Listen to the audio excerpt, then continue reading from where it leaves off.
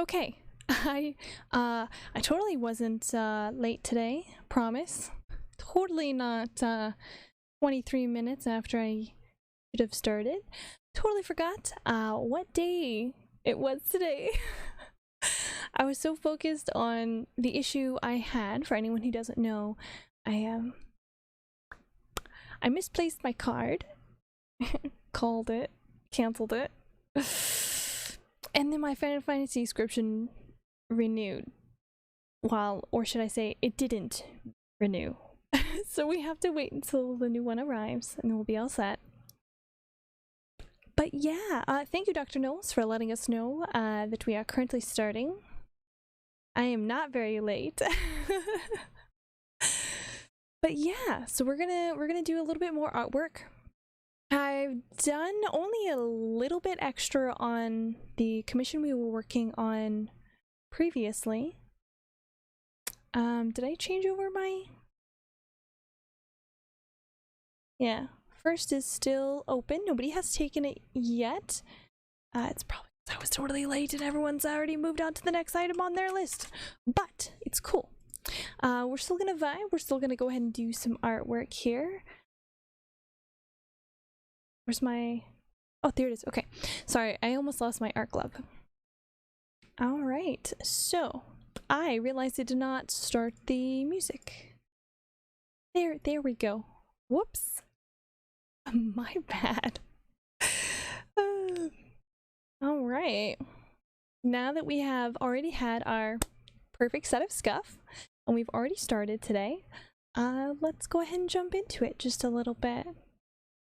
And I think today actually we'll do kind of an end of stream little chat while we get set up to raid somebody for this evening. So let's go ahead and get to the art. Bum-ba-dum. We're back at it again. I felt a bit bad. The TTS was not working last time, so I'm gonna go ahead and do a quick test of it right here. I should have done this actually just a little bit earlier, but it's okay. It's okay. So we're gonna do a TTS, and we're gonna check to make sure that it actually is still going through. Mycelia corpus has escaped confinement and is currently infectious with art. You very late. No rabbit bro were working on commissions. Tuba. VTuber, okay. I'm pretty sure that you guys could hear that, but it's okay. If anyone is not able to hear it, well, we'll find out later. Since chat is not responding, but that's okay. It's perfectly fine to lurk. Alright. Pin ready. We're gonna go ahead and continue.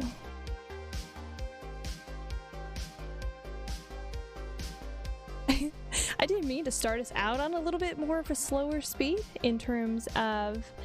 Sorry, my eye's itching again. In terms of the sounds for today, but I think that's kind of the stream it's gonna be. Not necessarily been a bad day. Just, you know, sometimes you have days that you need to take it a little bit slower. I'm gonna move this over here.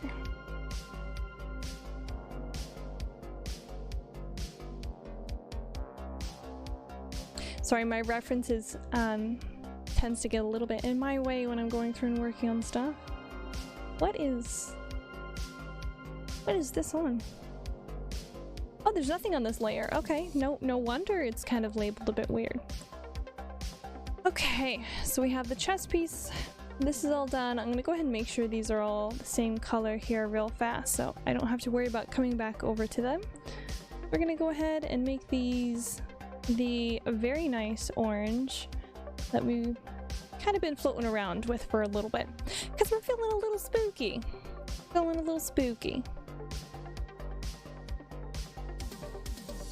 And actually what I'm gonna do is I'm gonna preemptively also change my sketches so that way they don't quite fight with my actual line work as much.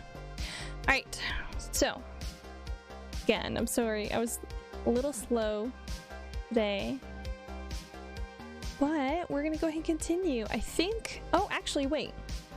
This is the leg. Okay, so we are currently working on this leg here. And you can't see it, but there is a little bit of a belt. Oh, you can tell exactly where my where I have my reference window open. There's a belt on the thigh. So as much as I really like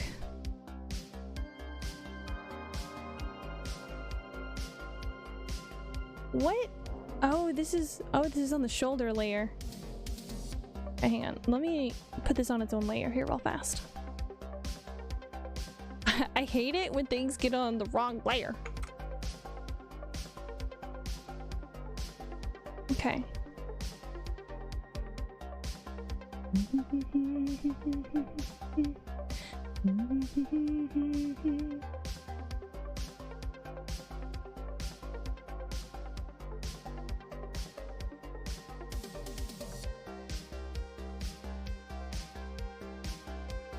Okay.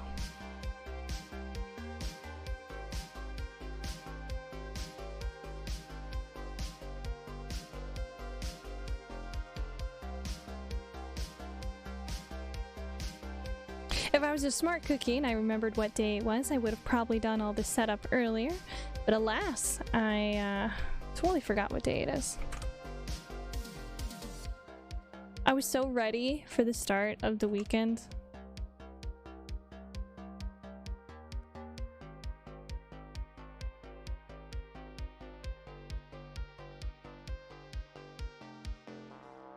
Gonna give us a little bit of kind of a kick out here on the thigh.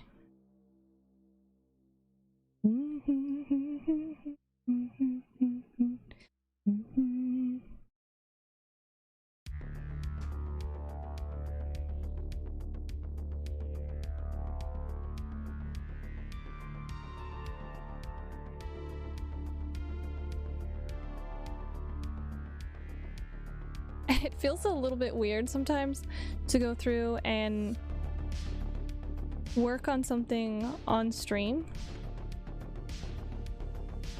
I always feel like I'm gonna really mess it up, like super hardcore.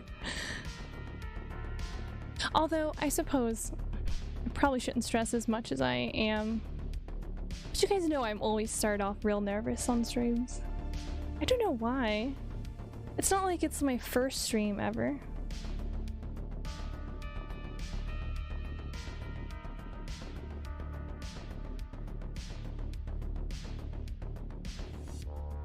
Hang on, guys. We're working on the goods.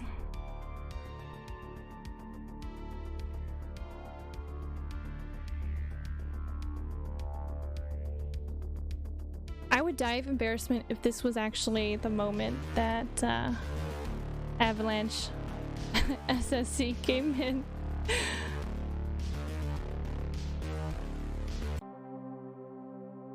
Oh no.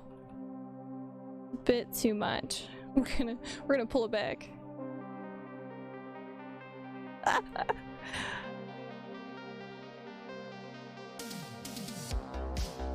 This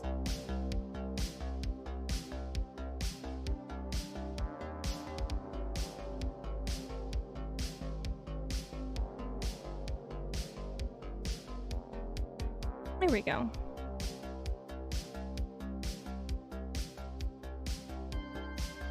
And there is a belt in here.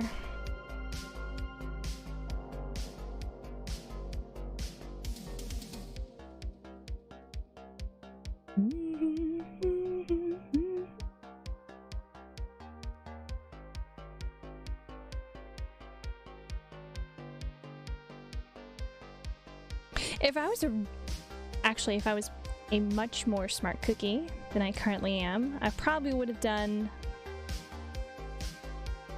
a couple of quick sketches of some of my inside layers when I last did a commission for Avalanche. But it's fine, I can adapt. I'll probably do another one later, just so if I get more commissions from them, I'd be able to do a little faster job.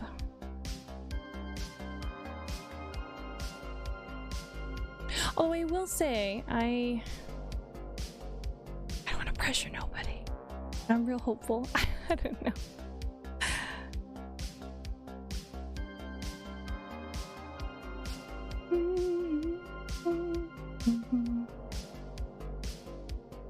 See, what I'm really excited for is the next step that comes after this. And that is the step of the wonderful and fantastic coloring. I'm being sarcastic. I actually really hate coloring. I feel like I should talk quieter today. Maybe not quite as energetic. Maybe have an actual chill stream. I don't know. It's been a weird mood all day, let me tell you.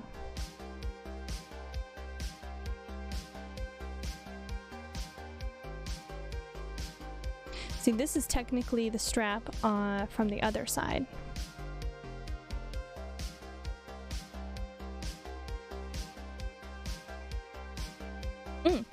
But I think what I'm gonna actually go through and do, because I've gone through and taken a little bit of a look at it. So September 12th is a Monday. So for anyone who doesn't know, September 12th is this current host's birthday. So we're going to do a little bit of kind of like a celebration type deal. It is an art day, but I think I want to do like a couple of maybe community games. I don't know, it's gonna depend on how many people really show up. If people don't show up, then I will draw myself a cake. If people do show up, then maybe I'll do a community game or something like that. I don't know. But that is going to be the day that we switch everything over to Halloween. So I'm pretty hyped about that. We're gonna go ahead and have new overlays. I have a new avatar all set up. I've got, God, all kinds of stuff actually. I'm pretty hyped about it. I think I've done more to prepare for Halloween than I have for even when I first started to actually go through and do streaming. I was just like, yeah, this is my time to live.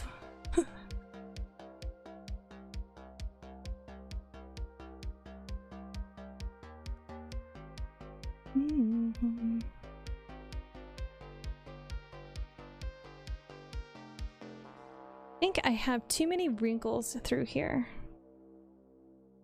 Not that I doubt their endowment. Just looks a little too messy. Okay, there we go.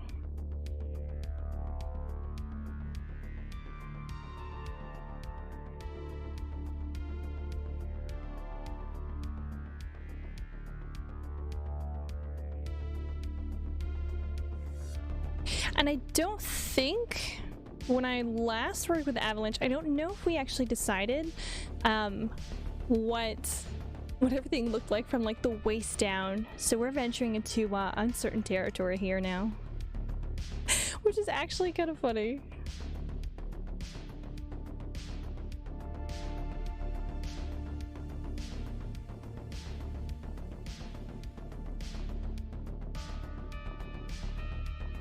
I don't care for that wrinkle. Oh man, this is my favorite part of drawing though. Like, my actual favorite part, not the sarcastic, oh my god, this is my favorite. But more so like the, my actual favorite part, and that's doing all the like the fancy line work, especially adding wrinkles. Oh yeah, wrinkles are my absolute favorite thing to add.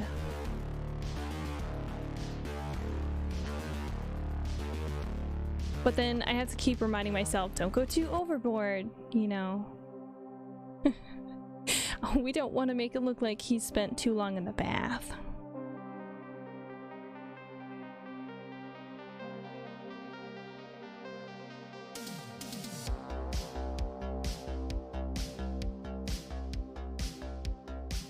If I was I'm not a smart cookie. I don't know why I keep starting off with that line.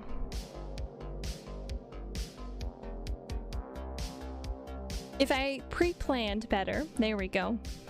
I do believe I probably would have done a rough sketch of all of the clothes, but I didn't, so I haven't got anything to really work with. Just the basic body sketch here. Not really caring for that too much. I think it's this area right through here that's throwing me off. There we go.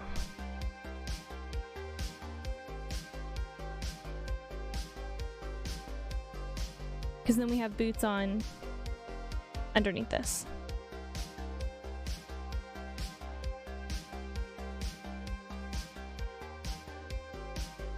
I will say though, my timing today could not be worse for like everything.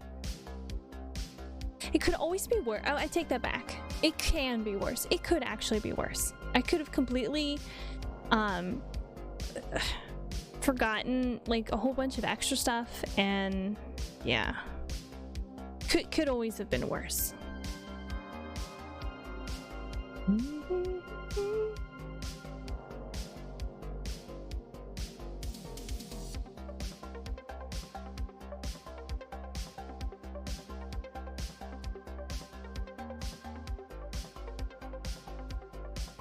I have had somebody before that I was working with for a piece of artwork, and they're like, "Can you do less wrinkles?" I was like, "Oh, yeah, I can do less wrinkles, I guess." And I've never been more saddened in my life. Well, in this host's life, I should say.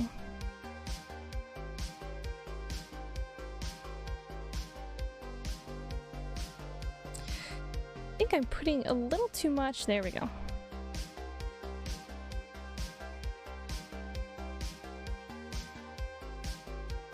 Did I actually hit go live? I did. Okay, I hit go live. Doubting myself here.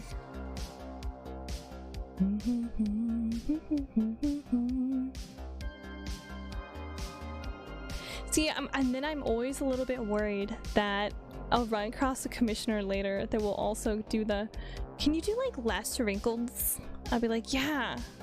And then like to compensate, I guarantee you if somebody says that, the next thing I draw, whether for myself or for somebody else, is gonna be like overly wrinkly. It's gonna look like the oldest man in existence in clothes form.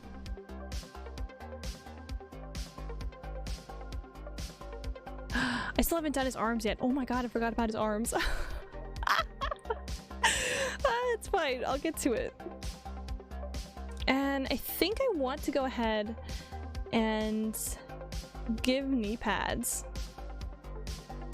because I didn't do any because it was just a waist up for the last commission that they got from me.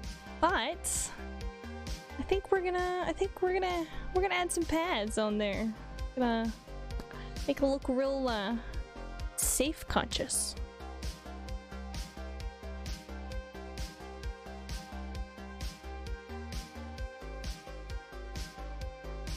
Okay.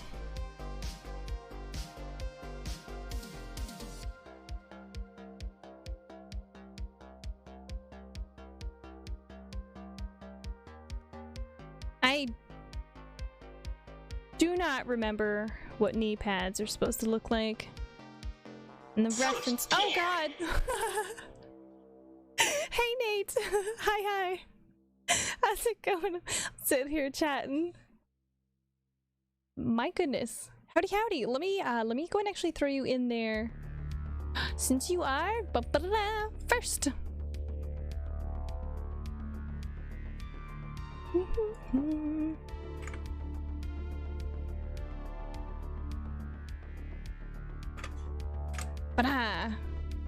Sweet.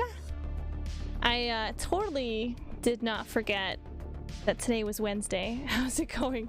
It's going. Let's go. Let's put it that way. I completely forgot what day it was because I was so focused on some of the issues I'd had earlier today that I set it up for like a gaming stream. So I had like plugged in my controller and I did a whole bunch of like other different prep work. I switched over some of my stuff and then I realized, oh my god, it is Wednesday. I was like, oh shit, I have to switch everything over. So I mean, it could have been worse. But it was definitely an oh god moment. You thought it was Friday? No, dude, it's Wednesday. See, what really threw me off is that yesterday we did Final Fantasy II, which I used to normally do on Fridays, and it completely threw off my entire week. I'm sure after a little bit of time that we will get used to the new scheduling, but yeah, it is not the day I thought it was. Nor is it Friday. I hope that doesn't change your scheduling too much. I think we're gonna do this.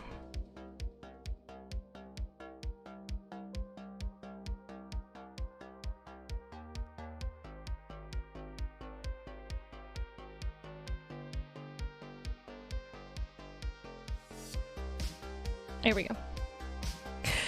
Oh, did you miss it? Hopefully you didn't miss any like work scheduling or anything else like that.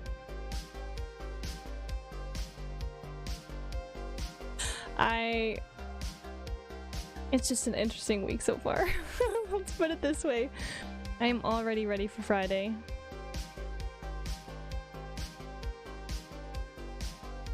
Ever since I stopped going to school, I never paid attention to what day it was. See, I've always been relatively bad at figuring out what day it was, so not much has changed. And it's been a very long time since I've been to school. Save check. If you are drawing traditionally, go and hit save. Sorry, no, that's wrong. If you're drawing traditionally, take a step back, take a look at it from another angle. If you're drawing digitally, double tap that save. Don't trust it. It might be lying to you. Thank you for the water, the streamer. I'll do a quick go sippy sip. Although it's coffee.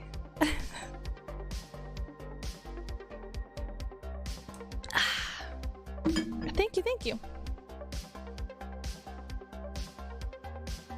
See, I'm trying to... Oh, I know what it is. It's this area right through here. That makes it look like there's thigh-high boots in the equation.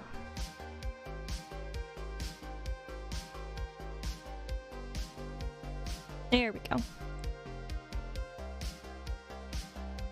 I definitely line art is 100% my favorite point of any actual project. Most of the time I'm like, can I skip drawing, skip coloring on this piece? Maybe if I draw clear enough that I'll be able to skip all of the coloration that happens. I think, yes, the boots. Although I will admit, the desire to put everyone in thigh-high boots is very strong. It's very strong. Because everyone looks good in thigh-high boots. Same way everyone looks good with claws and fangs. Nobody can change my mind. Nightbot, did you crash? Not everyone. Oh yeah. Yeah, no, everyone. I'm telling you, everyone.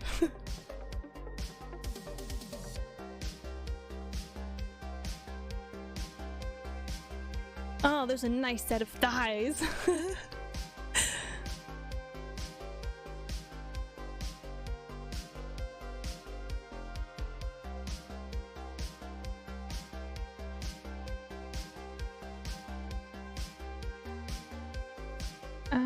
Let's see. Boop.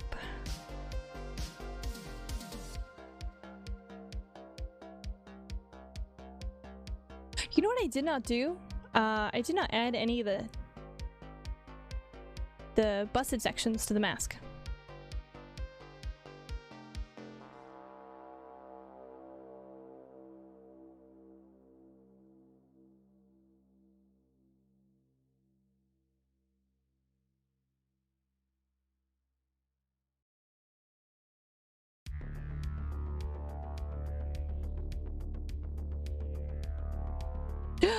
Wow, that was a huge ass line. Okay, good news. This gets a knee pad. And the knee pads don't even have to match.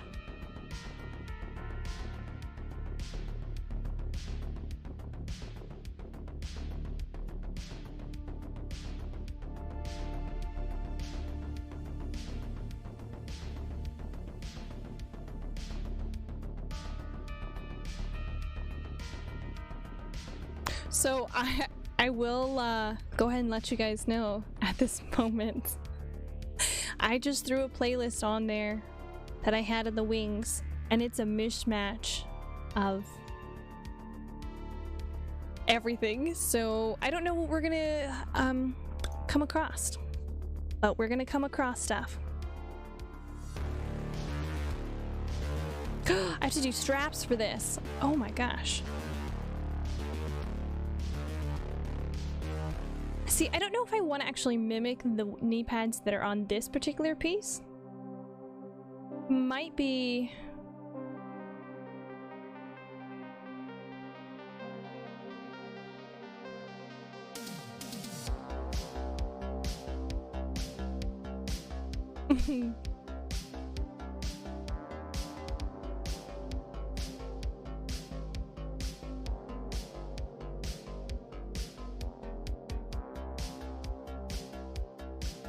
Thank you, Dr. Knowles. Okay, there's gonna be an ad in like 5 minutes for anyone who's currently not subscribed. I'm so sorry, this just keeps my pre-roll ads down so that any newcomers don't have to deal with that frustration of waiting for a commercial to end before they're able to start hanging out with us.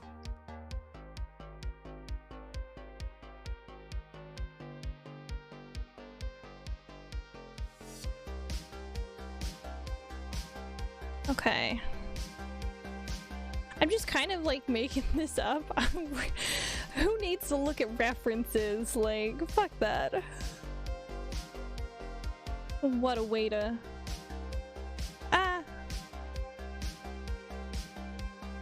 What a way to do art. Like, pfft.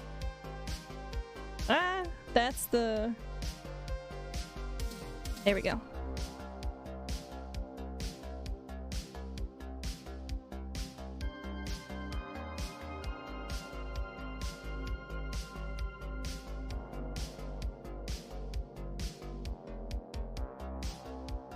I'm going to say these are nuts and bolts to keep it onto the straps. Studs. That's the word, studs. And actually, because of this, the pants...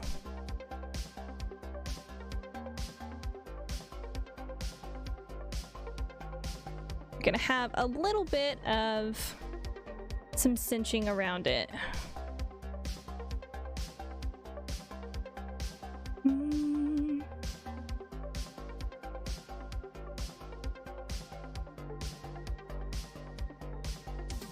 Okay. Yeah, now it looks like his leg is twisted. But like in a good way, not like we probably broke it and it needs to be in some kind of brace type way.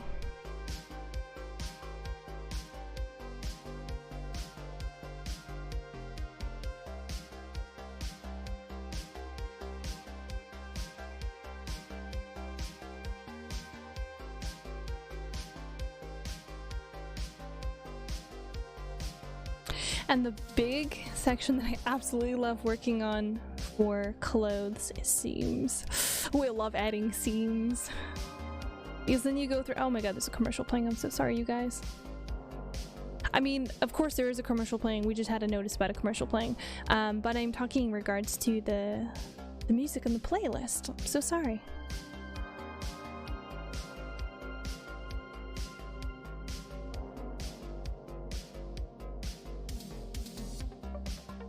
Yes, this is an Overwatch song. I'm so sorry.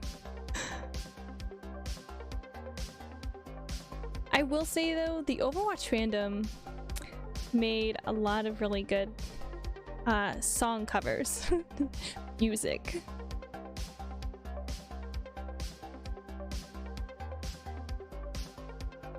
Okay. So I'm gonna go ahead and actually add a seam down the inside of the pants here now.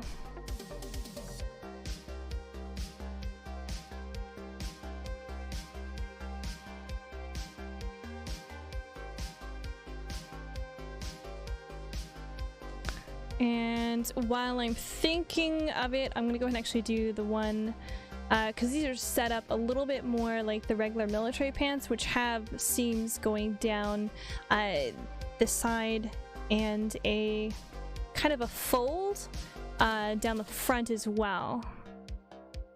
So it gets a lighter kind of seam.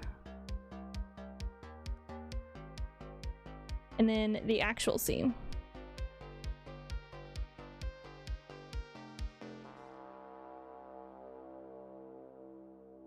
Ah, that's the best part. 100% the best part. And because we got some cheek going, we have a little bit of a pocket showing. Okay. I think this thigh leg section is almost done. I have to do the front seam on this side.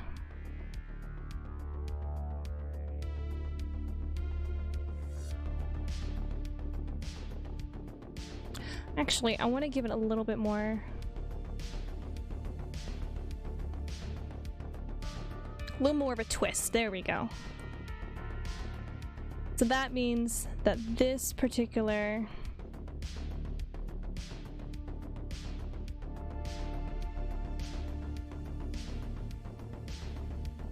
there we go. But yeah, hopefully the ads aren't too incredibly long. They're set up for 1.5 minutes, but honestly it's a better option than setting it up to actually have it go through and have it be like a 30-second ad every 10 minutes. I would lose my mind if they were that often.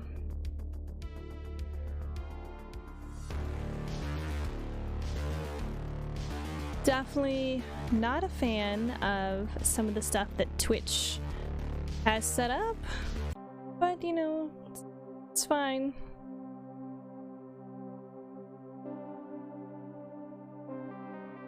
Gosh.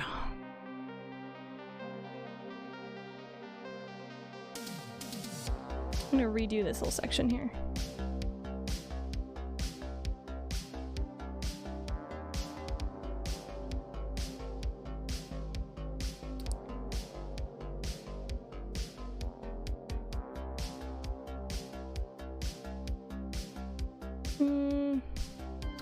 His leg.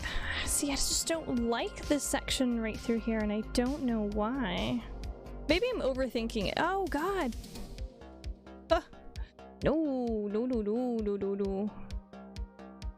What happens when you have your buttons too close together on your pin? You end up hitting the wrong one. Okay, I'm just gonna focus on this one right now, I think.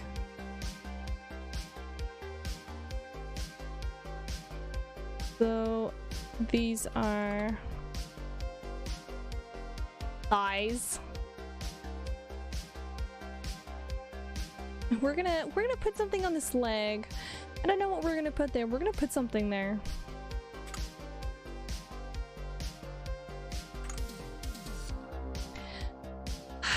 Do we want to make it into kind of a holster? It would definitely not be accurate, because an actual holster, you'd have to have a strap coming from the top.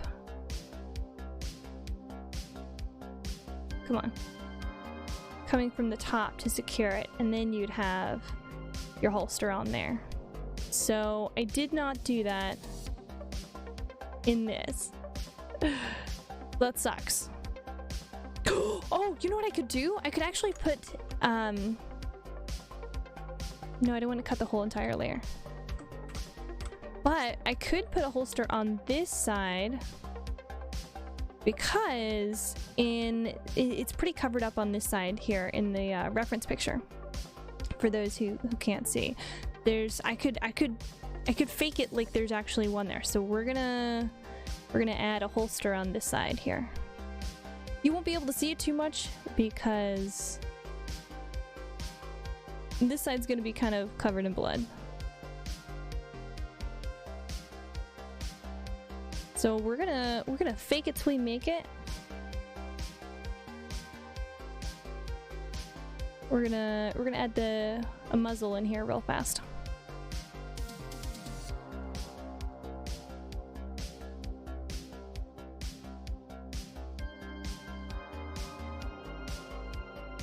Although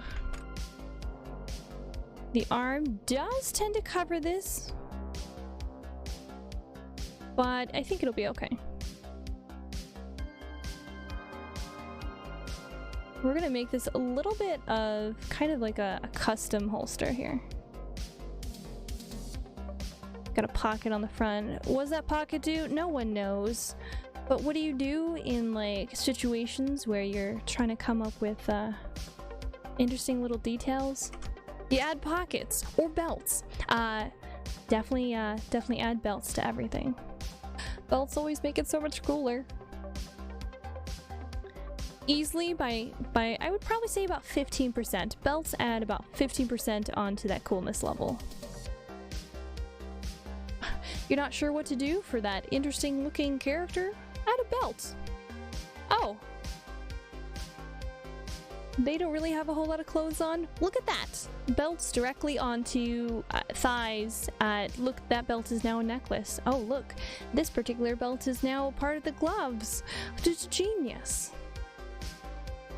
That's not long enough. I want to go ahead and actually make it relatively decent size.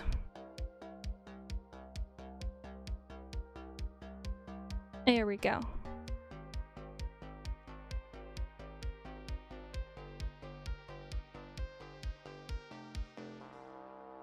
I want it decent size, but I don't want it like big enough that it looks like it's a pistol from back in the day.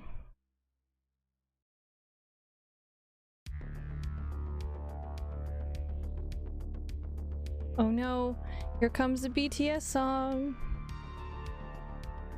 Oh no, how horrible. Whatever will you guys do? You have to listen to it because I picked out the playlist today.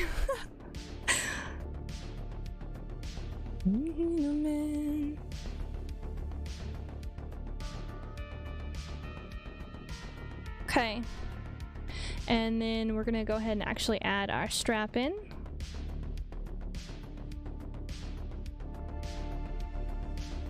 And I can't see what I'm doing, so I'm gonna go ahead and actually drop his thigh layer down into orange so I can see what I'm working on.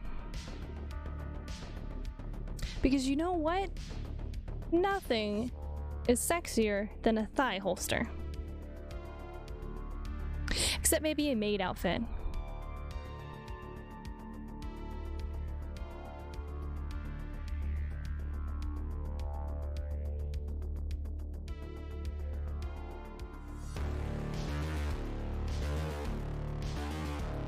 Okay.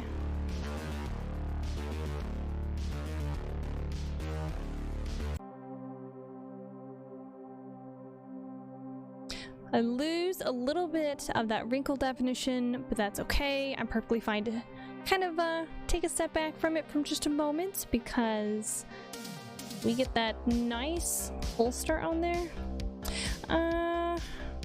Don't care for that, actually. Let's redo that. It's gonna be more of an intense angle. And actually,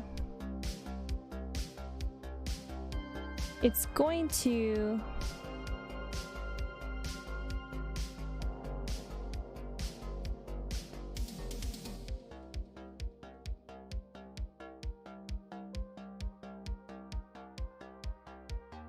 It's gonna have some wrinkling right now because of the particular angle that he's going to be at.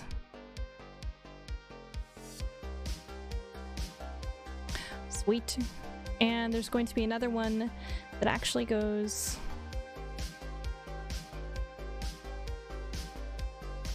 around the thigh.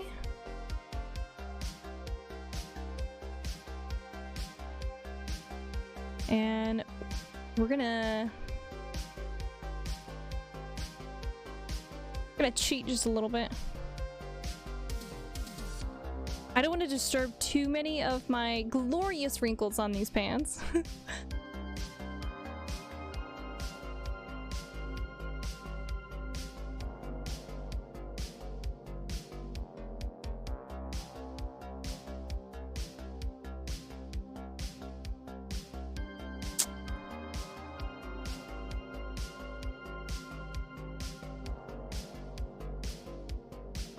Is that... Yeah, that's okay. So we're gonna go ahead. I feel a bit bad. Really wishing I had made a bit more notes on this. But it's okay. It's alright. It's okay. We're gonna do this anyway.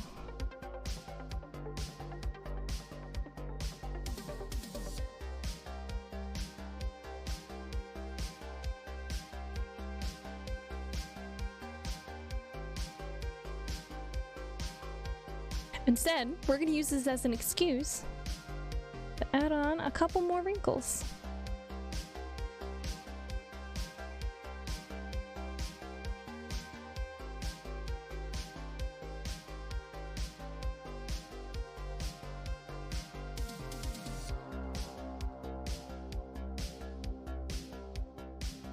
Yep.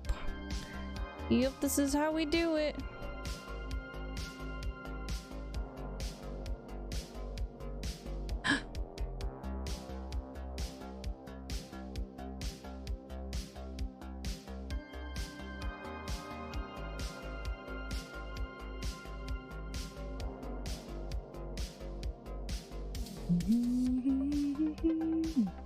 Okay.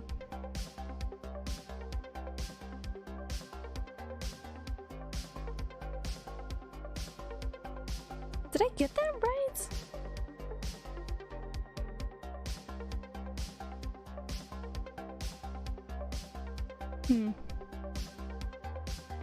I'm gonna go with I got that right. We're gonna wing it.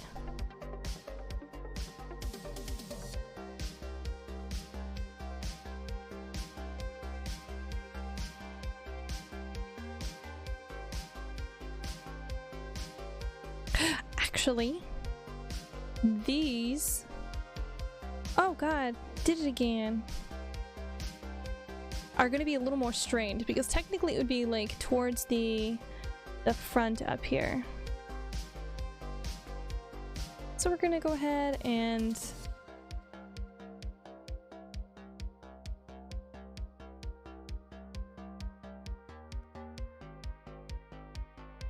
pull it, there we go, a little more tight. Even though it covers up my beautiful wrinkles. Big sad. Cause what's sexier than just regular wrinkles? Wrinkles on clothes.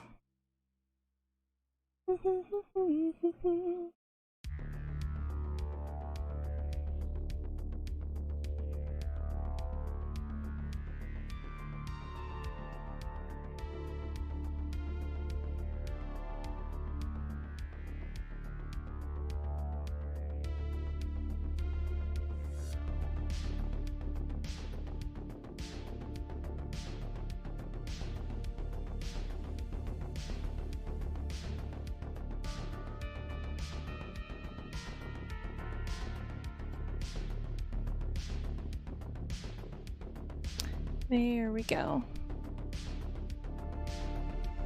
Wow, I haven't heard this song in a long time.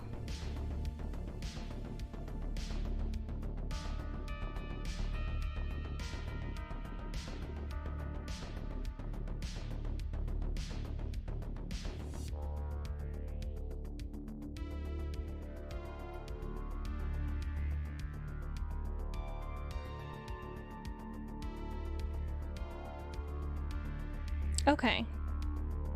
I'm liking that. Even though everything in this area is gonna be hidden, but it's fine. Could be worse. Okay.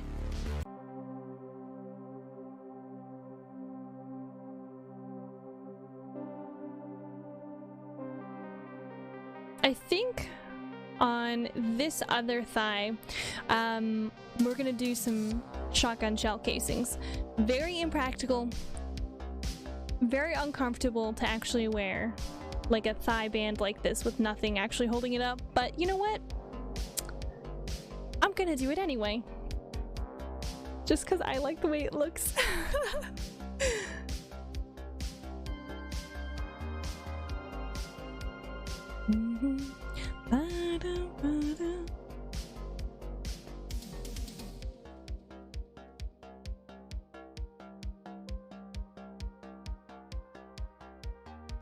Okay, I'm gonna rough these out and then I'm going to fine tune these.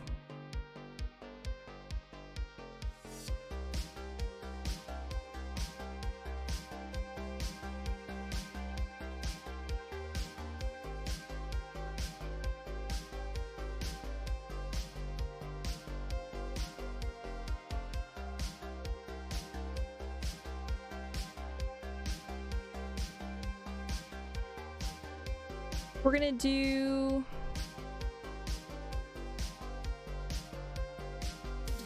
four? We'll do 4 and then 2 empty sections in the holster here.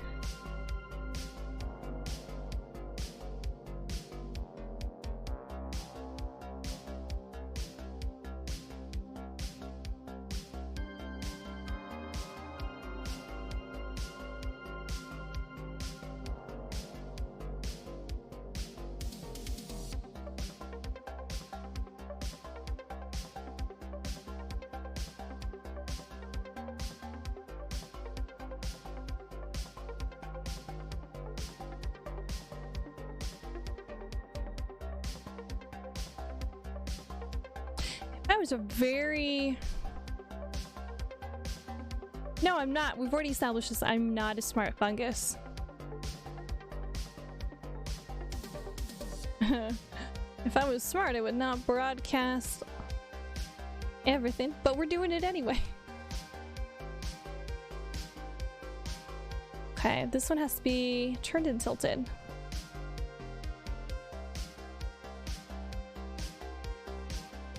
Okay. Are those too big? There's just some very large.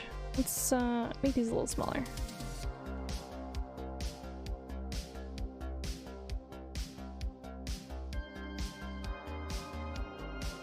There.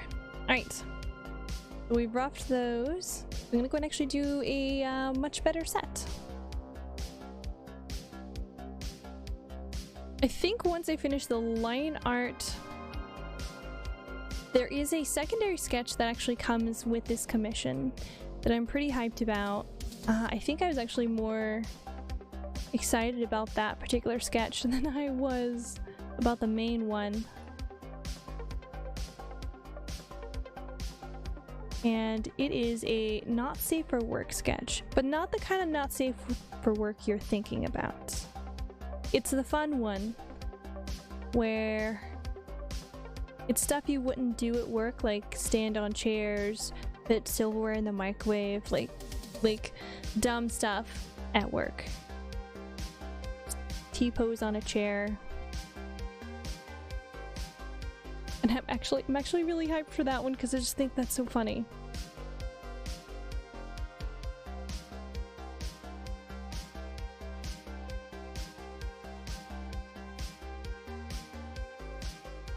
What is this piano piece? It's literally, yeah, literally not safe for work. That's correct.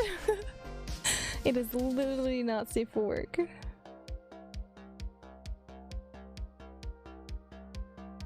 See, what I want to do for later is like set it up so anyone who orders like a not safe for work also gets like a really badly done like literal not safe for work sketch.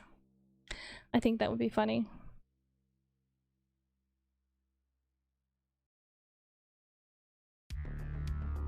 Oh, I didn't even say hi. Hi, Sassy.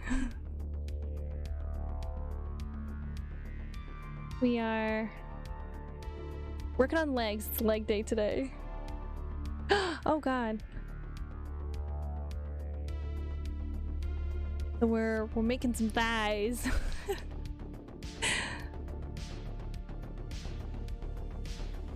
Don't be scared to request songs either. So far, it's just a real chill, kind of just chatty stream.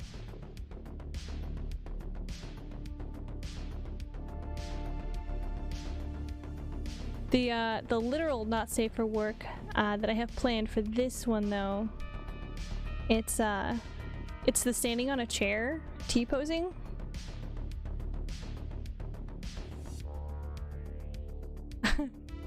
I'm so hyped for it.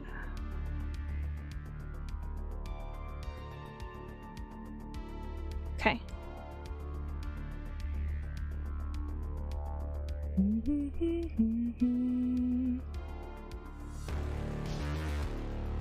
It's gonna be so fun. Heck yeah. And I even said it'll be badly drawn, and Avalanche was like, yeah, sure, cool. And I was like, yeah.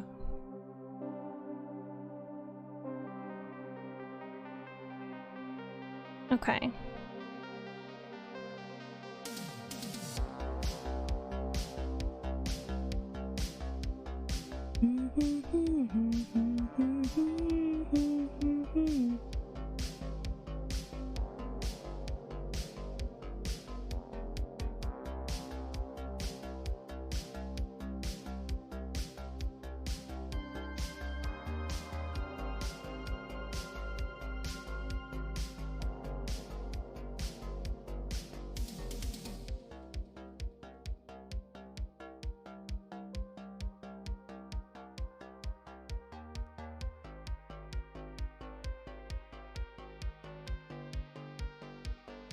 Hey, redo that.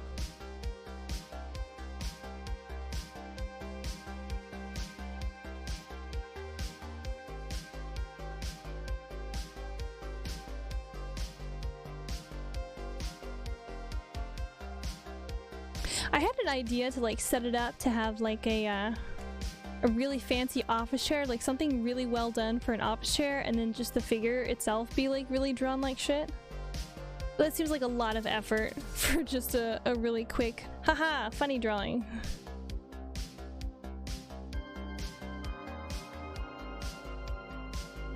Then again, it would be really funny if it was a haha, badly drawn figure and a haha, really well drawn chair.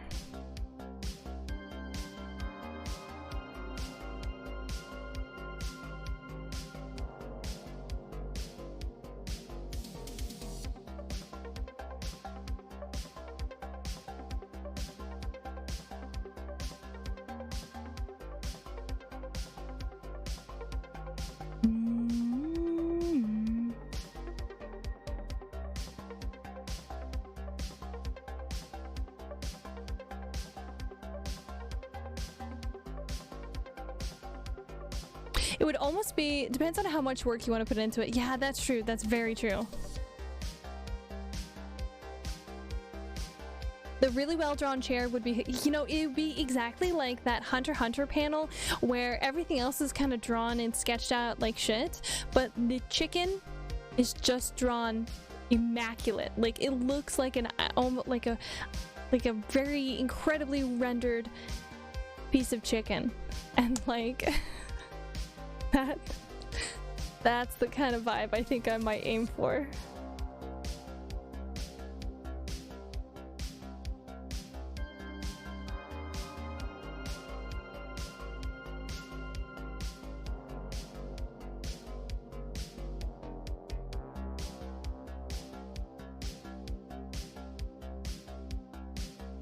But that's a lot of effort. Again, that's a lot of effort. Heck yeah.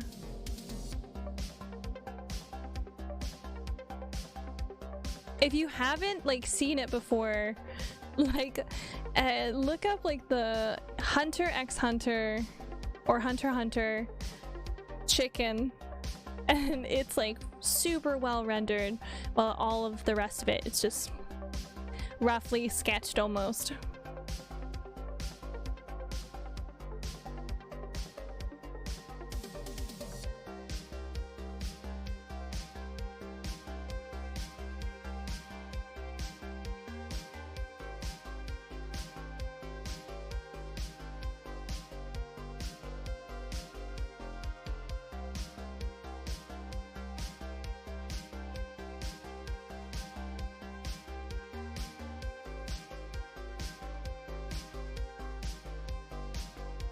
Oh, that is not what I intended to do.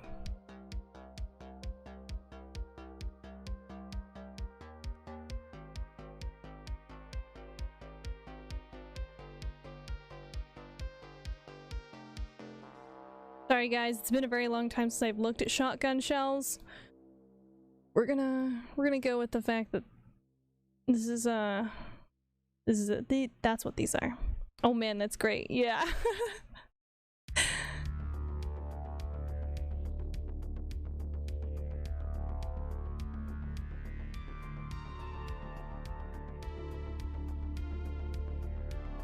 The last time I've been shooting has been a very long time, so I'm so sorry.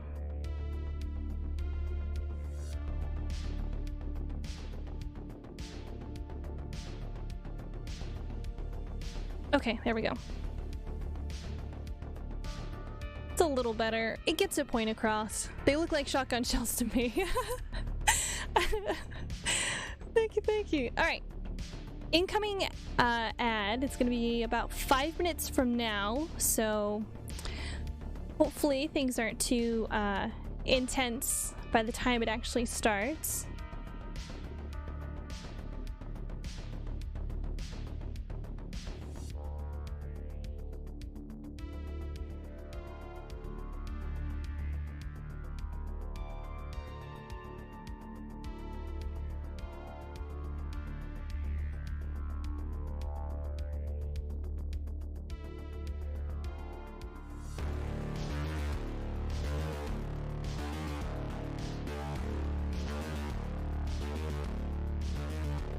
I'm probably putting a little too much thought into some of the seams for this, but it's okay.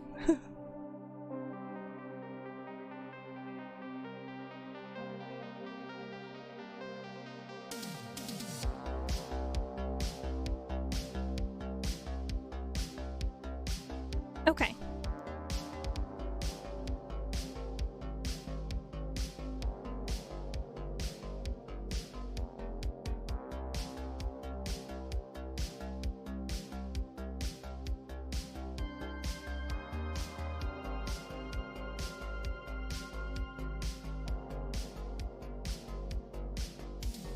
Okay, I'm gonna go ahead and drop that down.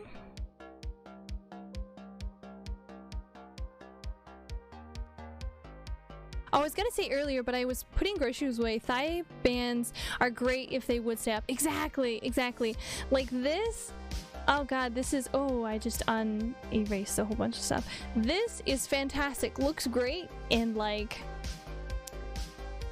drawings and anime and in movies, but it is horribly impractical in actual like usage. Like you have to make sure that you have like straps to keep it up, like I have on the other side with this holster here. Otherwise, whoop, that goes straight down to your knee. And it would actually probably be sitting down here.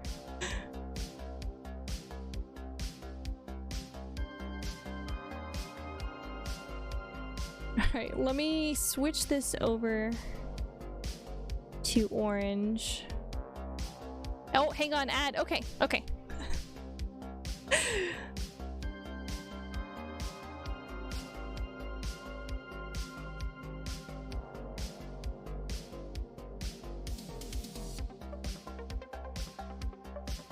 So, gonna go and hit save.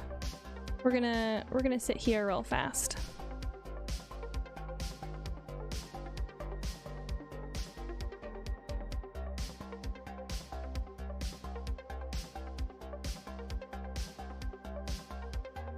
I'm gonna look up a reference for a boot.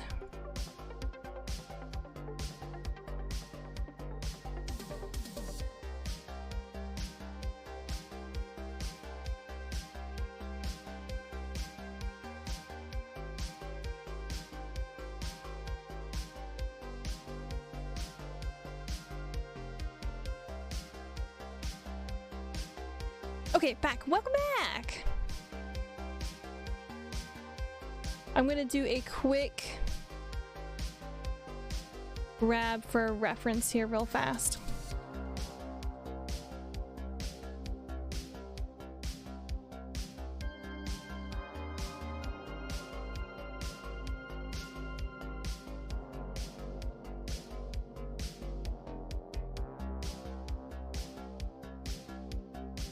Mother Winter, yes. What do you need, my child?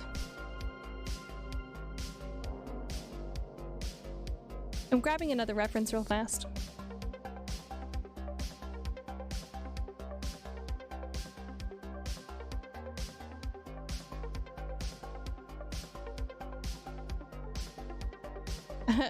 Hi, Mom. I love you. I love you too.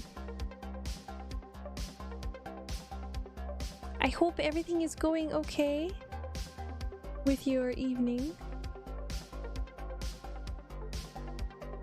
Okay, I have grabbed the boot reference. We're gonna make some shoes.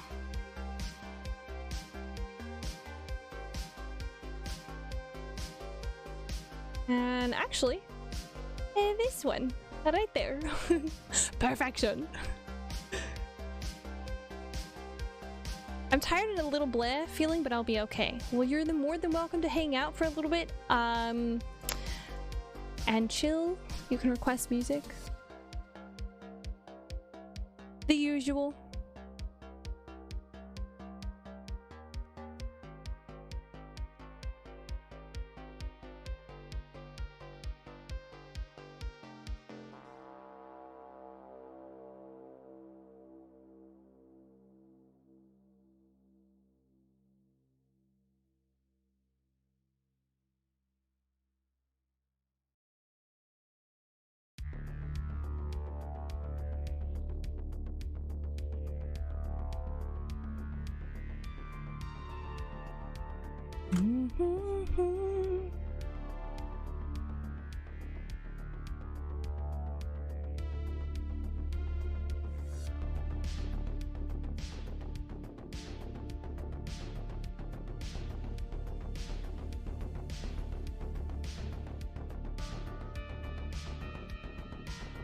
Save, thank you.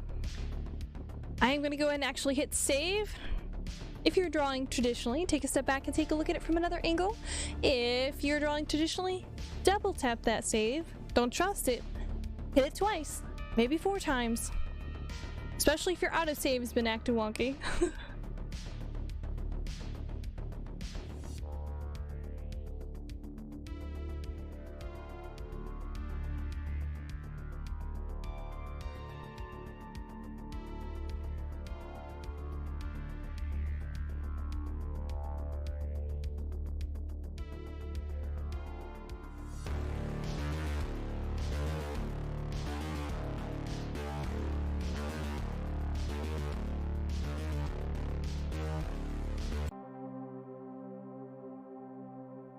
I think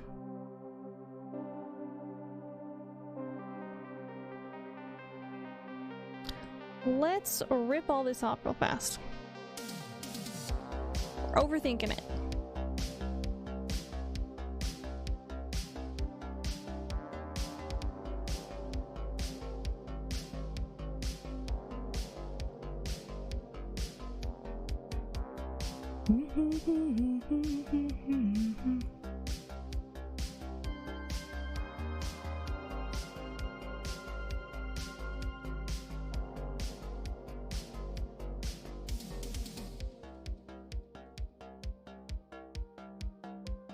There we go.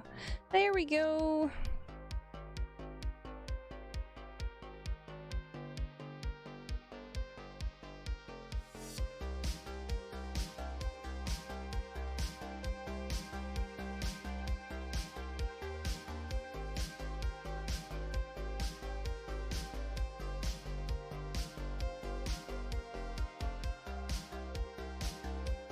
Headpad, thank you! Thank you, Nate! Oh goodness, and I water the streamer, oh my gosh.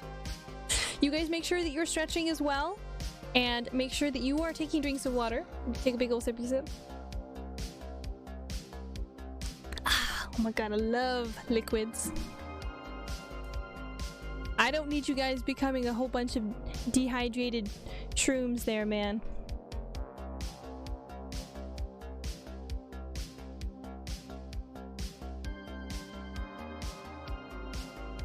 Ah, yes, man, I love shoes. Perfection.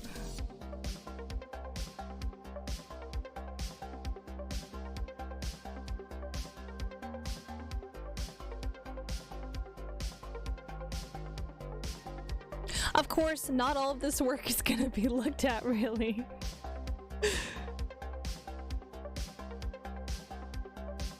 And actually, what I want to do... There we go.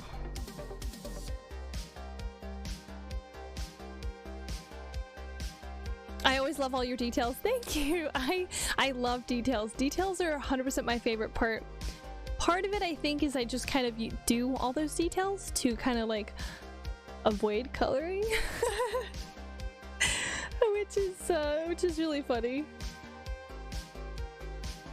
because it does not actually help me avoid coloring. It kind of just suckers me down even farther into it.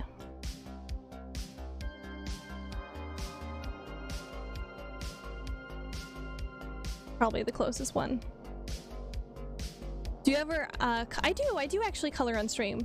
The last one, this piece in my reference here, I colored this one on stream. And I've done a couple, but most of it is just line art just because I love line art. Line art is the best. Although sometimes, because I'm not super confident about coloring, I don't think I've actually seen color anything. You haven't? Oh my god. I don't think I have any clips or anything left on my channel because it's been a little bit since I've actually done art on stream. We did a whole lot of art, a whole lot of Final Fantasy because Shuna has been off of school.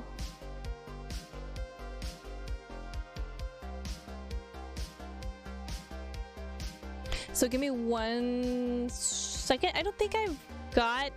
Do I have any? Maybe I have a video. Do I have a screen recording of a coloring? Let me take a look real fast. I think it might be an older one. Hello! Oh, you got the chicken. You had the chicken emote. Speaking of, I still have to send that chicken heart to Shuna. Was it... Be finished? Drawing recordings. Speed draws.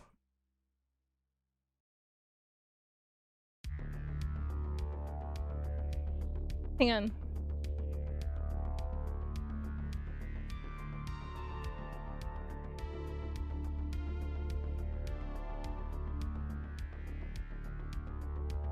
Ow! This is a really old one.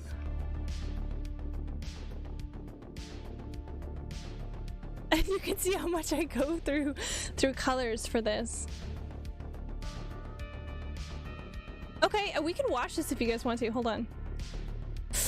I can show you. This is the Lady of Shalott piece. This is the one that took me a very long time. I think I worked on this piece for like a year. So hang on 1 second. Let me throw it over here.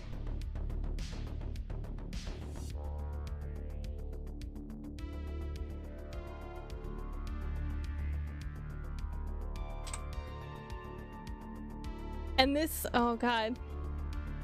It's,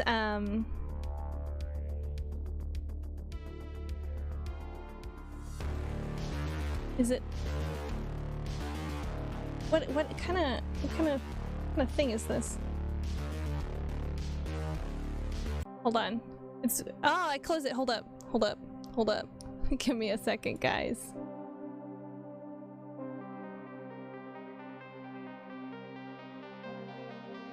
I may have to do window capture. Oh, it's like Windows Media Player. Okay, hold on. Let's go back. I love watching the line art. I just assume you never... I do color... I do like actually color on stream. So give me a second here. We're gonna have to do window capture. We're gonna remove... Yeah.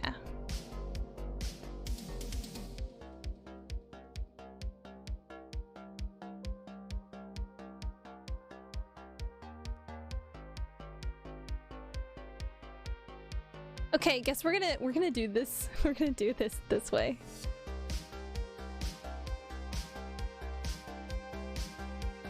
Okay, so this is the final piece. We can watch this real fast.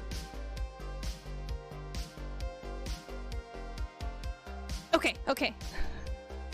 Let me hit play. Oh, it's a little too big. Hold on, let me resize that area.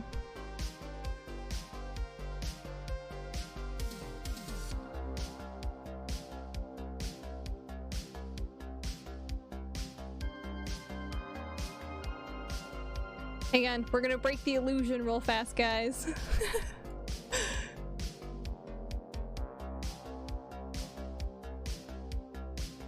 Okay, here we go.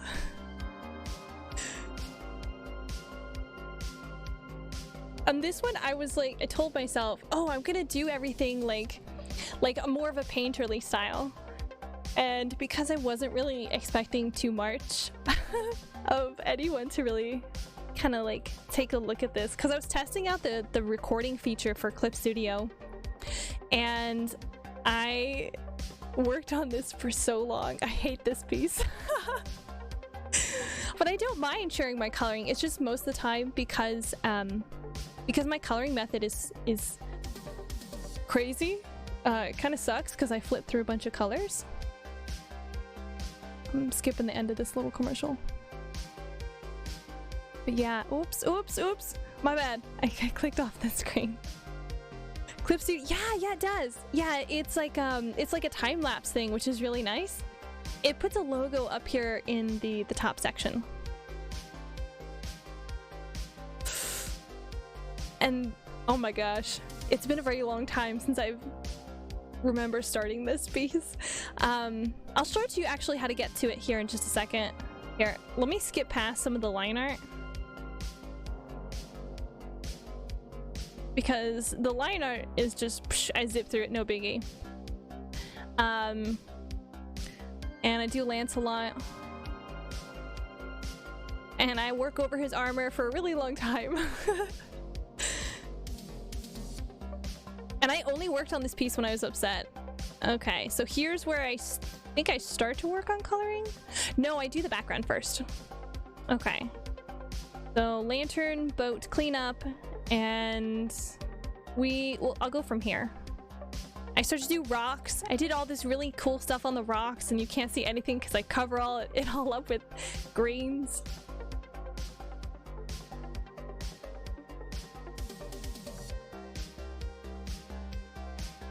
But yeah, the time lapse, the way it has stuff set up for the time lapse is not that great. Like, I wish that you could slow it down without it affecting like the quality of the lines and stuff like that. Now, granted, it's been a little bit since I've messed with it, but it might have had updates. Oh my goodness. I worked on these dang plants forever. Did it? Oh, okay, that's a weird jump. It must have been when I took a week-long break, because I worked on this piece I think for a year and a half, maybe almost 2 years. So yeah, I had a lot of changes to like, oh, I'm gonna do this. No, I'm gonna do this.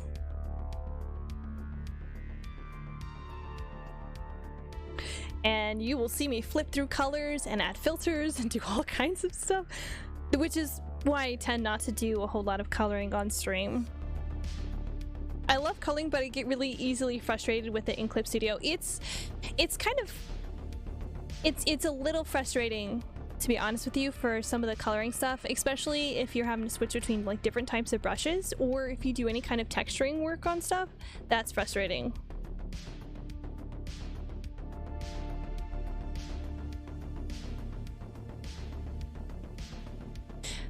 And here's where I decided, oh yeah, it's gonna be like sun coming through around the plants and like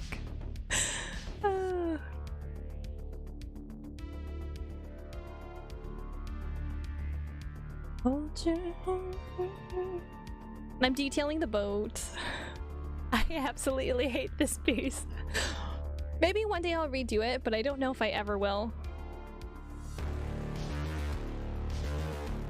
I think part of the reason I really don't like this piece is because when I was going through, and I only worked on it when I was frustrated or when I was upset or sad. This is my depression piece.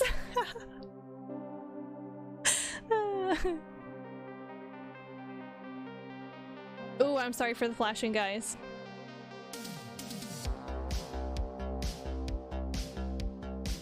That makes sense. Yeah, I usually tend to do a couple of like really big pieces, and they're the ones that that I'll work on if I'm in certain moods. This was like definitely the longest piece I've worked on.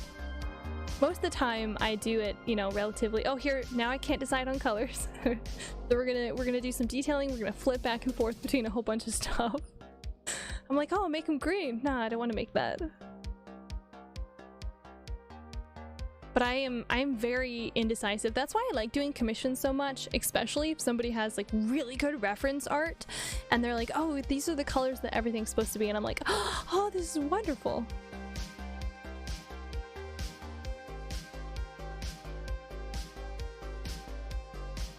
And I start to go through and I change like the coloration of the lines and change that around. I do the carving in the front of the boat.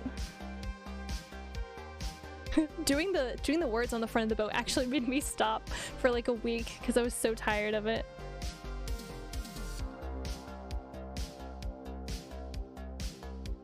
And then I do shadows. So the way I like to do shadows is to do a solid color. I erase the areas that don't take the shadow, and then I soften them. And then I'll usually go back through with another color and add more deeper sections for the shadows. And it gives it a really nice like two-tone way for the shadows to go through. And add highlights. I'm sorry for all the flashing, guys. I forgot how much I've switched everything around. So much. Yeah. I really couldn't decide for colors or how much shine I wanted to go through everything. So for anyone who doesn't know, it's basically a Lady of Shalott piece. And so Lancelot is the guy, and she was basically cursed in this tower that if she ever looked on Camelot, she would basically die. And so she's held in this tower by this fairy. She hears Lancelot singing. The way you do highlights and shadows is really cool. It's the easiest way for my brain to function and to kind of think about it. If I have a distinctive shadow, it's easier to go through and do it that way, where you do the whole color, erase the sections, and then once you have the basic shadow, you do the secondary shadow, and then the highlights are left on there. Oh, and then here I am trying to decide on certain effects. I was like, oh, fairy lights. I hate it. I got rid of it. Brought it back, tried to do it again. It takes a long time sometimes for coloring. And then I said, oh, I'll do a gradient on it and I'll pull out the colors. And I said, no. And then I was like, no, I'm going to change it so she looks more dead. And then I'm going to change these colors. It's very bad. Oh my God. I'm actually real embarrassed sitting here with this. See, and here's where I added in, I redid my shadows completely because they weren't giving me the correct kind of edges I wanted. So I just went through and I basically redid all of it. And then I was like, oh, now she's gonna be purple. Not that purple's my favorite color or anything.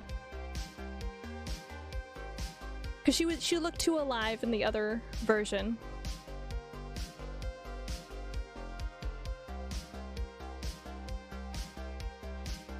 Oh my god, I really did a whole lot of coloration messing around on this piece. I'm so ashamed. I'm so sorry, you guys.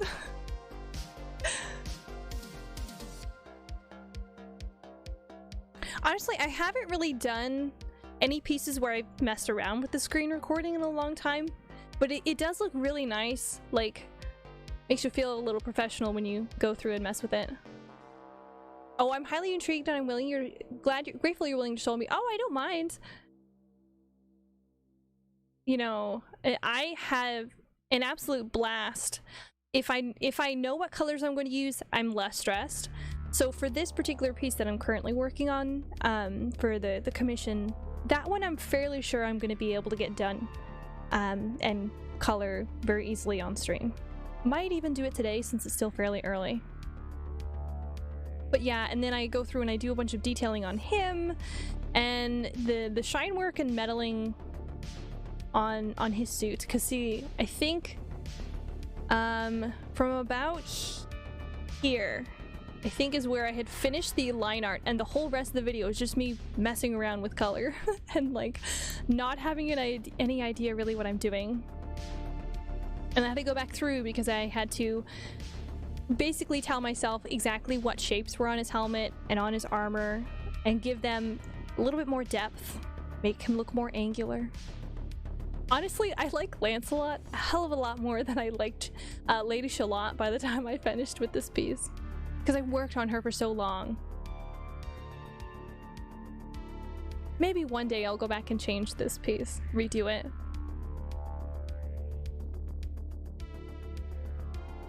And like a couple of the points that I had trouble with Lancelot with were the reds, like the specific toning of reds, because I didn't want him to be too pink because then he would blend into my background too much, but I didn't want to make it too like super red because she was really the focus of the piece, not Lancelot. But you know, he's supposed to like draw your eye from him to her with the way his cape, and then it is kind of looped and it wanders down, it pulls your eye to the boat and then up her knee, and then like, you know, I don't know. I still had, and then I was playing with filters, and then I finally finished. I said I'm done with it. But yeah, let's see. Yeah, right about here is where I finished the line art, and the whole rest of it is just me messing with color. But yeah, let me pull that off here real fast. Boop.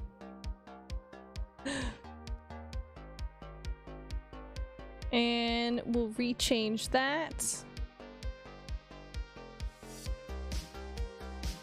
that you guys don't have to look at all my horrible layer naming. There we go. Just a little bit at the edges. But yeah, that I started that one so long ago. So actually,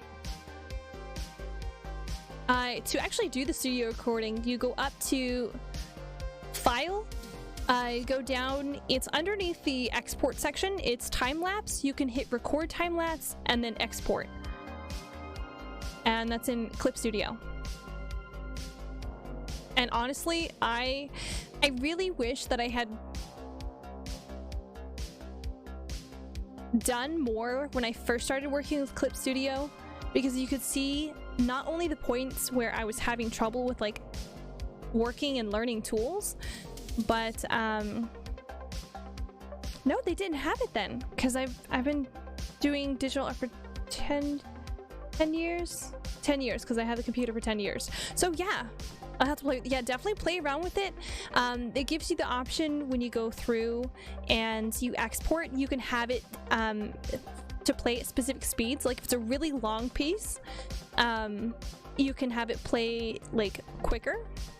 You can export it as, I think, specific couple types of files, and then you can also choose whether or not you show the Clip Studio logo on it or not, which is kind of fun. Because I mean, it's nice to be if you change stuff later.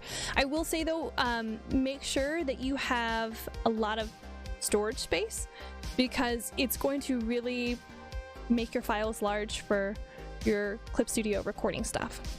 Because you have in the actual file itself of the piece, you have the everything included in the piece, and then you have the recording is attached onto it.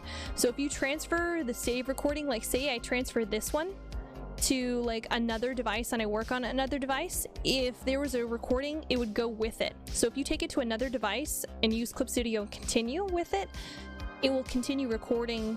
You don't have to tell it to record each time. It's you do it at the start or do it whenever you're ready. Go ahead, record, and then at the end when you're finished, export. And it will keep recording as long as you don't tell it to stop. But it only records when your pin is like touching the actual area. So say for example that you have Clip Studio open for a super long time, but you don't do anything with it, it doesn't record. It only records when you actually are working on something, which is nice, super nice. So if you're kind of bebopping and thinking on how to do stuff, it's really nice. Oh, another ad incoming. Yeah, it's super handy. And let me tell you, I do a lot of humming and hawing with like how I'm currently working on stuff. So let me tell you how much it gave me a boost and how kind of professional it made me feel when I looked back at some of the recordings and it only showed the times I was productive. It didn't show me the times where I sat open and looked at Clip Studio for 2 hours and then like lost my mind at it. It only showed me the time that I was productive. Speaking of, maybe I should start recording stuff again. Like not just in streams.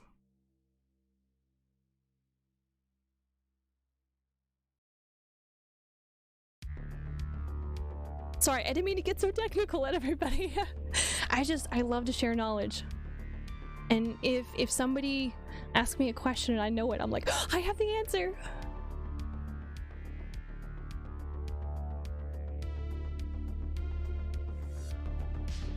Bum bum bum bum.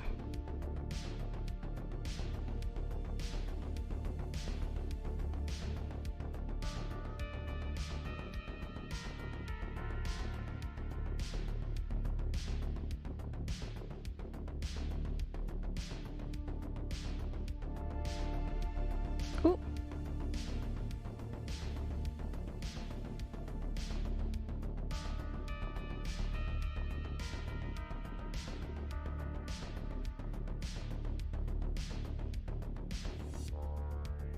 Mm-hmm.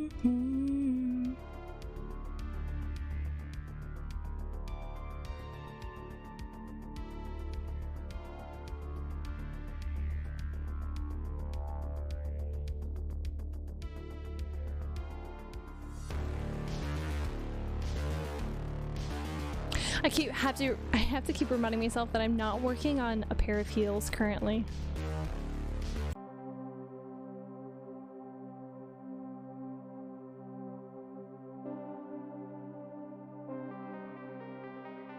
I so want to draw a pair of high heels right now.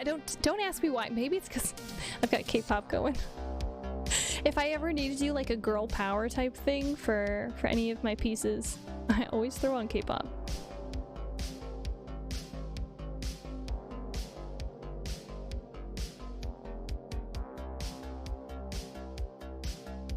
I'm doing the angling a little bit wrong for that.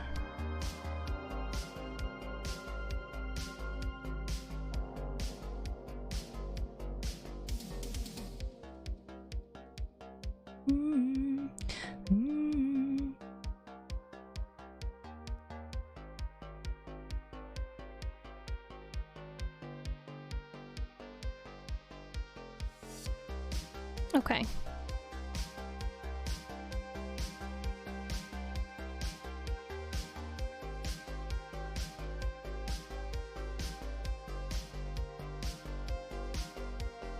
I appreciate it because I haven't done digital art in like 10 years and I used Illustrator when I was in school, so I'm having to relearn everything. I just learned vector layers in Clip Studio the other week. Can I show you something else that's really fun? I'm sorry, guys. It's gonna be an art lesson day. Hang on. Let me make this a little smaller so you can actually see all of my other stuff. Okay. All right. So, there's another really cool handy thing that I absolutely love. So, if you do the grab and you lasso it, and you go up to edit and you go down to transform, there's an option that's called free transform. The quick hand to it is Control-Shift-T. And what you do is you can take this and you can tilt. You can make things taller and you can do all this. So it's really handy. Say, for example, that you have like a t-shirt pattern or something like that. Here, I'll show you real fast. Like say, oh, we have a circle and it's like a design on a t-shirt or something like that. There we go. So you're gonna go ahead and grab it, do that, and then what you can do is you can actually flatten it and boom, it's a design on a t-shirt. Or you can go through and you can make it really long, and then you can make it really, really small. But it's a vector layer. You have to make sure it's not a vector layer. That's going to be the best way. So it actually will go through and it will scale all of your lines without any issues. You can also do the regular, of course, which just makes it bigger and smaller. And then there's also the mesh transformation. The mesh transformation is fantastic. So say you want to make it a pattern on the shoe, and you can move the mesh that looks like it's sitting on the shoe.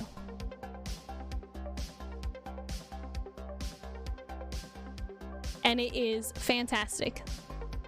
So say you do a line and you're like, oh, I gotta change it. You can go through and do that. It's super handy. Oh my god, it's my favorite tool. I have it hotkeyed on like my keyboard, and I also have it hotkeyed on my actual tablet. Depending on like how tired my arm is, I can use it on either one. But yeah.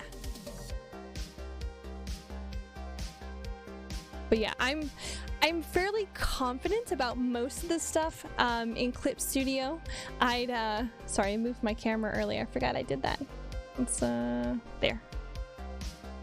But yeah, I have a lot of secrets. Another really good one that I really like is if you go over to your tools and you look at the correct line tool. Here, you can't see this quite so well. Here, let me just. I learned vector layers because I was getting, shaky lines are horrible. So what I do, there's an area right here for the for your lines, and you can raise and lower your stabilization. I usually keep mine at like 69, like haha, funny number. But if I need like really, because here I'll show you, my hands are real shaky. I'll drop my stabilization down and then I'll do, oh god. So we'll do a smiley face, and he's like real shaky.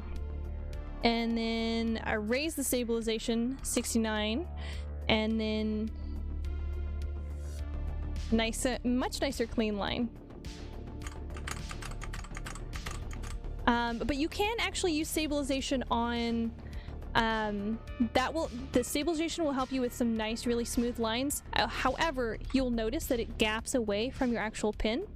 So you have a little bit, kind of a lag for your line. And the bigger your line size is, like if my brush size was this big, oh, it lags real bad.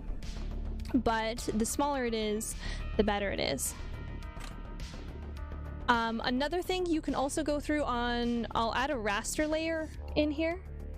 Here, I'll pull this over real fast. I'm sorry guys, we're doing an art lesson today. So I went ahead and added a raster layer. So you can do this, and then you can still have a stabilization on there, so you get a really nice smooth line. Another really good thing, yeah, no, it's fine. I love sharing knowledge. Like, if you ask me a question and I know it, I will vomit information at you. And the good news is, it's a stream, so you can always go back and rewind, or I can send you links for tutorials and stuff. There is another really fantastic option. Say, for example, we're going to go back to the vector layer. We're going to do a line. Say you want a particular area of this line thicker, or you want a particular area thinner. So there is an option over here, and it's actually the correct line or Y on your keyboard. And what you'll do is you can select to thicken it, and you can do the whole line or half the line. We'll do a part of the line here real fast. And we'll make it thicken real intensely. So you can make it really, really, really thick. Or you can go the opposite, you can hit narrow, and you can really, really, really thin those lines down. So say, for example, here on this particular section of shoe, say I want to really thicken up. Yeah, so I really want to thicken up this area, give it a lot more line weight. Then I can do that. And Control Z, of course, to get rid of. For your eraser, there's a couple different options for your eraser. If you are on a vector line and you have your eraser open, if you use a hard eraser, you can have it erase part of the line. Let me make that a little bigger. You can erase part of the line. You can have it actually go through, you can have it erase all of the line up until it intersects with another, or there's nothing else connected. Oops, I didn't actually switch that over. You can have it set up so it will completely erase the entire line, no matter what is happening. And say you have another line that like interconnects with it, and it goes crazy, and you're like, oh my god, I hate that line that is in there. So you can go through, you can grab it, throw your eraser on just that line, and it takes the entire line off. Or just sections. But that only works on vector layers.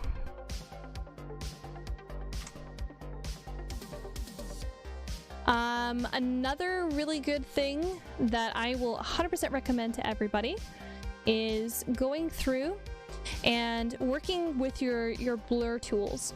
So you have your regular I need a raster layer, which is generally used for color. So on a raster layer, actually, hold on, let me remove this. On a raster layer, we're gonna go through and we're gonna add just this on here. And on your blur tools, you have blend, which will actually move it out and it will mix the coloration in there. See how it's a lighter gray than the rest of it? You will have the option for blur, which will actually just soften. Then you have fingertip. Fingertip is my absolute favorite tool of all time. Say, for example, you need to pull a shine a certain area. You can use the fingertip tool to do so. That's usually how I add a lot of really nice shines to stuff. And it looks really good. And so you can do a line across it and do a little bit of that fingertip tool, and it will look fantastic. Another option is your Painterly blender, and that gives you a little bit more texture, and it pulls the color and blends it kind of at the same time. Definitely get used to using the fingertip tool, your raster and vector layers. Because see, a really great thing about raster layers is you can do some really nice, really fantastic line art. And we're gonna pretend that this is all done.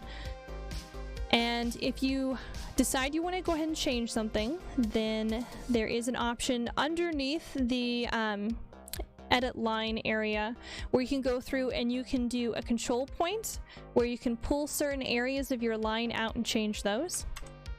For like your shaky lines, you can do a pinch vector which will allow you to pinch and grab it, but with no actual control points. You can also do, another one is the vector redraw line, which is really nice.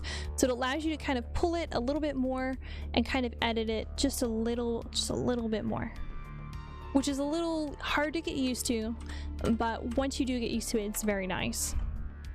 You can also redraw the vector width. So you can do that, or you can go through and press harder and it will actually thicken it up. Pressing lighter will actually cause it too thin. Let's see, what else? Your line tools. Line tools are fantastic. I use these puppies all the time because I am shit at straight lines. So you can do the basic straight line and bam. You can also do the curve,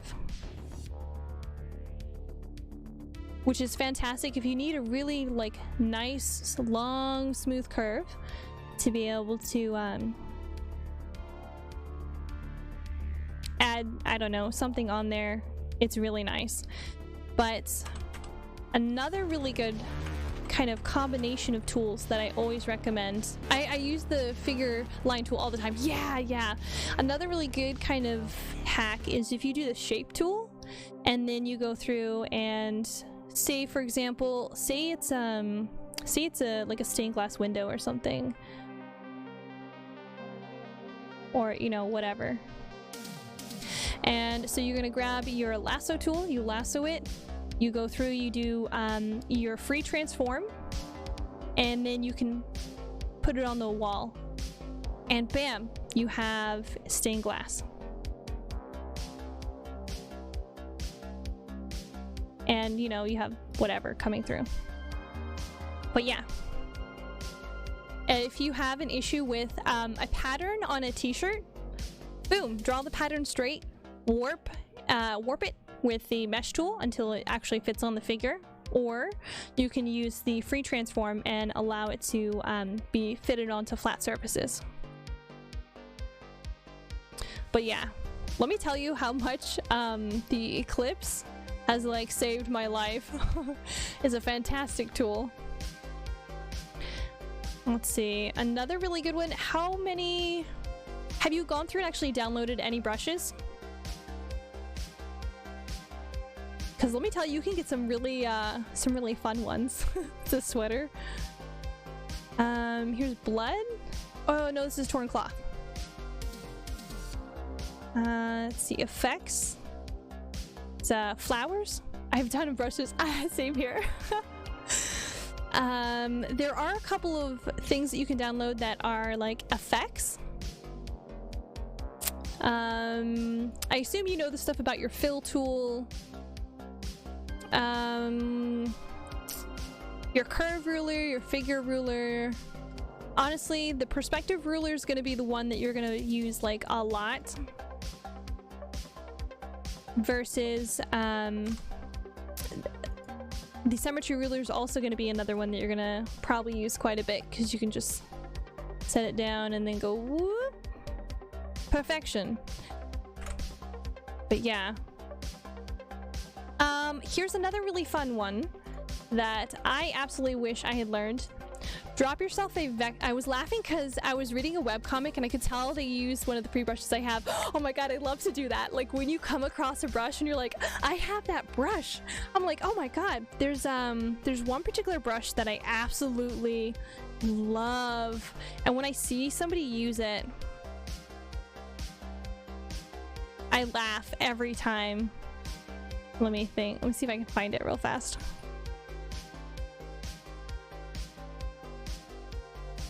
Because it's like one of the basic ones. Is this it? No, it's not that one. Falling. Oh, yeah, it's like the falling leaves or whatever. And I love when I see that, because I'm like, yes, use those tools. Use the things available to you. But here's a really good a really, really good tip.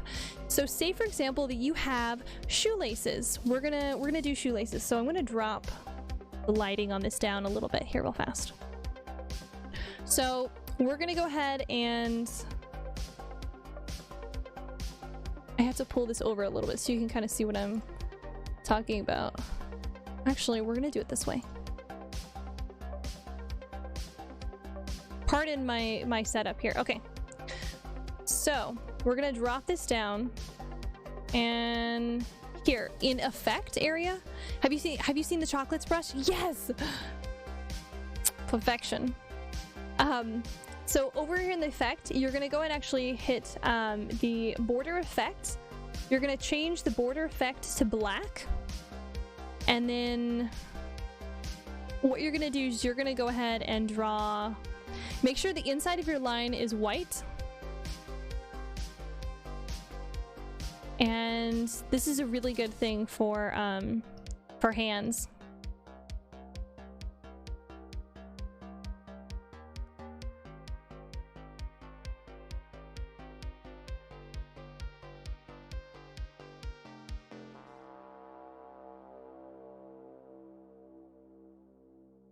And it also works if you go through and you actually erase any of this.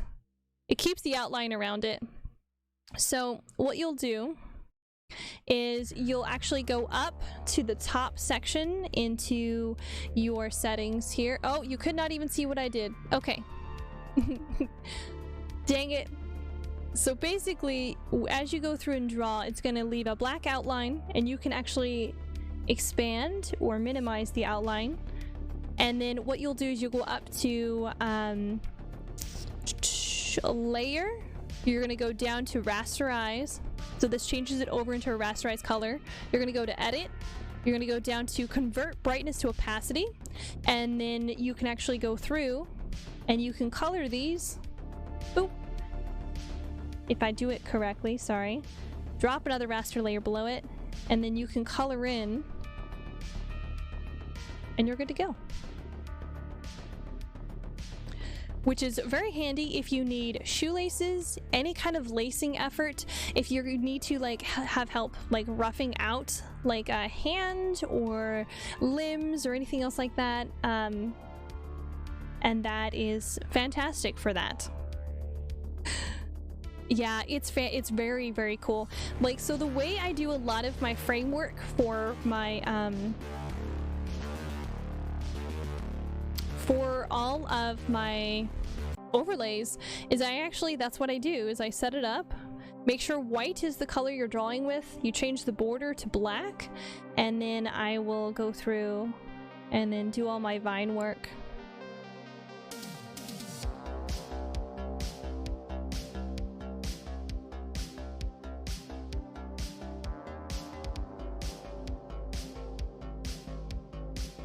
And then rasterize it. Boop. Edit, change, convert brightness to opacity, and then I just color it in. And it looks fantastic. It looks amazing. You can also go through and there was another one. Oh, it's how to do glowing tails. Here, I'll show you that one real fast. This one takes a little bit more setup, so you actually have to go through and you have to do a raster layer, and you actually have to do everything in black.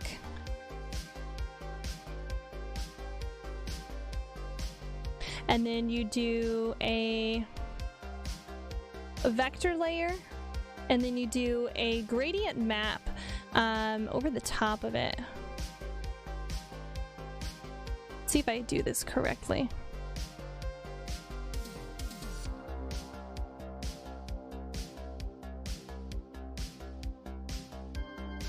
I don't think I did this correctly. Is it another vector layer? Oh yeah.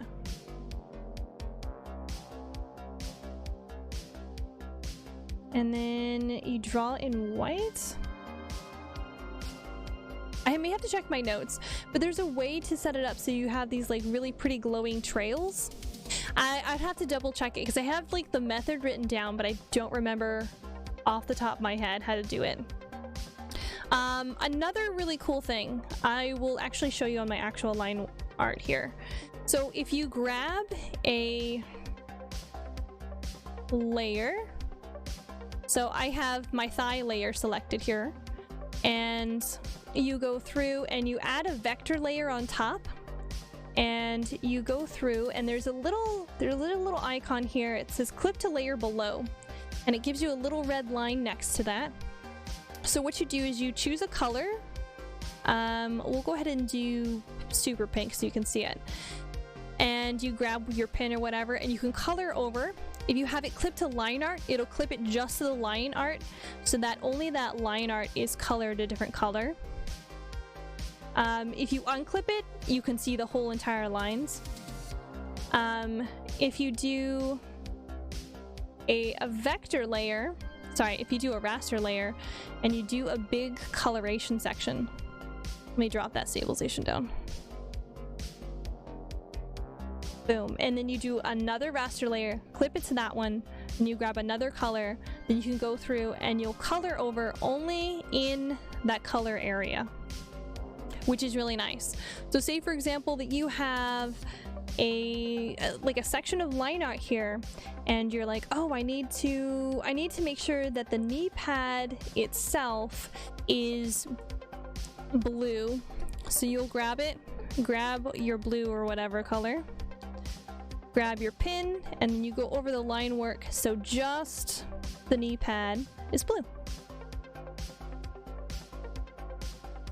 And you're good. This is a very handy one if you're doing like different effects for the different colorations for the different figures, which is really, really nice.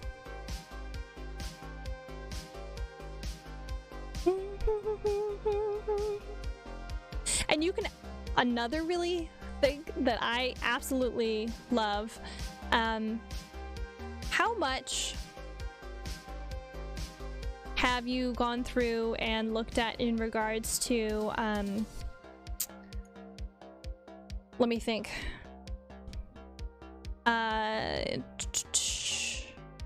like, how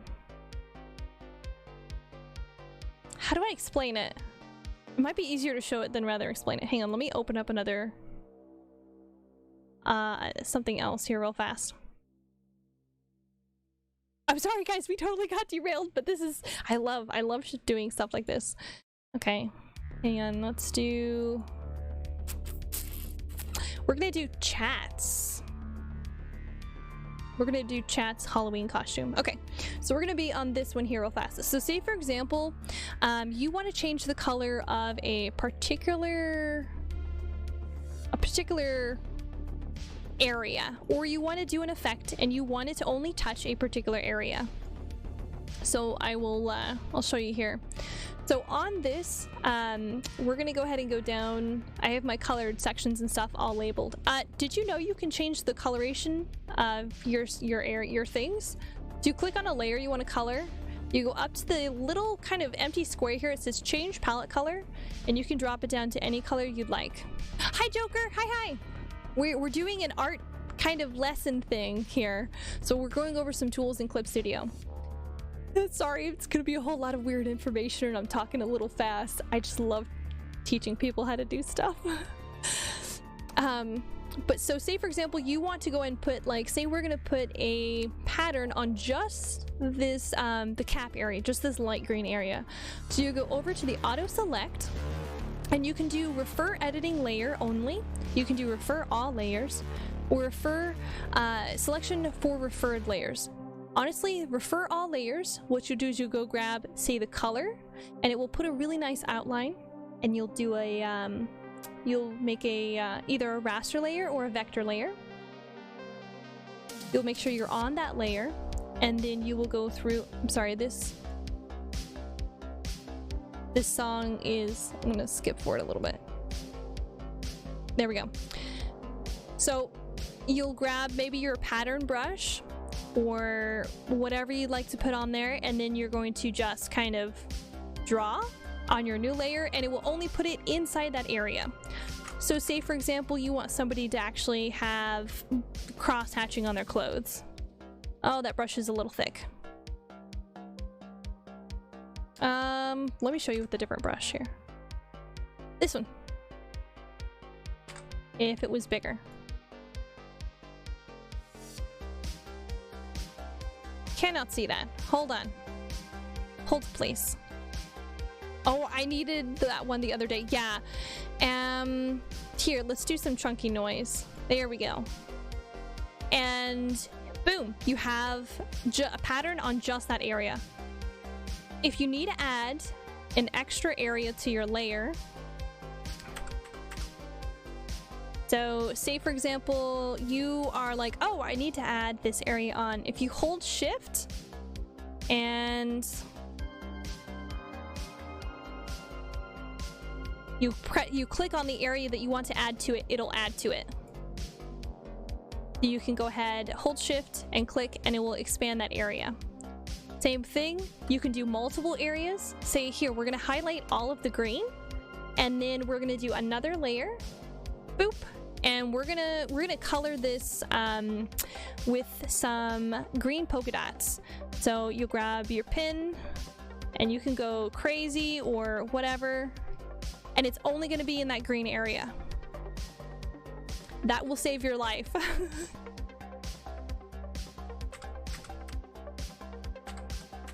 Let me undo this real fast. Another really cool thing, say for example that you can go through and deselect. Say you have selected something and you're like, okay, I'm gonna select, you can select specific lines. And again, you can create a new layer and color in lines. Thank you, Dr. Knowles. 5 minutes, there's gonna be another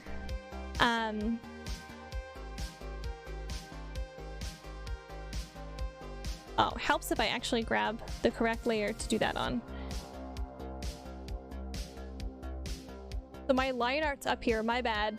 I selected it, so I was below the area, and it'll only color on that line art, which is really nice. But you can also do a clip to layer below and do that with another type of function as well. Another really cool thing, say you are going through and you're using your select pen and you select. Say for example that you're like, oh, I like how it's selected, however, I want to flip it.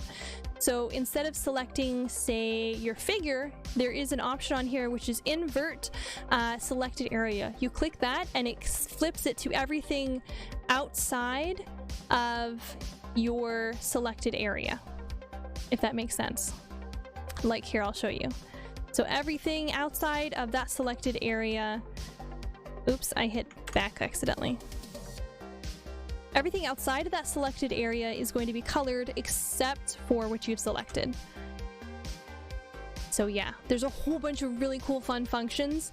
I recommend going through and making sure that you have gotten used to like different color coding for stuff that you're comfortable with. If you want specific colors, you can use the other color option and you can grab other colors for it. That helps. So say for example, in this one I have specific versions are highlighted in different colors for this particular avatar. Definitely label everything, but you can also create layer folders in here, which is really nice. So say you grab a set and you can drop it into the folder and you can hide that folder and then open it up and change anything inside that folder. You can also name specific folders. That's really helpful when you're working on a super big piece. Hang on. You're probably getting that ad here just real shortly. Give me a second. I'll wait till you're back. In the meantime, I will open up another piece that has a lot of layers and I'll show you that. Yeah, don't save that.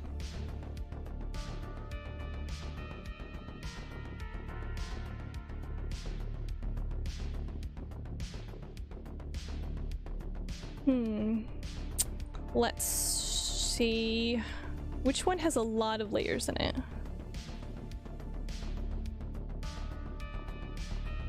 Oh, my little shroom. We'll do this one. All right, so we're gonna chill out for just a little second or two, and we're gonna wait until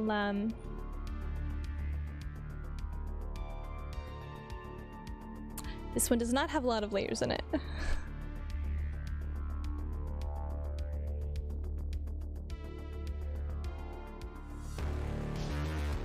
We're gonna do this one. Oh my god, you guys are gonna see all of my horrific labeling. I forgot how I label stuff. I'm so sorry. All right, so we're gonna take a deep breath. I'm sorry, I don't mean to like word vomit at you guys. It just kind of happens.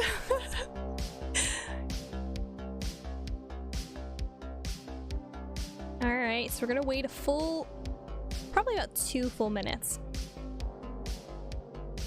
Just to make sure that everybody is back, which is good because it's actually going to take a few moments for this project to load since it's a little big.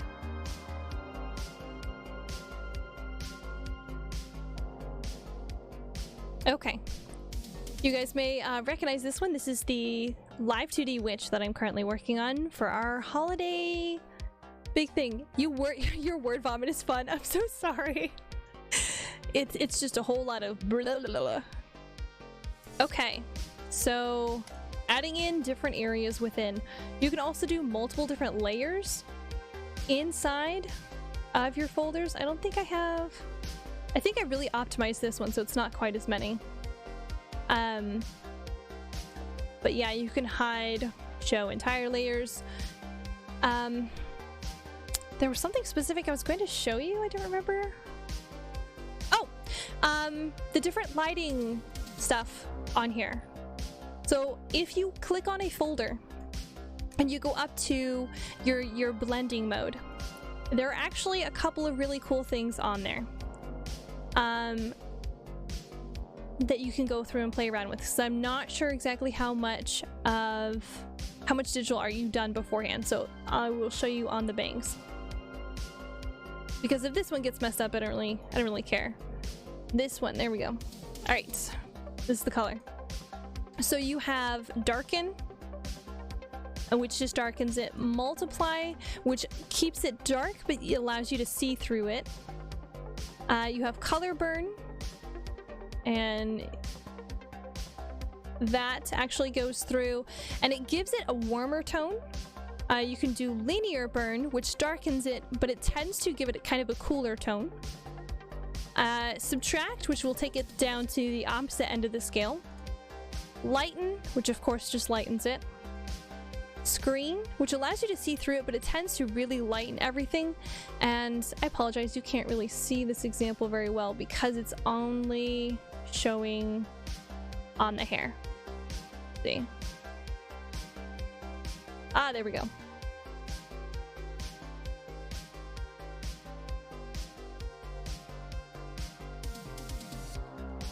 All right, we'll do it on this one. All right, never mind. We're just gonna do another layer. We're gonna do it live.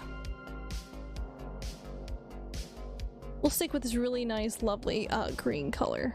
Now we'll only affect the stuff inside the specific folder. So if you pull it outside of this folder, it won't affect anything inside the folder. So let's see. Darken, multiply, color burn, linear burn, subtract, lighten, screen, which does tend to make things a little bit more see-through. The lines come through a little bit better on that. You have color dodge. I tend not to like because it tends to make things very black and white.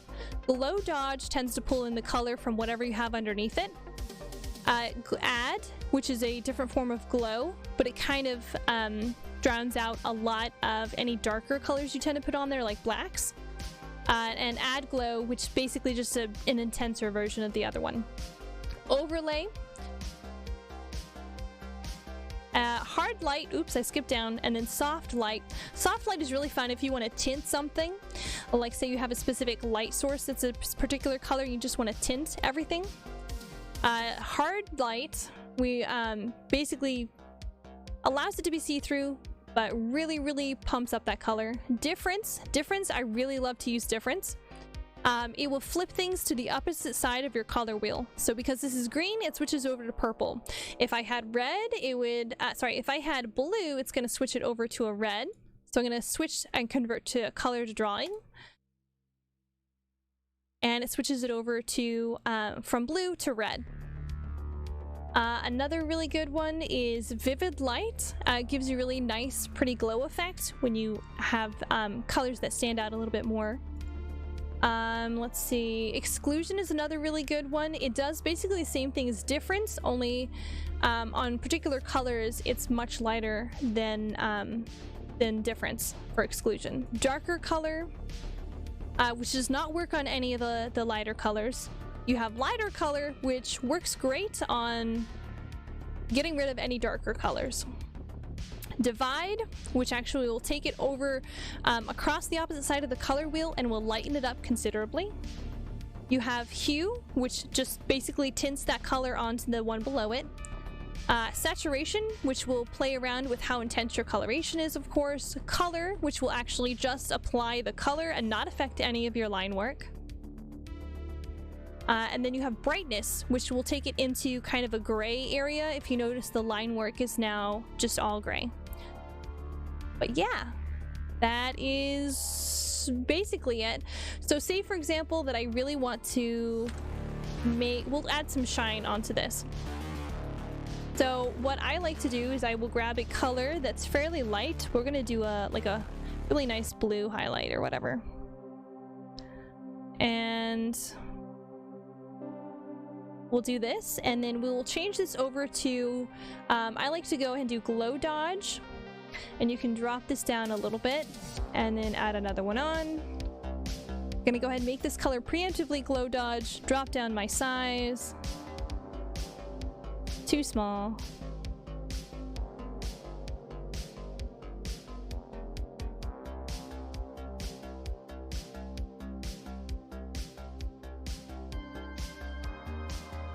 And you can keep going. You can add another one. Say, for example, we want this really bright white. Drop this down even further.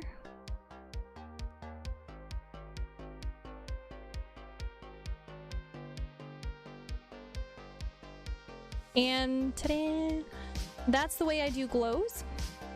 And if you want to do it on hair, then the easiest way to do that is you just grab your fingertip tool and you pull it up and down on the hair to create a really interesting texture to it. And you can make it more intense or lighten it up, and it looks really good. But yeah, that's all my word vomit. I don't want to save. Yeah.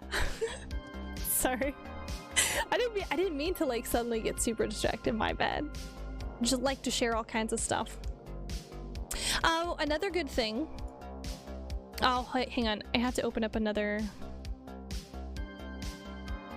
something small.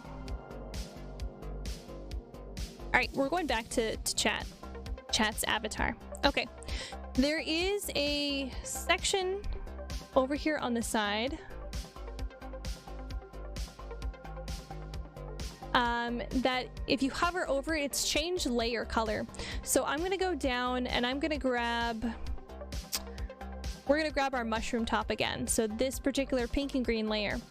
If you click that, it has two little boxes of color. If you click it, it'll change the lightest color to the lower square, and the darkest color to the upper square. So you can actually change each layer, and it's going to change how things react and how it mixes. Unfortunately, because these two colors are pretty close together, it doesn't work very well. So let's try it with something else that has a bit more variety. Is that one? We're gonna pretend this is not. This is already on there.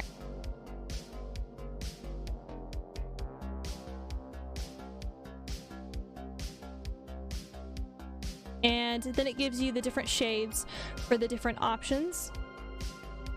Change the layer. So say you want to go ahead and make things a little funky, but not too overpowering, and it allows you to do that. And that's just by changing the two colors that you have listed over everything.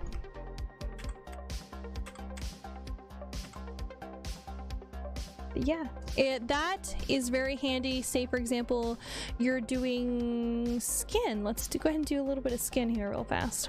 We're gonna pretend this is a really nice muscular fleshy arm. We're gonna do something that is very high contrast.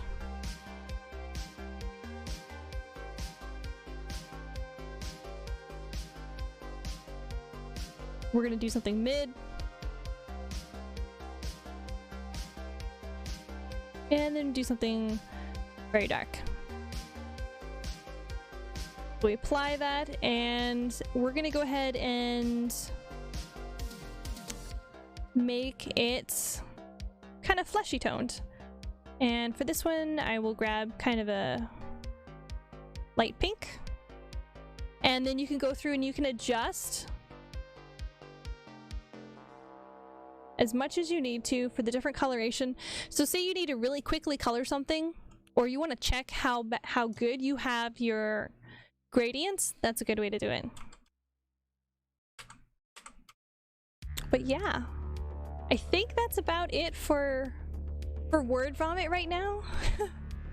Unless you want to go over how to do animation in Clip Studio. I can show you that. I'm not the best at it, but I can show you it.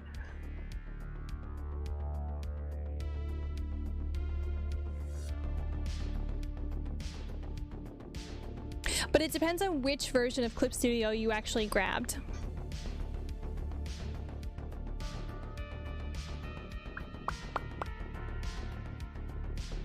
I'll save animation for another day, okay. Because that's how I did all of my screen transitions and like some of my other stuff. So yeah, it's less complicated than you think it is.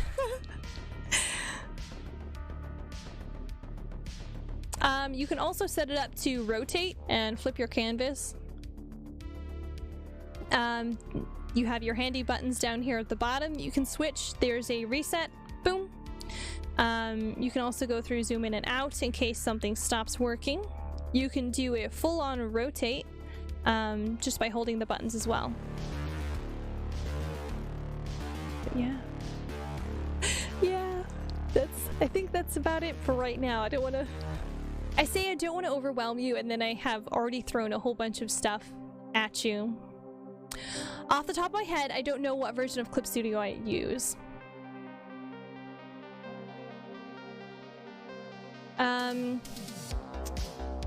Oh, if you go up to help, you can drop down and it shows you version information. But in order to actually tell which particular version you have to go to your main hub and you click on your actual profile when you first open up Clip Studio. I'll rewatch the VOD. It's no worries, it's okay. Ouch. But yeah, that's the good thing. Oh, how comfortable are you using 3D figures? I'm only gonna be around to make one quick post, but I'm popping in to say, hey, hey, Lexi.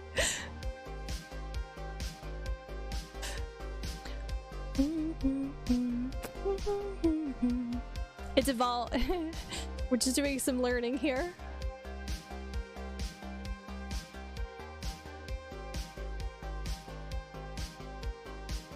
I'm still trying to figure those out. Okay.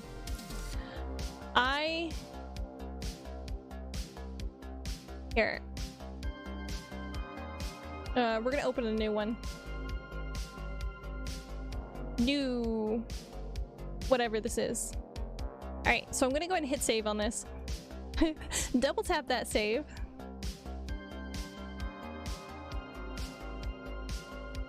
Okay. We're gonna grab a figure. Man, look at all these brushes. Oh! I love this golem. We're gonna do this golem. Well, it's the golem pose. So there's a couple different things you can go through and do. If you right click, it pulls in and out. If you left click, it turns your figure. If you select the first option, it allows you to rotate around your figure. If you click the second option, this allows you to actually move where your POV is coming from, where your camera is coming from. You can do this one, and this actually allows you to not change the actual plane of existence, which is the square grid, but it does allow you to actually move the figure itself as he hops across the screen. If you click the third option, this actually rotates your object, but it's only in a side-to-side motion. If you do the next option, this allows you to rotate this particular object on a particular axis, which you can actually go through and edit, but we'll take it slow. The next option, actually, basically, it allows changes to the particular object, but this object does not have much use. Most of the 3D models that you get will not have those options in there for this second to third to last one. This next one allows you to actually go through and kind of adjust the scaling while still keeping it touching where the ground would be. So it keeps you on that particular plane of existence, but allows you to resize it. So if you're doing something with a lot of foreshortening or a lot of vanishing points, it's a little ways away, so he's coming down the street, you can do that.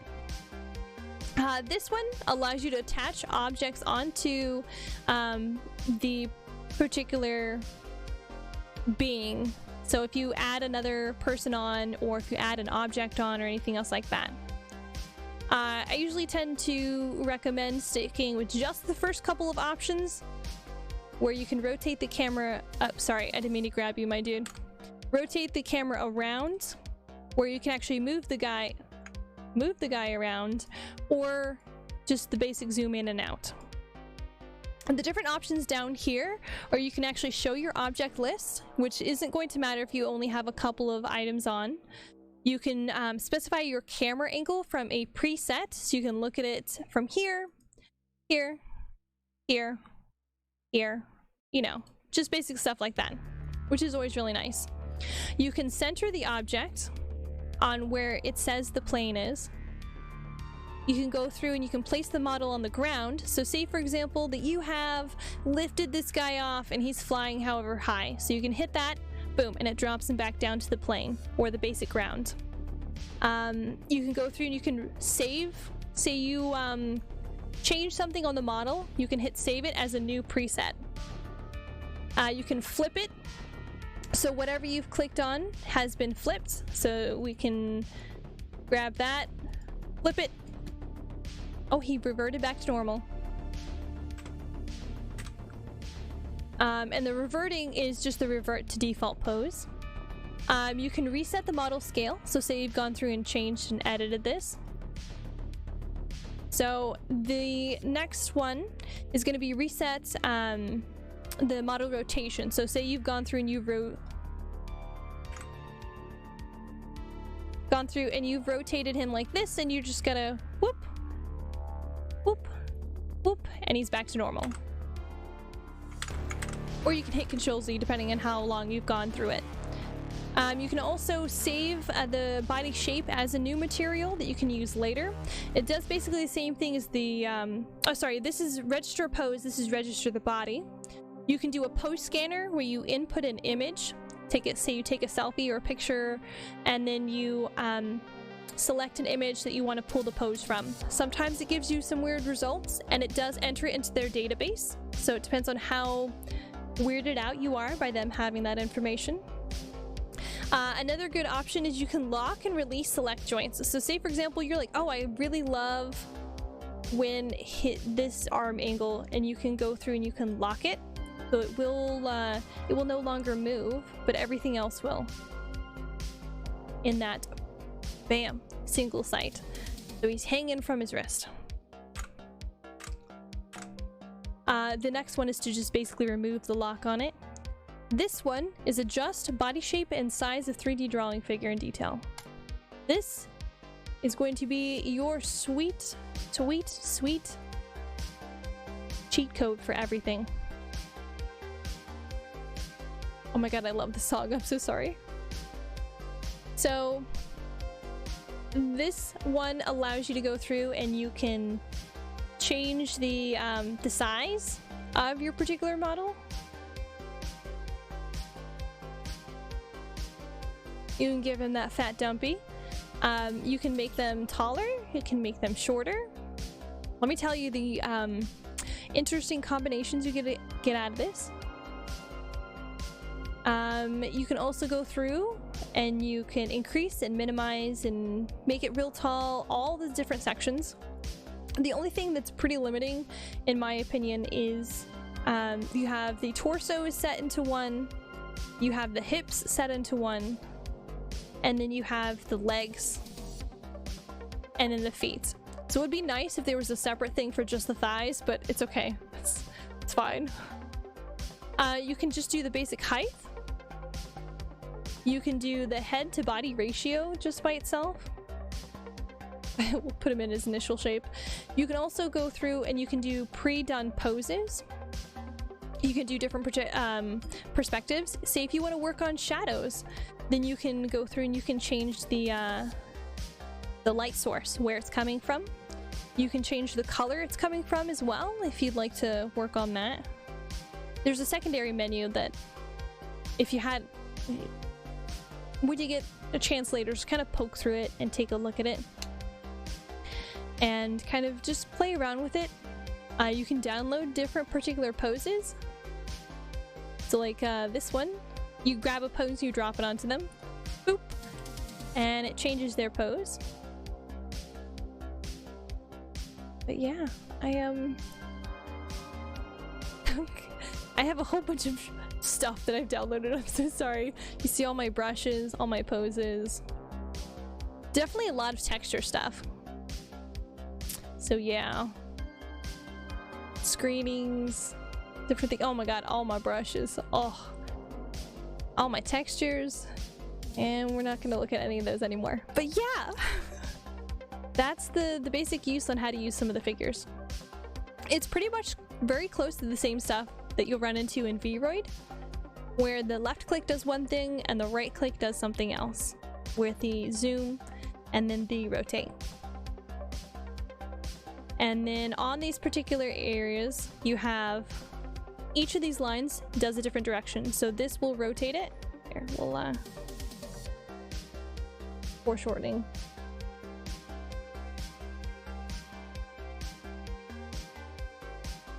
So you have this one which rotates, this one which actually goes side to side, and this one that goes up and down. And some of the joints, depending on whether or not it has extra movement, will sometimes only go up and down, while others will have a lot more options.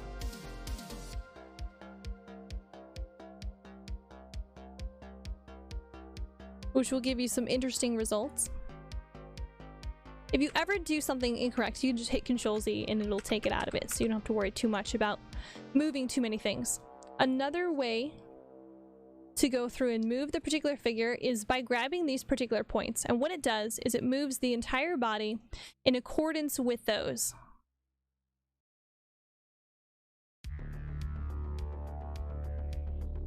So if you wanted the figure to lean in a certain way, and it looks a lot more natural. And a lot more kind of smooth. But yeah, that's how you do it. How do you draw around the model? Okay, there's a couple different ways you can go through and do that. Go ahead and create another layer, say a vector layer. And the cool thing about this is you can actually drop down the opacity of the 3D model. So you can go and change it, and then go up to another layer, say a vector layer or raster layer. You can zoom in. And what you're doing is you're not drawing on the model itself, you're drawing, say you're drawing around them. And it's really good if you're not sure, say for example, you have to go through and there's an odd head shape or something that you're maybe not used to like drawing. And so you can go through and you can do... No, go back. Ah, it changed it on me. Okay. Sorry, I hit reset and it doesn't want to change it back again. No biggie. And you're gonna go through, pick your whatever you want to draw with, and you're gonna go through and... Or however. You can do these guidelines. However, if you say you want to change something with your model, your lines won't move. So your lines will still stay the same. If you want to actually make a custom model, you can go into Vroid, export it, and you can actually import it into Clip Studio. That's a really long, weird process, so I wouldn't recommend it. But you can go through... Some of it is just knowing where your particular sections of anatomy are gonna go. It's more so just so it gives you that basic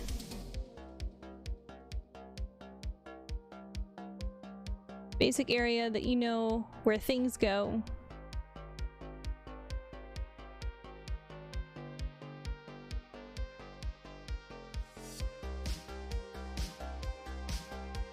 You know, however you'd like to do it. So say for example, what I'd probably recommend, if you're going to use a 3D model, go ahead and use that 3D model. However, go through and make sure that you have pictures of like an actual real life model. And what you'll do, because you see here how there's no collarbones on this particular model. So you'd have to go through and you have to remember the different areas of the particular muscles, which will help you create a much more convincing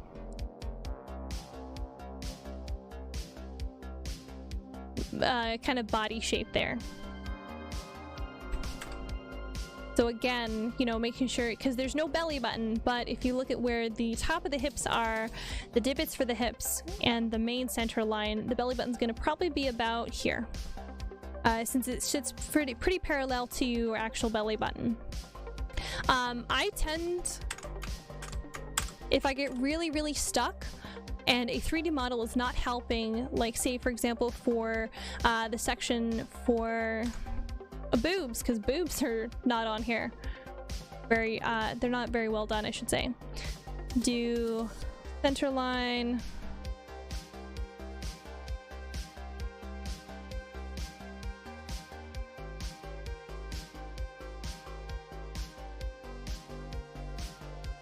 you know, if you want to make a really busty waifu.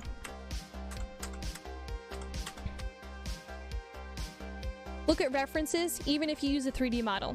They're great for helping out. But if you look, see here on the hand, so see if we did this directly and we did a trace, like exactly where it is. Like that's not bad, but you're gonna want to go through and if you warp and change some of the areas and you really emphasize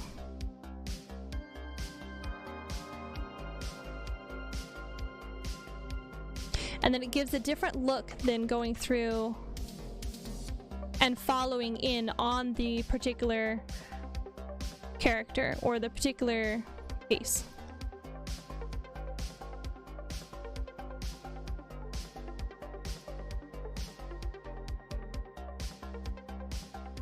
You know, however you'd like to do it. But definitely, even if you use a 3D model, make sure you keep an eye on looking at how people are shaped, basically. Look at some people shapes.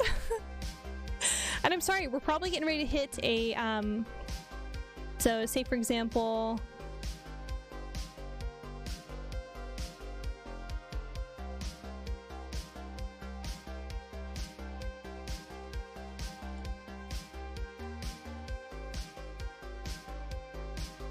but yeah, looking at people is going to help you the best.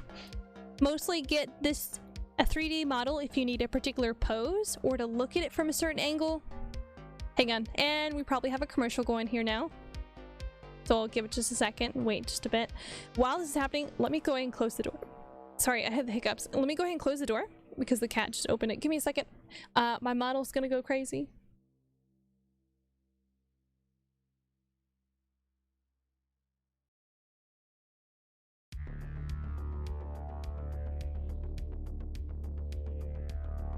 Okay, we're back. Not quite back with the ad, but we're gonna give it just a little bit of time. So sorry, you guys. If I could completely forego ads and know for sure they're gonna be removed, because if I say, oh, no ads, it just means I don't put ads on there. Twitch will still put ads on there, but I won't get any money for it. So if there's gonna be ads, I'm sorry, I'm gonna take that ad revenue.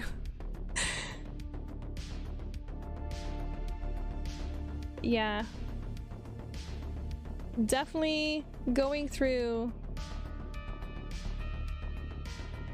Make sure you look at. I'd rather you get ad revenue. I'm so sorry. The main reason it's set up in this particular fashion is mostly because I want to make sure that any newcomers don't actually have to deal with like ads when they come in.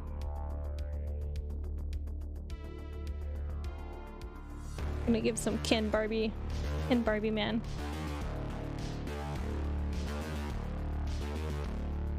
Yeah, definitely make sure, even if you're using a 3D model, go ahead, make sure you're looking at an actual picture of a person, because it will definitely help you out. Another really good thing is, I don't know, I think that's about it. That's about all I can think of to kind of show you and still allow you to kind of go through and take a look at it. There is an option here where you can actually grab it, the whole paper, with your move tool, but I've never really used this. You can rotate it like this too, but there are multiple other different ways to rotate it. Yeah, I think that's about it in terms of like showing you features of it here. Oh, you don't need that, that's animation. Yeah, that's it. I guess. Here, I'll exit this. Don't save. Let's go ahead and go back to what I was working on. But honestly, if you're having trouble with maybe anatomy or something like that, I really appreciate your derailing your system. Oh, I have no problem. I have no problem derailing my stream to show somebody something that I just like. I love this feature. Look at this cool feature. If you're having a problem, say with like anatomy or something like that, going through and doing breakdowns of your particular figures helps. Either using the 3D model or going through and breaking it down to, here, let me show you, as a particular shapes.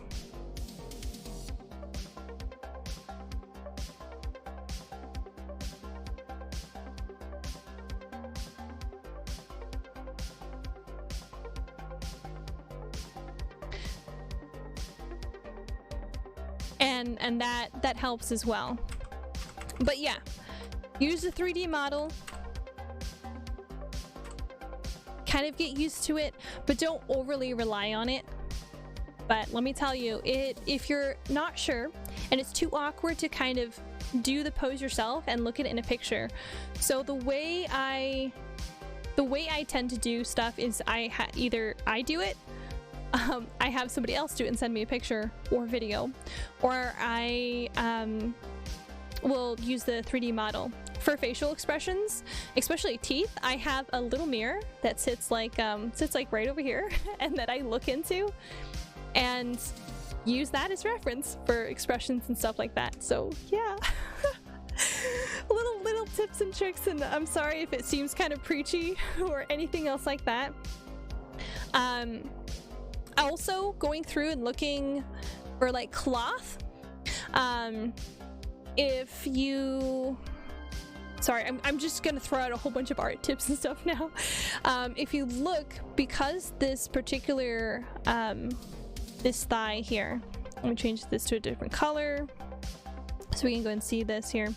If you look, the material comes up and over and it pulls on all the different sections of the body. So this section pulls this back this way. This is twisted, so it comes down. But yeah, that's the easiest way. And sometimes you have to step back, and if you get frustrated with it, take a break. But yeah, let me go and get back into this here. Save.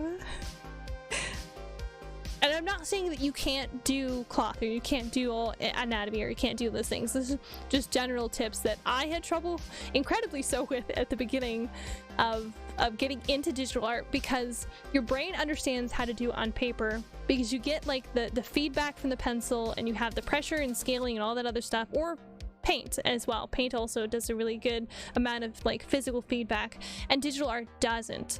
Like when I first started, oh my god, do you want me to show you when I first started doing digital art? It was so bad.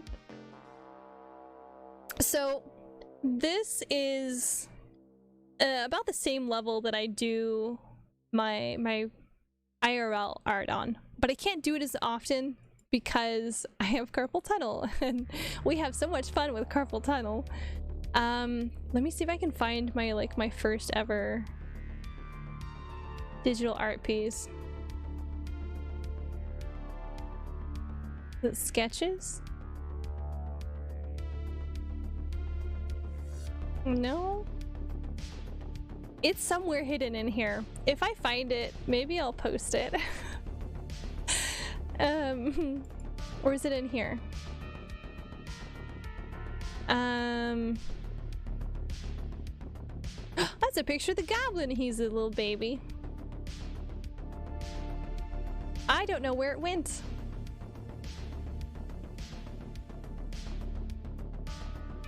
Basically, it was very bad, very horrible, and it looked like shit. And it's an issue with needing feedback from like the resistance of the paper and like all this other stuff, and yeah, it was very bad. So I could draw better traditionally than I could digitally at first, and it takes a lot longer in my personal opinion because you have to learn all the tools, you have to learn how everything works in order to basically do digital art. But yeah, let me refocus here rather than preaching it at you guys. I'm so sorry. But yeah, we're just gonna get back into it. I'm trying to figure out what these layers go to. Okay, these layers I don't think I've done anything on yet. I can get that. I still like to at least sketch my idea IRL instead of digital. Yeah! Okay, so I like to really do that as well. And it's funny because my sketchbook is filled with like these really basic figures that look like I have no idea what I'm doing, because I just can't draw traditionally currently. It does not work for me. Like, do I have a comparison? I do! I have comparison right here. Okay. Let me pull this up here real fast. This. Okay. You can't quite see it, but like, my sketchbooks are all filled with this. Really shitty, super basic, and then like my digital art is like real nice and pretty. It's so much easier to rough it out, get a basic feel of everything. Now, if it's really important, I'll actually do some more detailed stuff on it. Here, I'll show you one of those.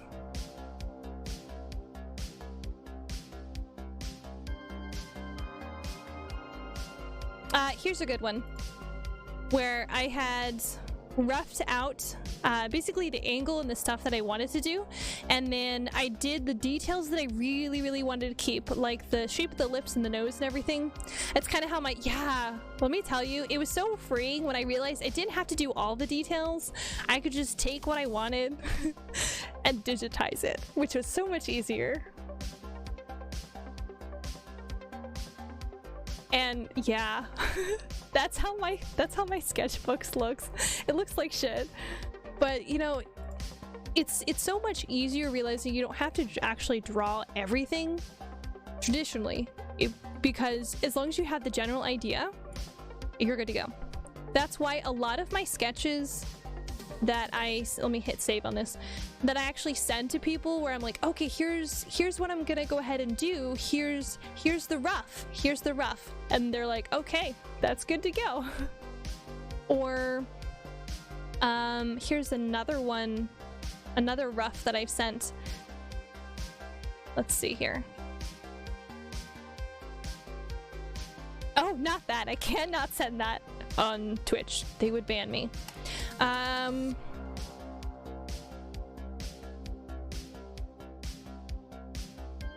Oh, it's not showing in here. Real criminal. I don't have it in here. Basically, I can't find it, but I do a thing sometimes where I will just kind of rough it out in color, and it looks really bad, really messy. Here's one. This is the previous commission that I had done, which turned into this. Real nice and pretty, looks real fantastic, looks real great, versus my horribly rough draft. But I mean, it's just a matter of getting the idea out there so you don't forget it, and then coming back to it later. But I 100% understand.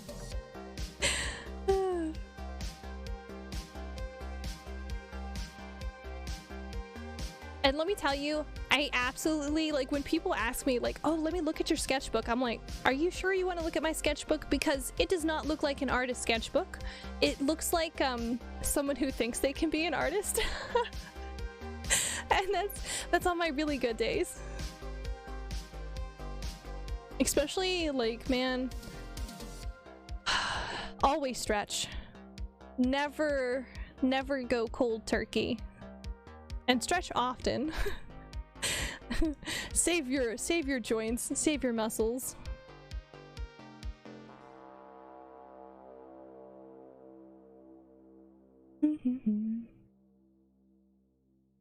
Yeah, I'm so sorry. I didn't mean to, like, word vomit everything at you.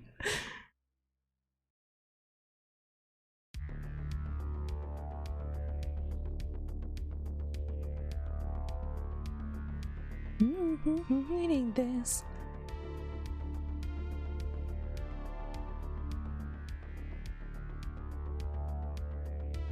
Helps if I look at my reference, and I always go like, look at your reference, and then there'll be points where I just completely disregard my own reference and not even really look at it. I'm okay with it. I learned a lot. Okay, I'm glad you learned a lot. I think I have, there's a couple playlists. Oh no, that's the wrong eraser. There's a couple of playlists that if you look up, like Clip Studio tips and tricks or something like that, they're the ones that kind of show up the most, that work the best for like learning like some of the inner workings of the program without being too overwhelmed.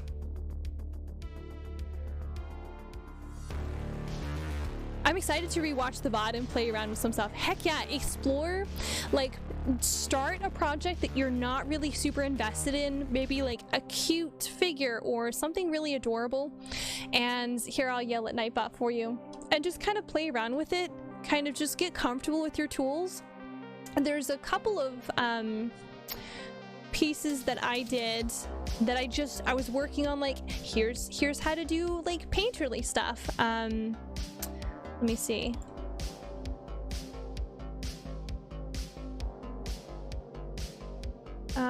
no, it's in this one.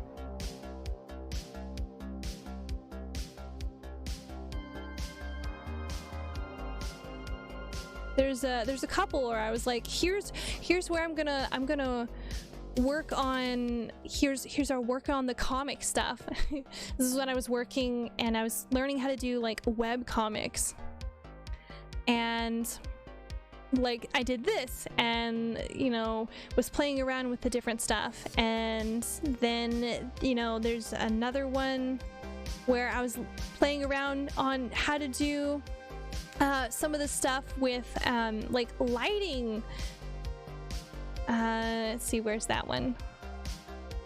Because it's actually one of my favorites that I've done. This is where this one I played around in the like perspective and line art tool and just messed around with that and had a blast, and playing with, you know, how the glows and stuff worked, and, you know, just play around with it. The easiest way to learn is by actually doing something that you want to see become into creation, but that you're not heavily invested in. Something fun. Have fun with it. Yeah. Go play on that Clip Studio playground. And the good news is once you get comfortable with Clip Studio, if, say, for example, you end up changing programs to like Verta or to oh god, what are some others? I don't remember at the moment. They're all basically set up relatively the same currently, so you wouldn't have any problems going from one to the other. But yeah. Sorry, I don't mean to like get all preachy at you. I love art.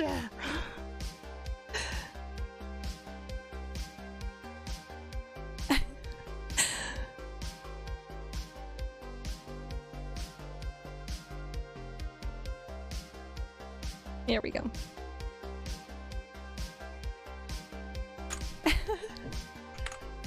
And now I'm gonna see her. I only know Curta and Procreate as the other ones. Yeah, there's one I use on my phone if I'm out and about and I need to like draw something down really fast, and it actually will sync up and you can transfer files directly from it to Clip Studio. It's that's Ibis Paint or Ibis Paint X. Those ones are really good. I have that on my phone, and what I'll do is I'll rough out a sketch on there and I can transfer it into here, into Clip Studio, open it because the files open up the same way, and go crazy with it. So yeah.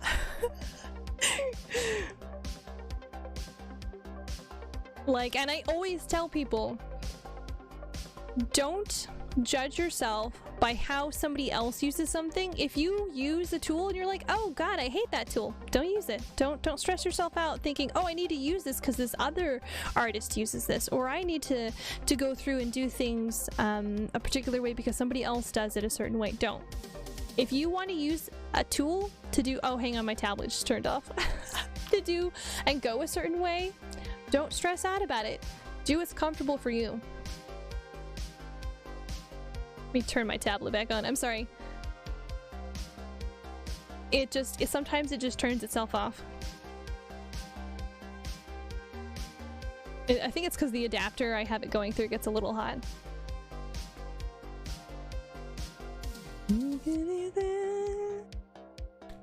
Honestly, I love it when people are like, hey, do you want to see my sketch? And I'm like, yes, show me the sketch. I fell out of doing art because of work and such, and then like feeling depressed because I felt like I got left behind while everyone else is doing digital stuff. Oh man, I know that feeling. I know that feeling. I worked a job that was pretty intensive and I had to do a heck of a lot of typing at the same time. So I wasn't able to continue drawing as much as I used to, and combined with all of the typing, and at the time I was doing a lot of schoolwork and everything else like that, and I went to school for art, and it really burned me out on art. It really did. And it took a really long time before I was able to get back into it, and then it took a while after that before I had time to get back into it. Oh, I didn't have access to that, so I'm finally getting back into art. Heck yeah, it's never too late to get back into art, or it's never too late to start on art. Van Gogh didn't really start into art until he was in his like 20s. And he did not kind of start to make a name for himself until he was like in his 40s. Like, do not put yourself in a timeline because you see some 12-year-old kid throw something up on Twitter that looks amazing, and then look at your stuff and go, wow, I was horrible at that age and they're so much better than me. Don't judge yourself by that. I also went to school for art, and school kind of screwed me over, and then I became a minor. Let me tell you, art schools suck. I was doing art that I hated. That I was basically told that this right here, this anime-ish style, semi-realism anime is not actually art. And I got in trouble anytime I did something similar to this art style. And I was distraught. And they were like, oh, well, I want you to go ahead and do this particular type of piece, and I want you to go ahead and do it with these materials. And I can do it, but I just don't have any love for it. You do not have to go to art school to be an artist. And they will have you fill up portfolios full of art that is great technical wise, or great according to what they think is going to sell, because art school, at least it did when I went to art school, it sets you up for what they think galleries are going to want to see, what art dealers are going to want to sell, what people are going to actually buy in terms of art galleries. Nowadays, you have the fantastic world of the internet that allows you to expand upon that and to actually reach out to particular buyers, or buyers to reach out to you and ask for like particular styles and things like that.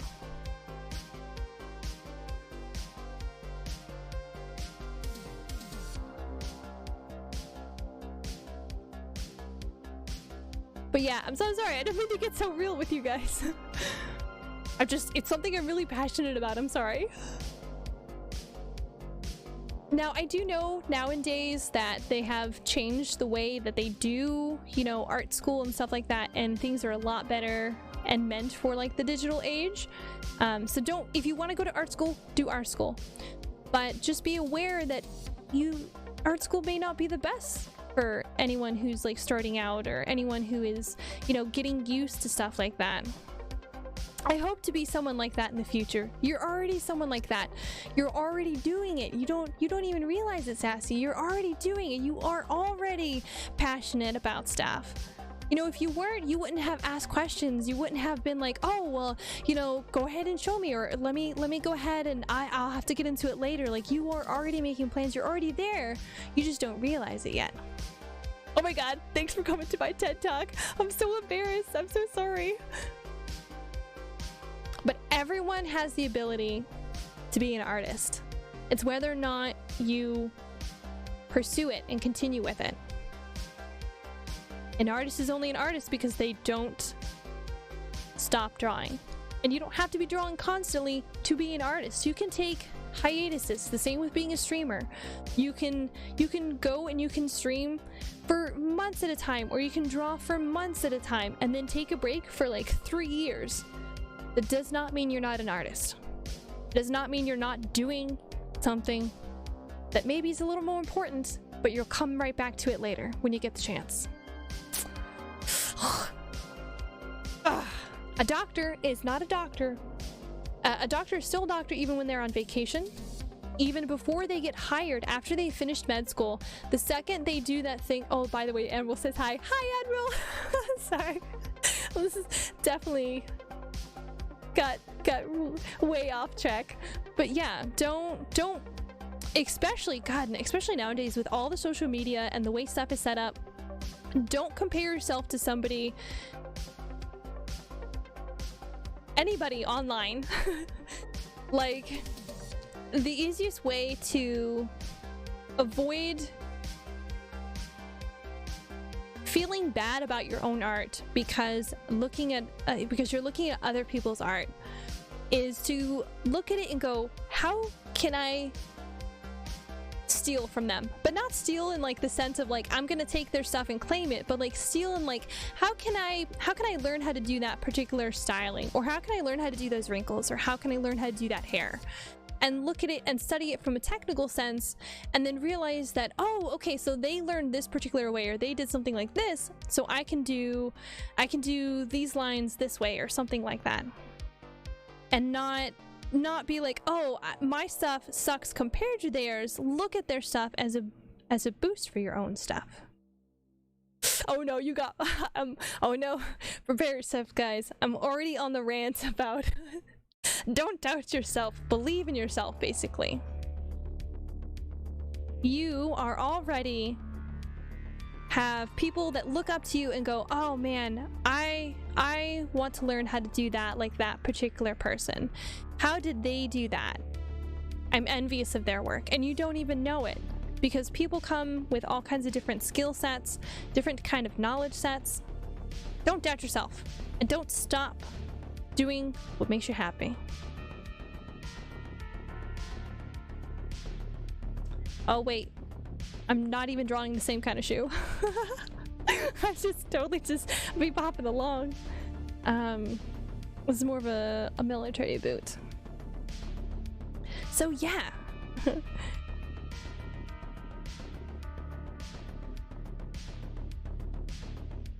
I think for this particular one, I have this going all the way up.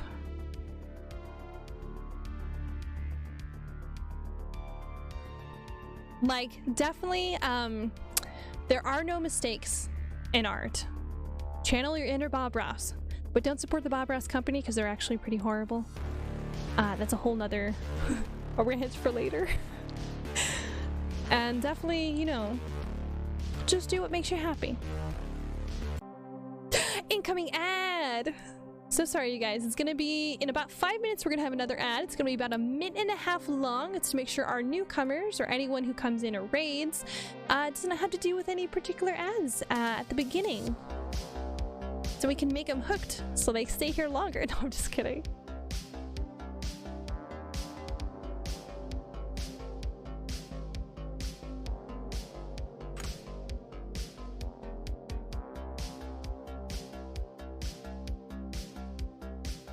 I definitely will say I make it a point to follow a lot of artists, and if I see anyone who is doing art, I don't care what their skill level is, I will follow them.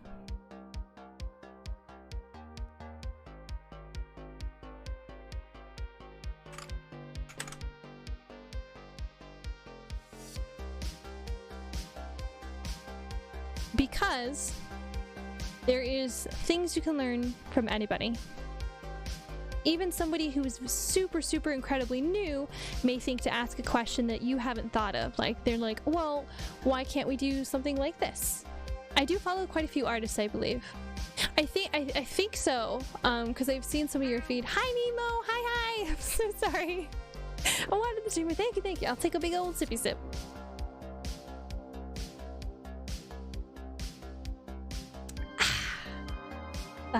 Liquids. Hi, it's Boar Mom. Hi, Nemo. Welcome. We are putting the boot down and we're having a big old TED Talk. I have coffee. I swear I can handle it. Okay, as long as you're sure that you can handle it and you're not gonna go too shaky, then I think we'll be okay.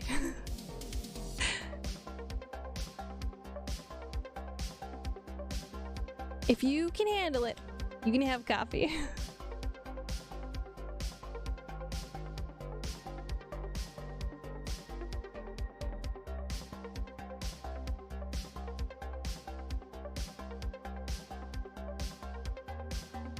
I'll be fine. Yeah, that makes me really doubt that, Nemo.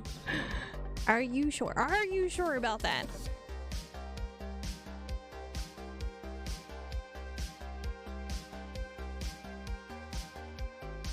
Actually, I want to go ahead and thin this line down just a little bit.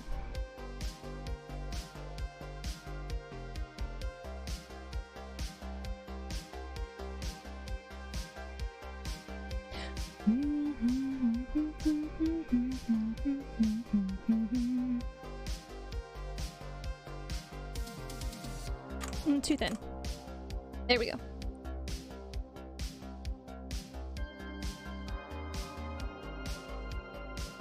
Of course, I get an ad for Adobe now. Of course you do. That's because Clip Studio is switched over. And so Adobe's really trying to be like, well, if you're going to pay subscription fee anyway. I've drunken mochachinos before. Does that count? Kind of, yes, it does. A little bit. It's still technically coffee, but there's a whole lot of cream and extra stuff in there. So I guess it counts. It counts. I'd say it counts. All right, hang on. I'm gonna do some shoelaces.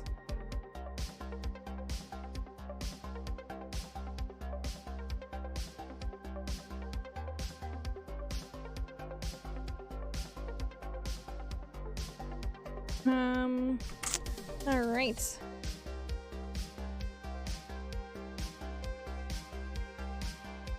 So how was your day? Oh, it's been pretty good. It was definitely it was going. The day was going. Let's put it that way. It was an interesting day. This is boot. This is actually the right boot. So yeah, that's the way it went.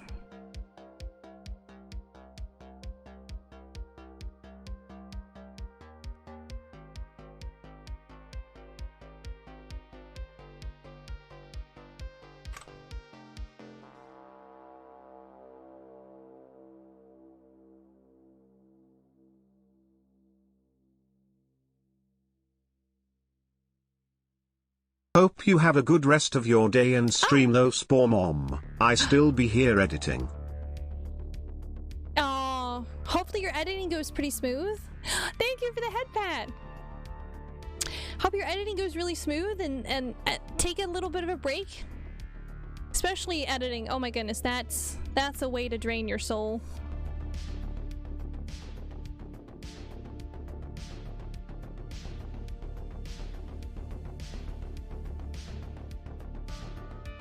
Yeah. But I find it fun. Oh my god, I'm so glad you find it fun. I am horrible with editing.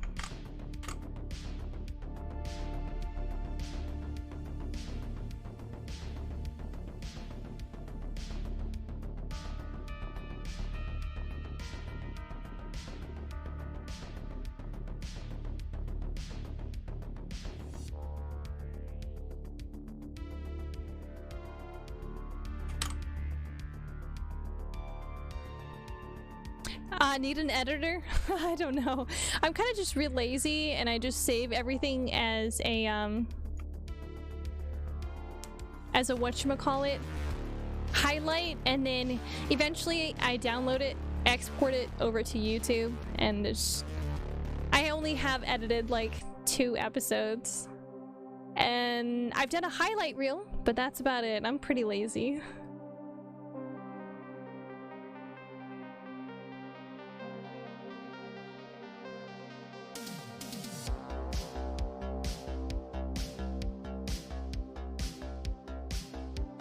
Ooh. But once I get enough money, I'll totally hire you. I don't want to make you work for free.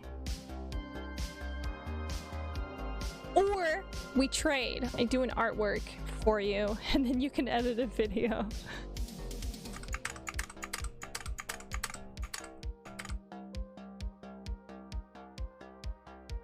Oh my god, my little dumb fungus brain.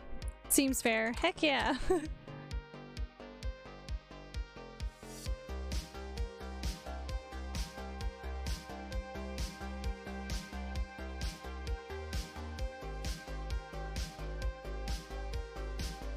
Uh-oh.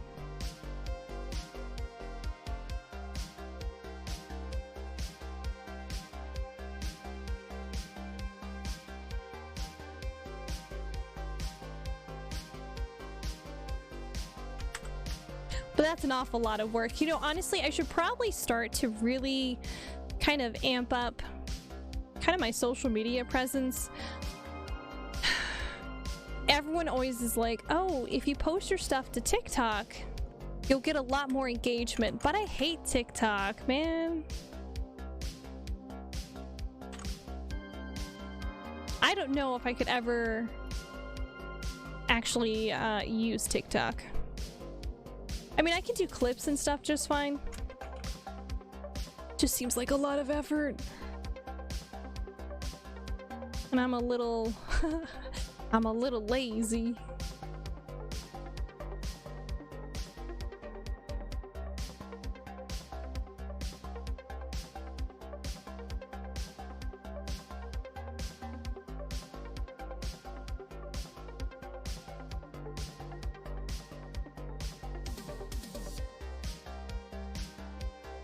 Okay, I'm gonna clean up this boot and then we will start on his hands. Wait, how much music do I have left on here? 122 songs. I think we're still good. Whale, actually, what are you looking for in an editor? I have no idea. I haven't even thought about looking, so I haven't even really like compiled a list. I suppose if I had to, I would like it so that they would be able to set it up to do for my gaming streams. I wanted to really focus on like the funny and like aspect of everything. But yeah, I don't know. It's been, I should probably actually think about it now that I think about it. And probably actually start to compile a list. Yep.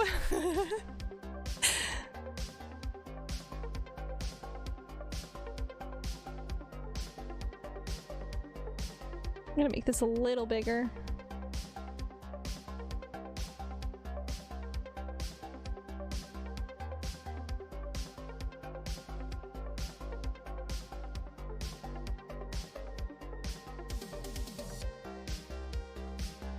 I think 122 songs will last a while. We might run out. I might have to get more songs on there.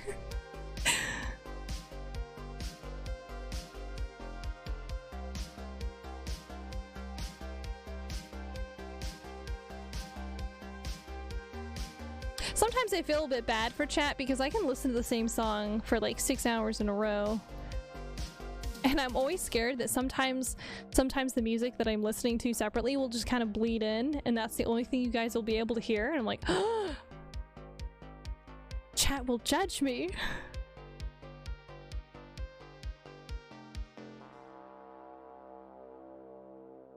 Your body.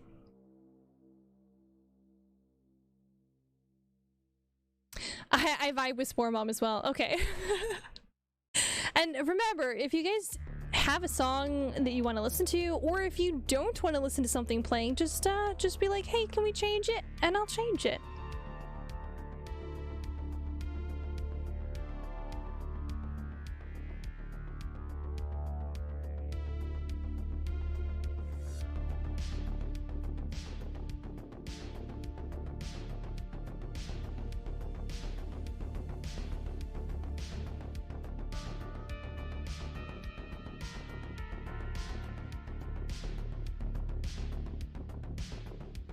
All right.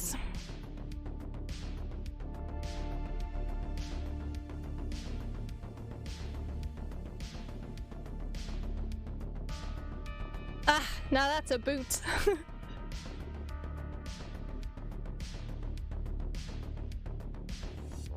There is a couple of more sections through here that I gotta... Not supposed to be able to see through the shoelace. Alright, now we have to combine the pants to the boots. Which is the part that I was actually having trouble with earlier. Bum bum bum bum bum.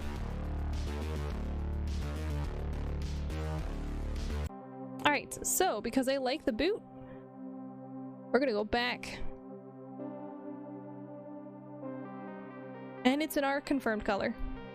Can I recommend one song? Yes, you can always recommend a song, Nemo. 100%.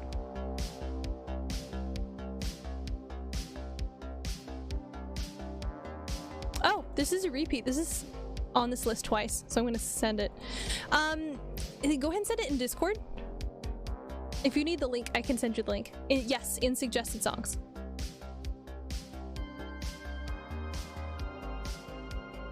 And I can go ahead and grab that, and we'll add it on there.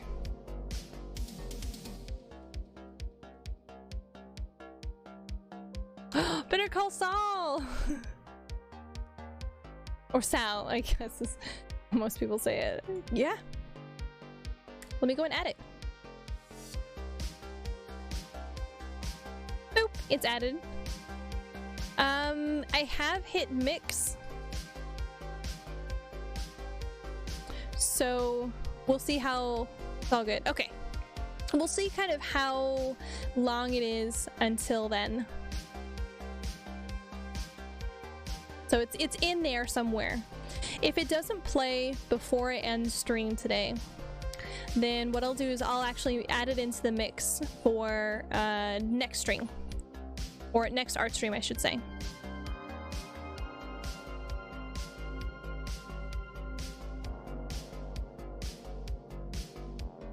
Okay, all we have left is his arms.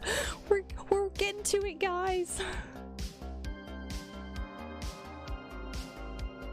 In her direction. It's just nice hearing you vibe and draw.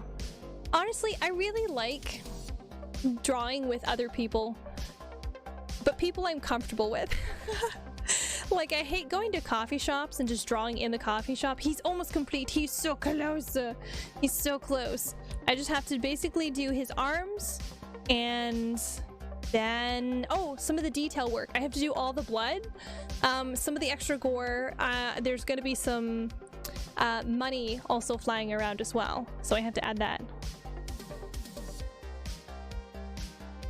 But heck yeah, I'm so hyped for this, man.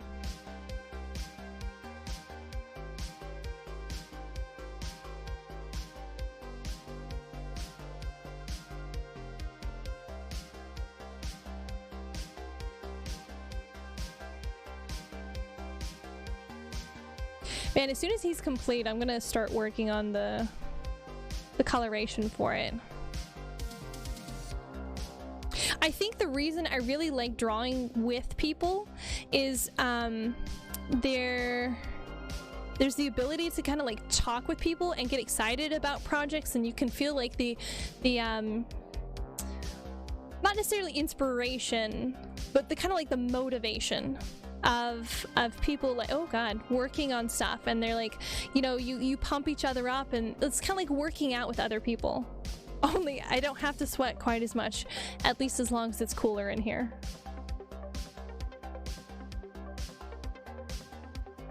Because the easiest way to work out is to work out with others.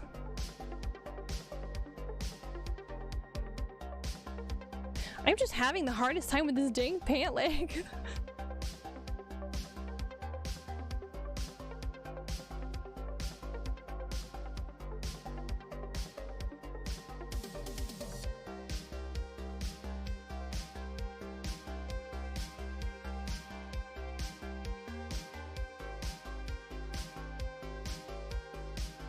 There we go.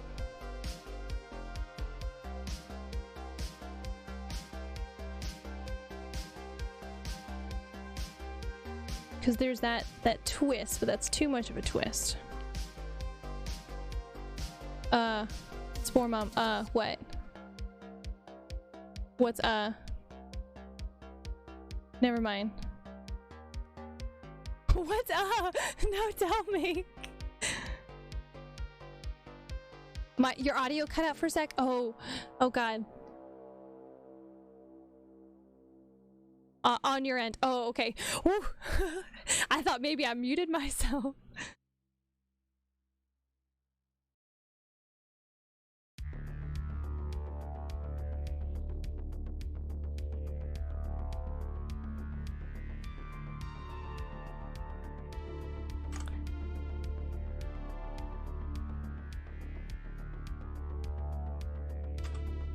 Okay, this is the female equivalent to fuck bitches get money for this song, okay? Alright, let's go back. Is it in thighs? It is in thighs. Yeah.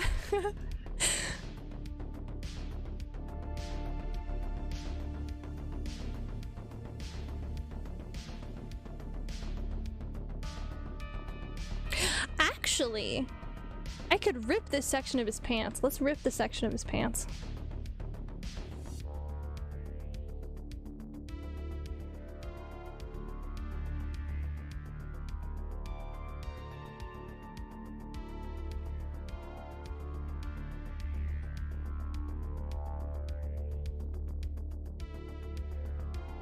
We're gonna have some naked calf in here, guys.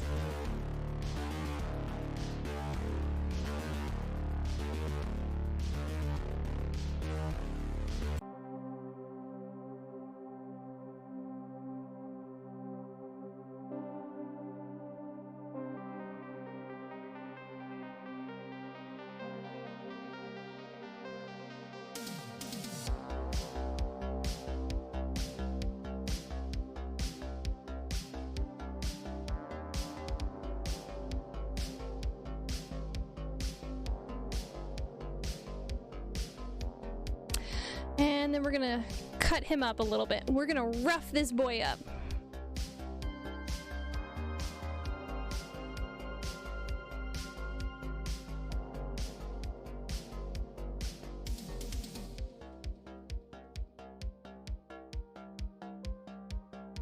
Yeah, if you can't draw it, fuck it up. Okay, now we're gonna do his arms.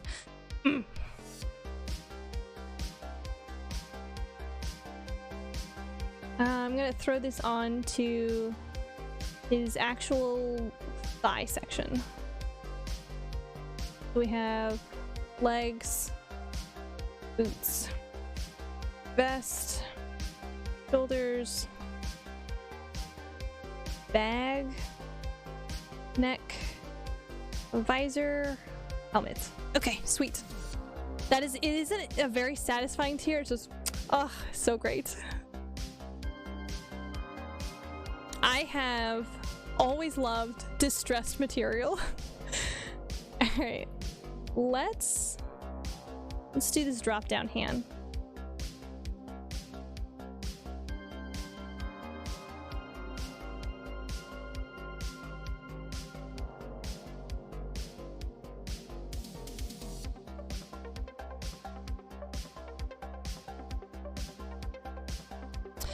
Okay, and I actually no longer need...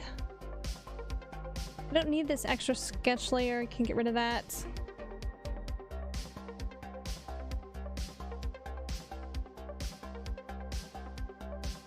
Oh yeah.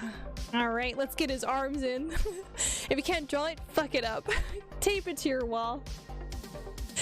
Besides, unless you're doing something that's a really, really specified commission, and you've already detailed that area, or it's supposed to be a specific way, they're never gonna know. Why do you think I love scars so much? Scars and wrinkles. Wrinkles help really to hide a lot of my oopsies. Alright. Let's do his hands. And actually, oop, he's got gloves on. I don't need this anymore.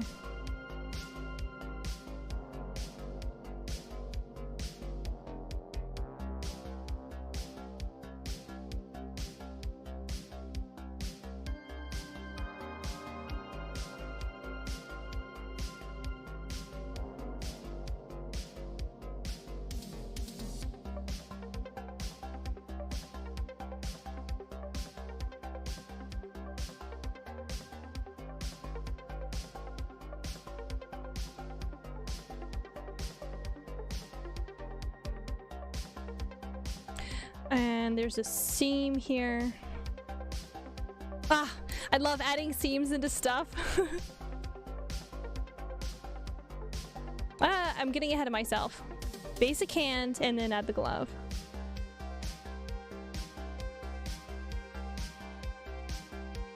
Although it sucks because most of this you're not gonna really see because all this is gonna be covered in blood. Big sad. Makes me feel sad.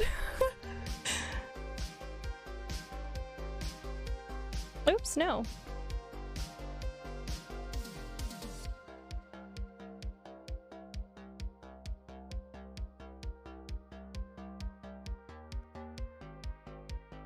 Oh, I don't have to add the bones on the back of the hand. You're not going to see any of this.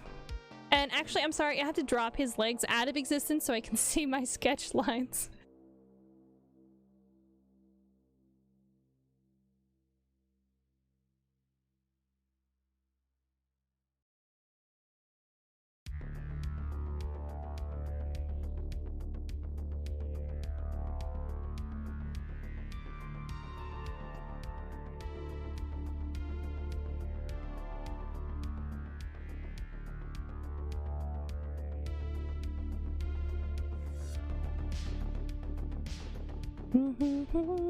He's back to a floating torso. He is. He's a torso in shoes.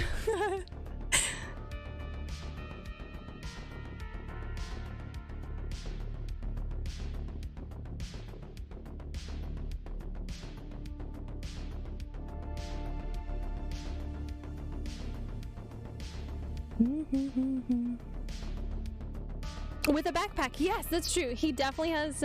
He has his little backpack. Backpack.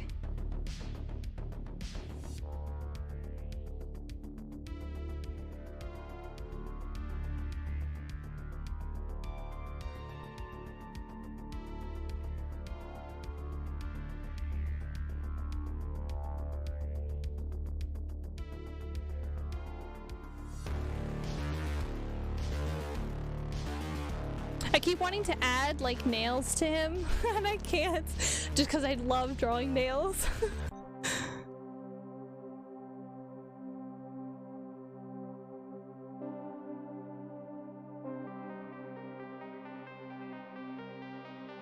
And this fingertip is sitting different. The angle on this one's wrong.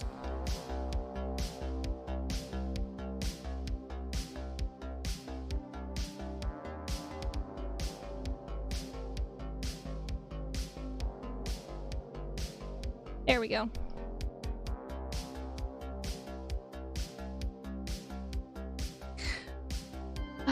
Okay. Now we can add the glove on. So these particular gloves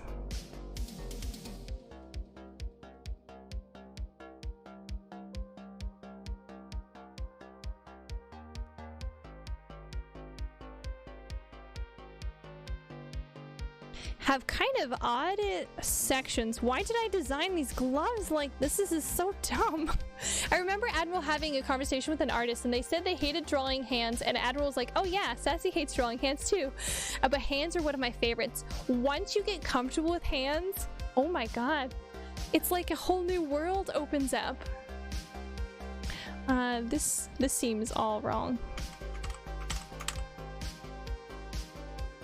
And because I think it's part of it is like the challenge of it.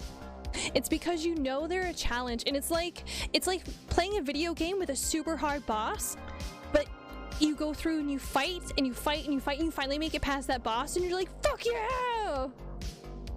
That's the best feeling in the world.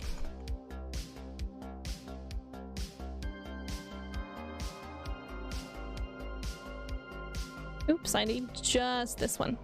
There we go.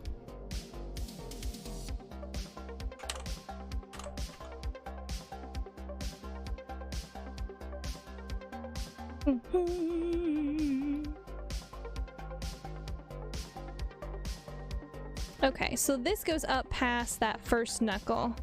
It's still...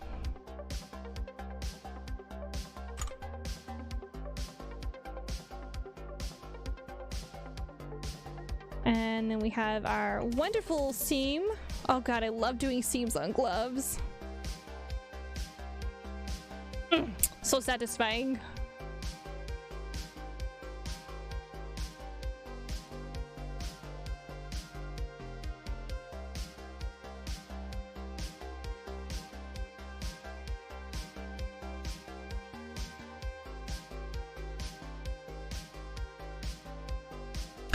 I remember why I designed his gloves like this. Because I was watching Vash the Stampede when I was doing some of the initial stuff for this, and Vash the Stampede has the two-tipped glove thing with the tips are different than the actual rest of the fingers, and then yeah. Classic.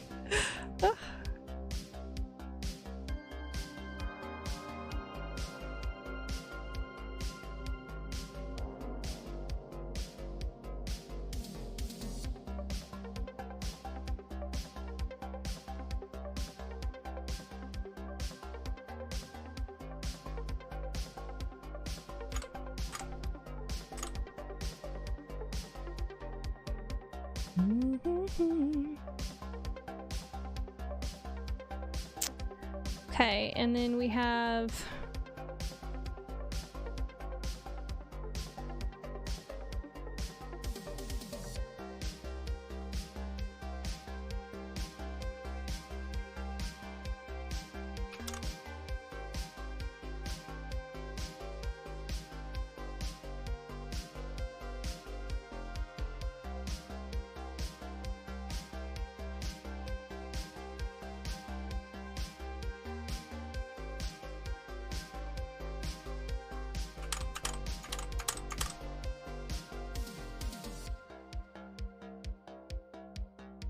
there we go. Ba-ba-ba-ba-ba.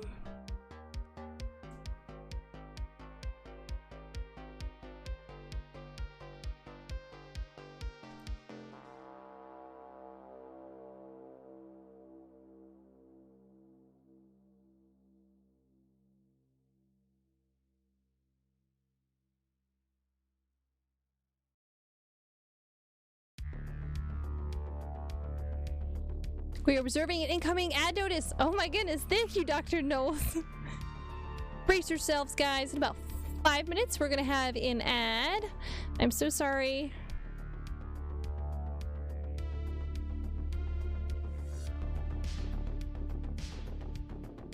Recital.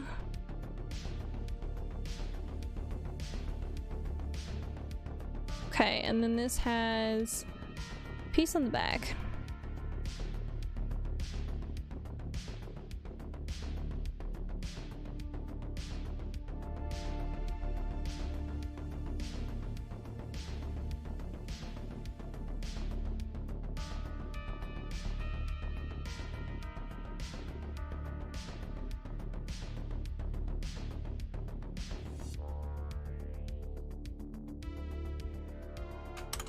Said I wanna get well. I'm so sorry, anyone of my VOD watchers.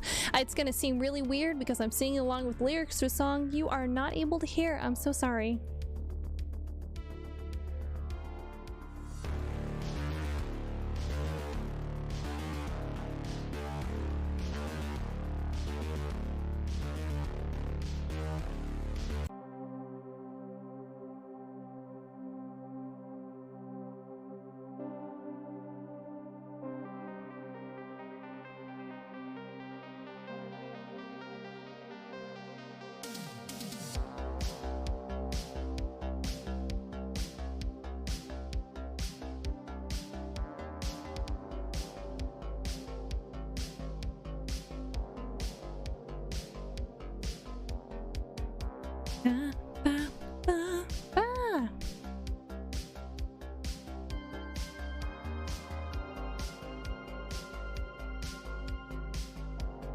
Whoa.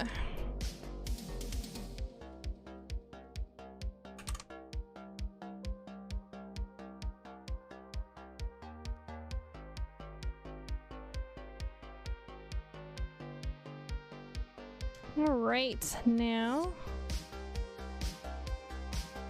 we add more regals.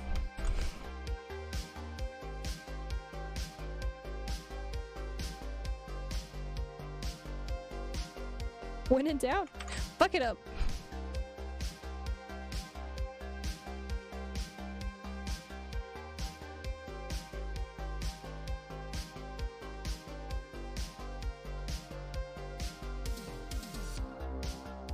We were talking about this moment last art stream. They played there last night and I found out this morning.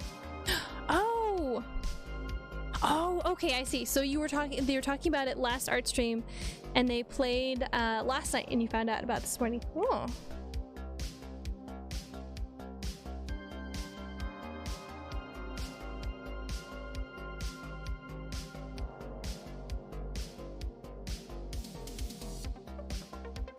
Okay. And he technically has an undershirt on underneath this, but we're gonna mess this boy up. He is wounded, he's bleeding, there's gonna be blood coming down his arm. We're gonna fuck this kid up.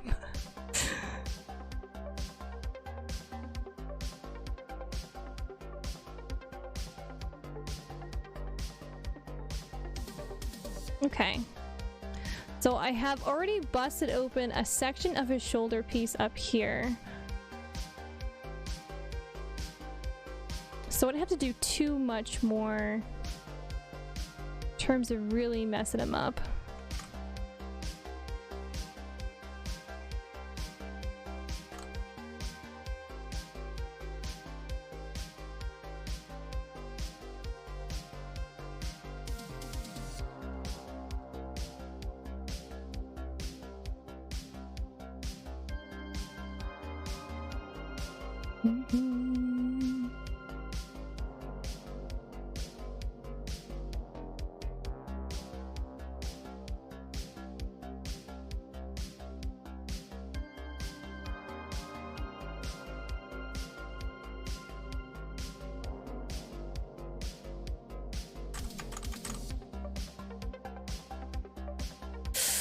Woo. Big stretch.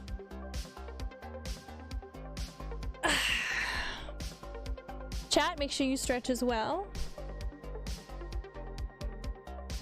Don't sit there all curled up like a little bitty shrimp or hunched in your chair like a tiny goblin. Thank you for the water, the streamer. I didn't mean you had to redeem it, but I'll take a big ol' sippy sip.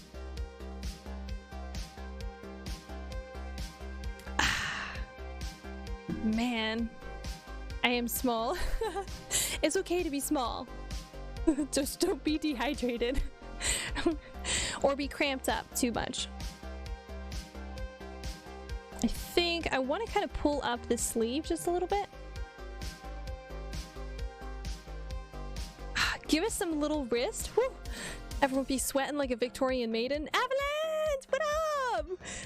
You haven't seen it. Here, hold on. Hang on. Do these.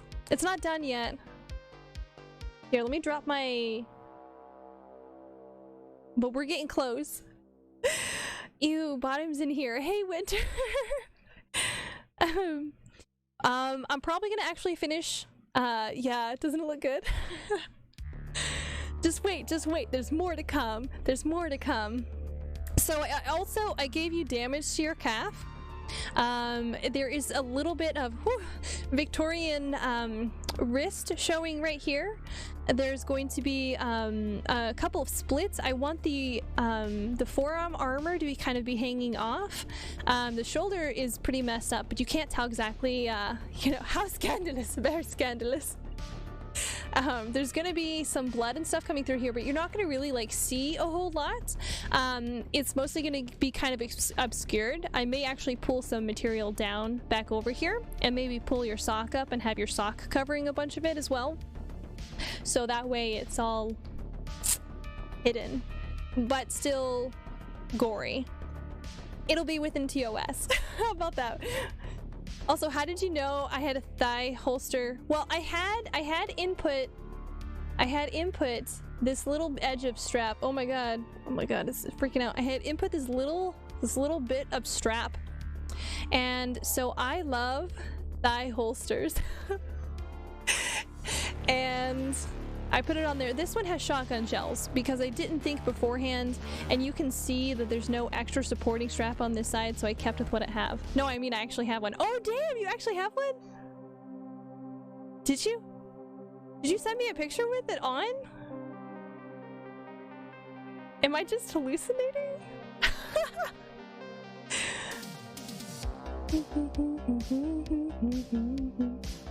I don't remember. I think you did. You sent me... Huh. Either way, you didn't. It's not in there. You sent me pictures, but you didn't send me the thing with it on. It's because I think thigh holsters are sexy, so I was gonna put it on there.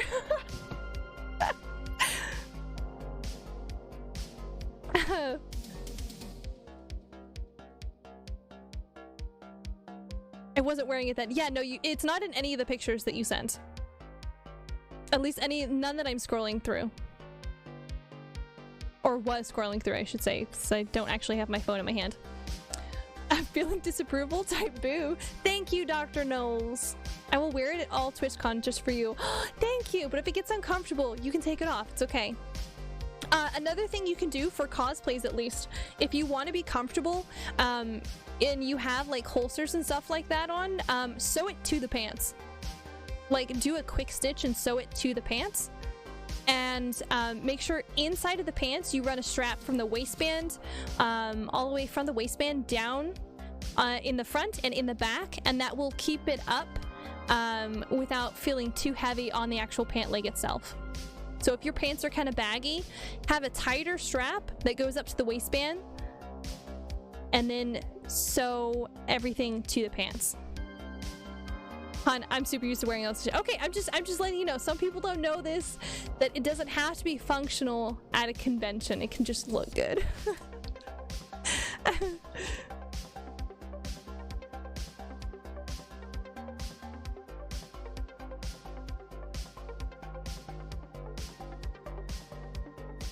I know, it's super nice of you. I'm so sorry. I just have so much knowledge to share with the world.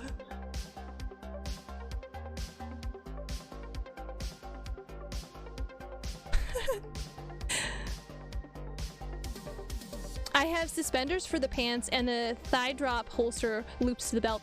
Sweet. Yeah, because I did actually, I have the strap right through there. Speaking of, I did not remove the extra section on the pants. Let me go and do that now. While I'm thinking about it. Otherwise, I will forget. There we go. Now you can see it. You can see the stuff underneath the pants for it. But yeah, I am super hyped. I'm hoping I can actually start to color it today, but I mean, like on the stream today. But I don't know. It's gonna depend how fast I can knock out these arms.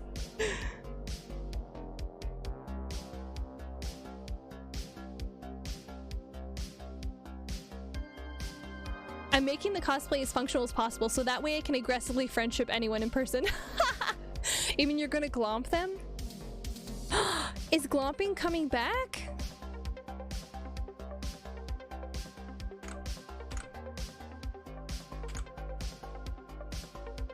Oh, no wonder my stabilization has been so shit. I have it turned off. Let me pull that back up. 69. Ah, nice.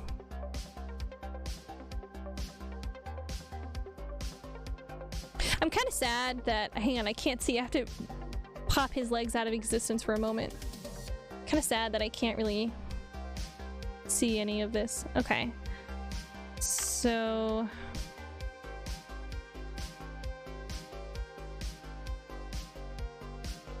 hang on. Let me actually rough out that area real fast.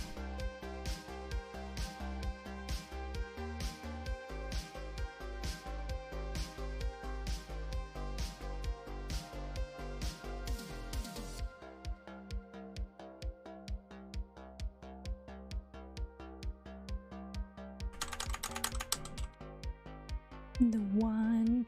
Draco, what's up?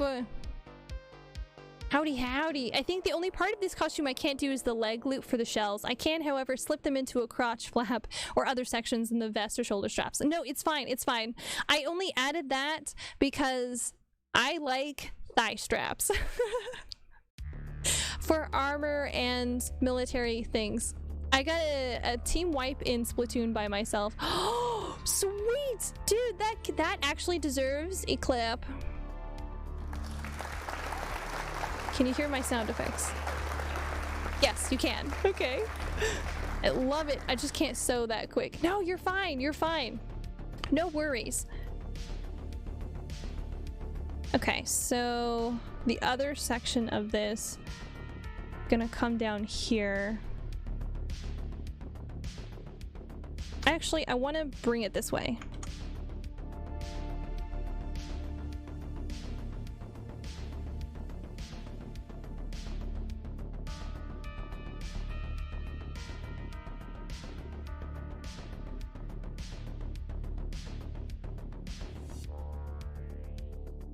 Which means I have to pull this down a little bit.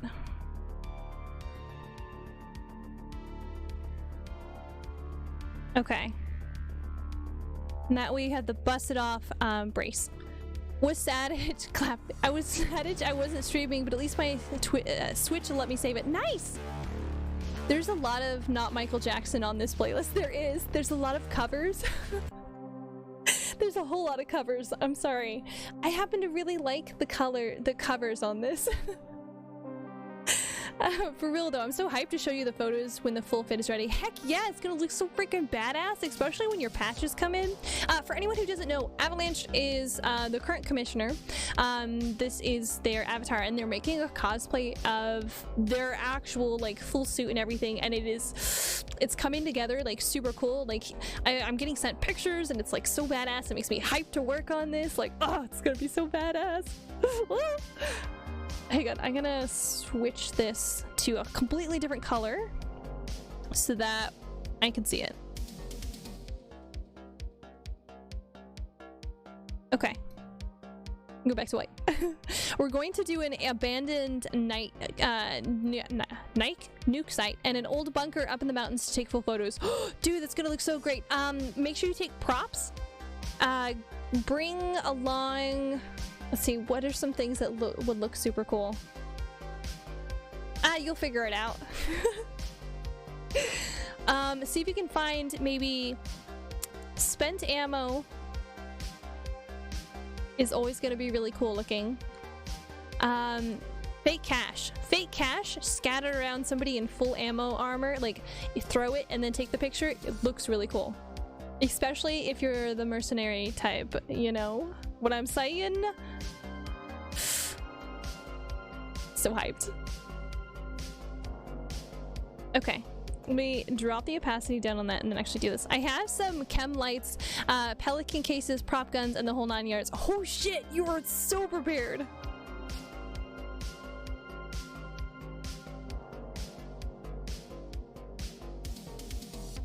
I am the young. I'm also gonna get some flares if I can. Do it! Oh my god, flares are gonna look amazing. See if we can get a hold of some smoke bombs. Like the ones they do for like 4th of July and stuff like that.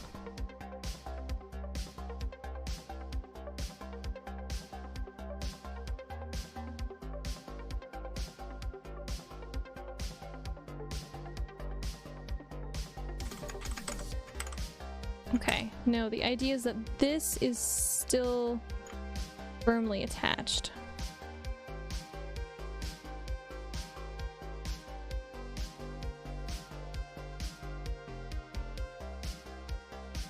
It's gonna look super badass. We're doing it at sunset and sunnight. I can probably get some smoke grenades like the real shit. Oh dang. Hey Koopas, welcome, welcome. You're not late. You arrive precisely when you're needed. No stress. It's been very chill so far. Although I will say there was an intense amount of word vomit earlier because Sassy had asked me a question and I was like, oh, here's some information, and I feel bad about it. But you know, it's okay. It was good information. It was good information.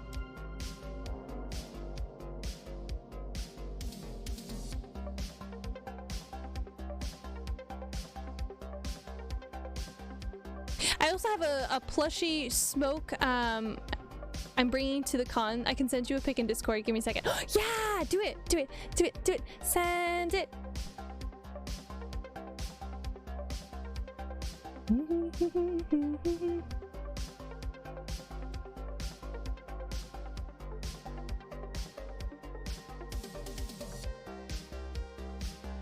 This is too far forward. It's going to be pushing that other section into the arm.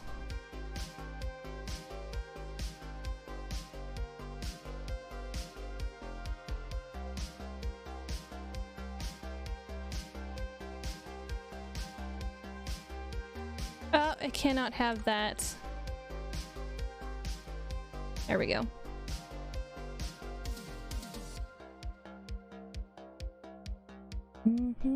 I am very appreciative of the word vomit, but also sorry for hogging stream. You're fine. Nobody else was talking. Besides, the most interesting things happen when somebody just talks, and then we just go from there. I was probably actually gonna end up talking about some technical art stuff anyway, so never feel bad. Never feel bad about talking about art.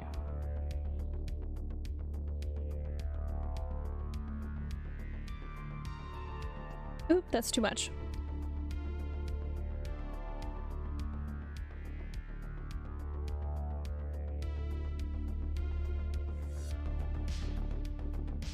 There you go. I love it. It has a squeaker. It's got a squeaker. Oh my god. Oh, dude, that looks so great. Oh my god. You're gonna have so many people wanting to take a picture holding that.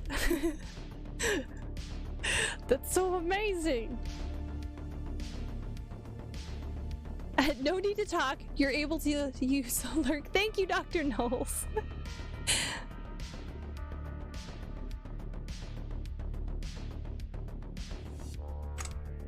Now I'm curious. What are you curious about? Oh, no.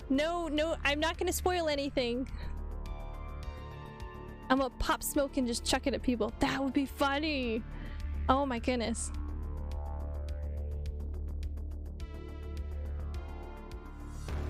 It's gonna look really good. So because Avalanche is gonna go through and show some stuff. Oh, Shroomy Lord. Do you know of any cool D&D dice? I'm looking for some funky of cool. I know plenty of cool D&D dice. Do you know how many shiny clack clack math rocks I own? Question. Are you open to actually making your own, or are you only wanting to actually purchase? And do you want a full set, matching, or solid? Yeah, keep an eye on Twitter. Heck yeah. Speaking of, let me go ahead and link Avalanche's stuff, because they got some really cool stuff.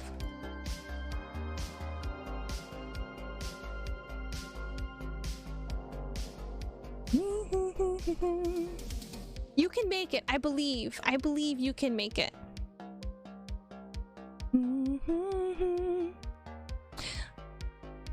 Hold on, I'm grabbing your link here.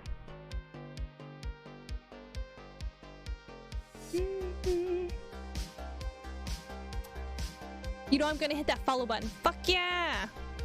Full set. If I can show, I know a good YouTuber that does tutorials on how to actually go through. In fact, that's how I've made a couple of sets of my own dice. I can send you a couple of links to that, which is pretty cool. And I can send you links to different materials that I would recommend. Hold on. All right, I'm gonna give you two things. First,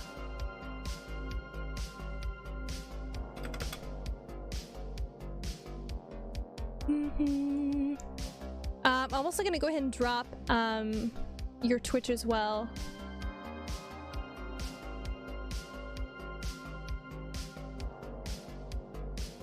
Okay. So there is their Twitter tags. Yeah. Honestly, definitely go take a look.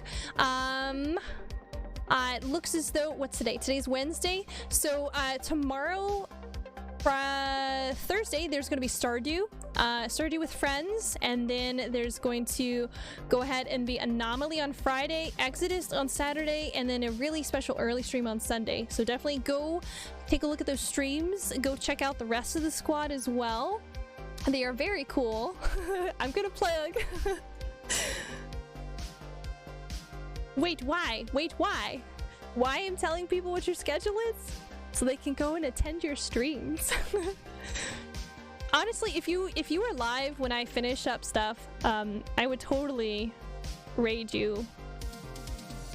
But unfortunately, Alas, a lot of people that I like to try and like promote and everything are all offline. Oh, I'm gonna cry. Don't cry. But it's okay if you need to cry.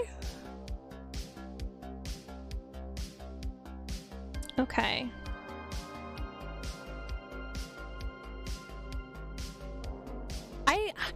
Yeah, sadly work makes me sleep. I understand. It's perfectly fine. You know, things take priority and that's okay. Like, it happens. It's okay.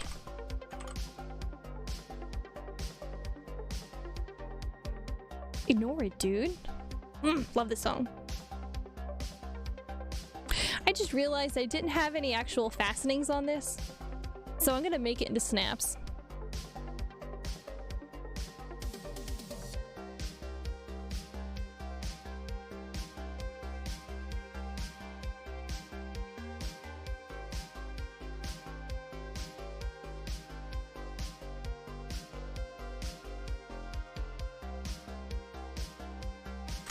Actually, I'm gonna make it into a buckle because buckles look way cooler.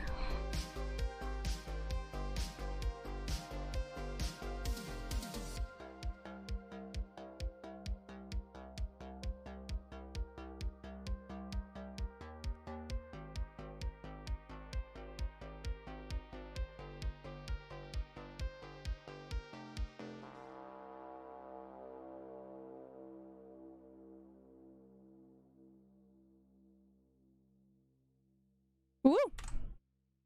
Erase too much. It is JT music.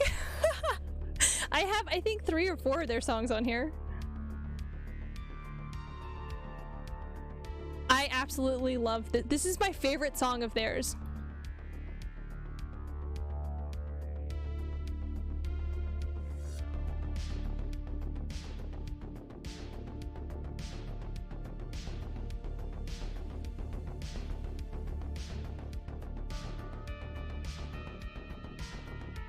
I understand, I truly do. Yeah.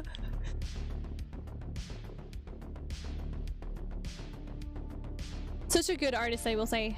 I absolutely love their stuff.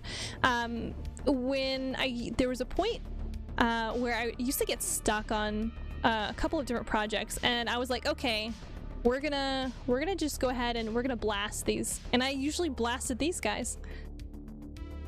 Sorry, I keep throwing my hand in front of the camera.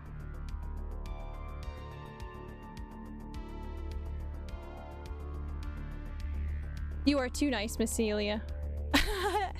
Hey, I don't want to succeed by myself. I want to see everybody succeed. And if me just saying something on stream gives you extra viewers or brings something in that really helps you out, fuck yeah, I'm gonna do it.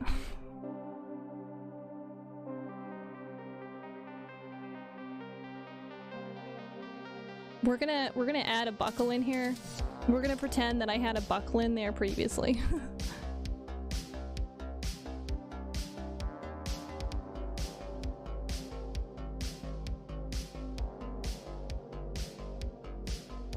Alright, I'm gonna drag you into my stream now. Promote the shit out of you. You don't have to. It's okay. All you have to do is enjoy your commissions. Use them, have fun with them. Dice! I'll send you the dice stuff here, hold on. I'll send it to you actually after I'm gonna probably do it now, otherwise I will totally forget. I will 100% forget. Okay.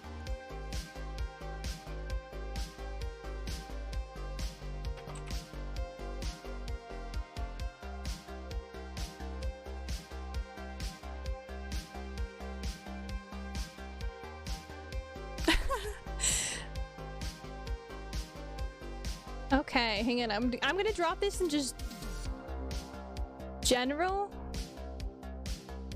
I'm gonna drop this in general, I think. Not general. I'm gonna drop it in mana recharge. Here's the basic supply stuff. Here's a couple things for molds making. Do you already have a particular set of dice that you would like to make a mold out of? Or do you want a link to some basic dice forms themselves?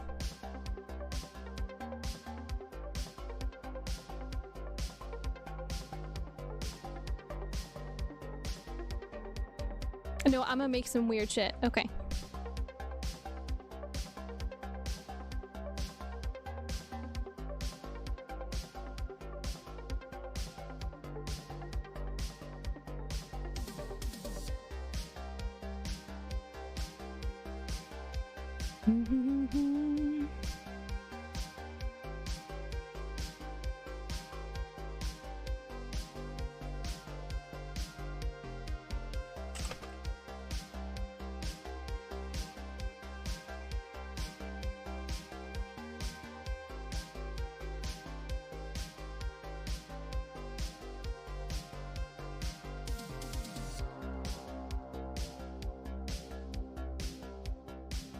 Keeps Parasite. Fuck yeah, Parasite is one of my favorite animes, man. I loved the manga and I was so hyped when they did the anime, and like, oh my god. Here's this. You're gonna want 2-part resin. If you do something, hang on, I'm gonna switch this over to just chatting, at least until I finish sending these. Okay. You're gonna want a 2-part epoxy resin. If you actually do a UV and your molds are not clear, your stuff will never set. You'll fuck yourself over. Incoming ad notice. Okay, let me see.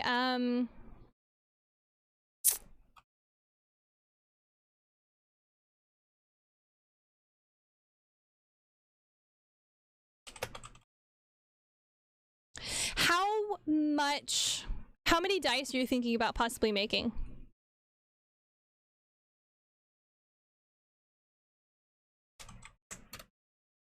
Vibe check.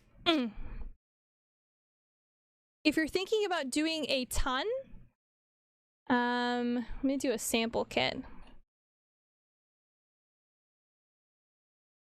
All right, I'm gonna go back to lurking. I have been for the last 2 hours, getting ready for bed. All right, have a nice night.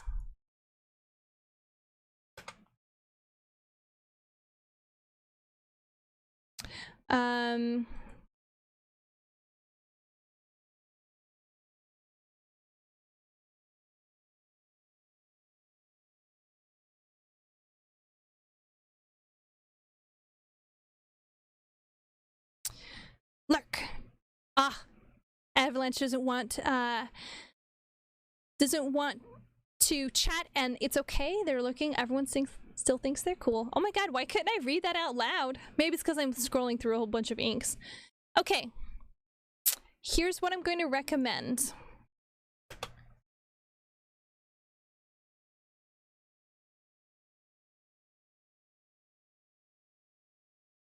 Also, I love you. You're the fucking best. Don't stand on swivel chairs. I was talking about doing that later for your sketch.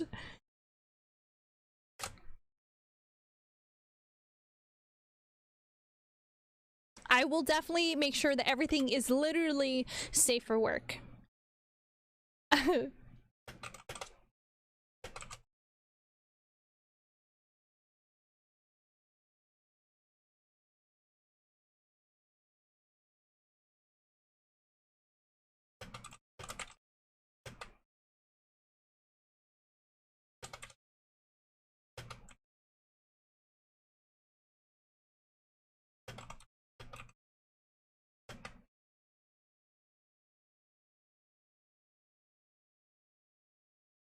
All right.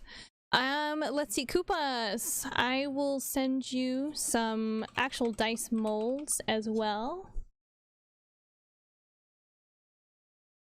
All right, the first set I'm sending you, everything it's cheap. However, the sizes of everything are way the fuck off. Here you go. This is a a large set of dice. The D20 is like 3 times the size of some of the others. Don't let the pictures fool you. They have edited the pictures, except for, looks like the third one down where it actually shows them in all different sizes. Here is...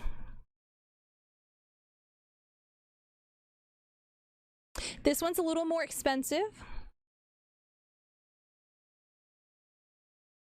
That one's super expensive, and that one stuck when I pulled it out. It was just kind of a shitty mold.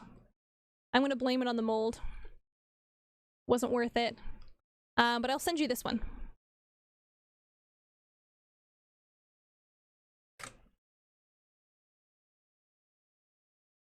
If you want your dice to look kind of iridescent-y, I'll just send you links to everything.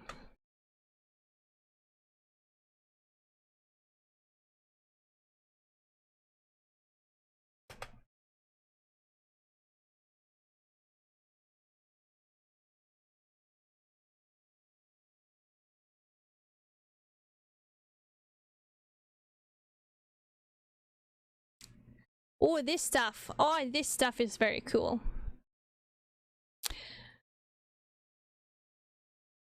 I'm gonna send you the basic iridescent color, because the basic iridescent, in my personal opinion, looks the absolute coolest.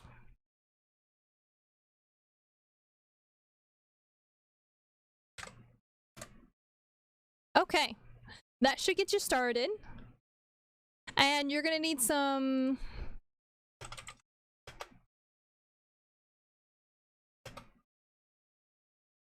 basic acrylic paints.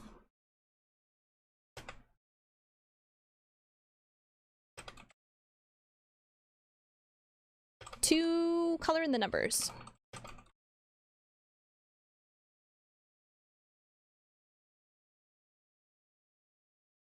Boom. There you go. All right. Yeah. Let me think. Oh. I think I have a picture of some of the dice I've made. I can drop that in there too. And I can show you my molds if you want to see those as well. Not fungal molds, my dice molds.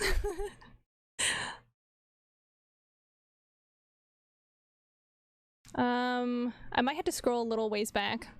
Hold on. So, for anyone who's currently not in the Discord, I'm so sorry, you're missing out on some really cool shit. We're talking about dice. I'm sending links on how to make your own dice. I think it's in camera. Lishroom! Oh my god! Hi, welcome viewers. My name is Mycelia. We are sitting here currently jamming. We're actually currently talking about D&D dice, and I had dropped a bunch of links in Discord. You're more than welcome to hang and vibe. After this, we're gonna get right back into doing some more art. We have a commission that's currently going on at the moment. Let me go ahead and give you a shout out, hun. How did your stream go? Oh, potion craft. Ooh. Oh, why is it giving me 2?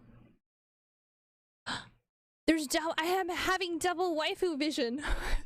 Why are there 2? Okay. I don't know why I'm having 2, but I'm not mad. I'm not mad at all. But let me go ahead. Sorry, I'm currently looking for a set of dice that I recently made. I have a picture of them because it's a little this is getting out of hand. Now there's 2 of them. Exactly. Double waifu vision. So let me go and actually pull up the picture I have of my most recent set of dice. I haven't finished it and I have to go in and do a little bit of patchwork. But yeah. I am super hyped. I should actually, you know what I should do? I should just finish off that set of dice. I have more resin. I just have to go get it out of the garage. Hold please. Hold please. I promise I'm gonna get to it eventually. Oh, hey, donuts. Why do I have a picture of donuts on my phone? Like, don't get me wrong. They look like good donuts.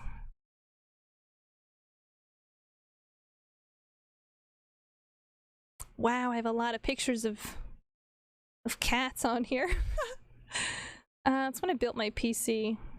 I don't know where it is. I may just have to go grab the dice. That might be a little faster.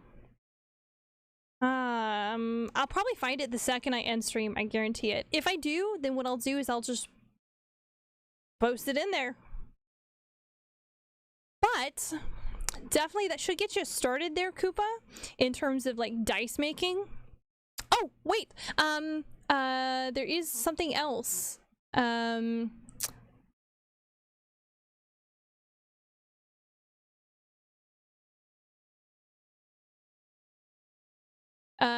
need injector bulbs for resin.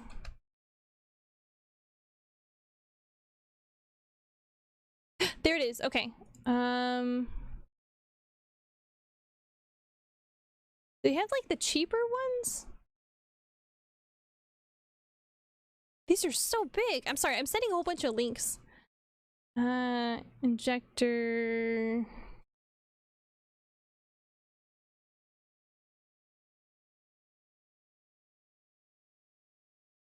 Syringe. Oh my god, why couldn't I think of the word syringe? Oh my god, I feel like a dum-dum. I was like, it's an injector bulb. Injector. It's a syringe. Yeah, dum-dum fungus.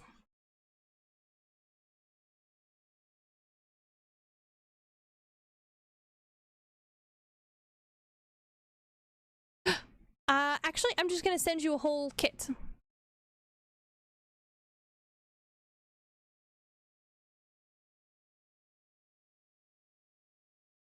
The silly dorky fungus brain too full of fellow mushroom. Exactly. I had double waifus pop up on my page and I was like, there's so much woman here, I can't focus right now. I should just type in resin kit. It's okay to make mistakes. Don't type it like that. Makes me feel like a boob. Okay, actually, here is an entire kit. Do you want glitter or flowers? Boobs are fun. Boobs are perfection. Everyone loves boobs.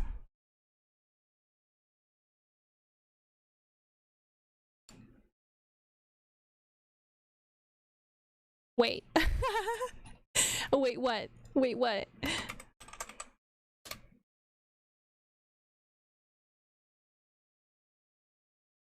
You're gonna want gloves as well, good sir. Koopa's link dropped. Okay. There you go. I just realized how lewd that was. It's fine. I'm not judging you.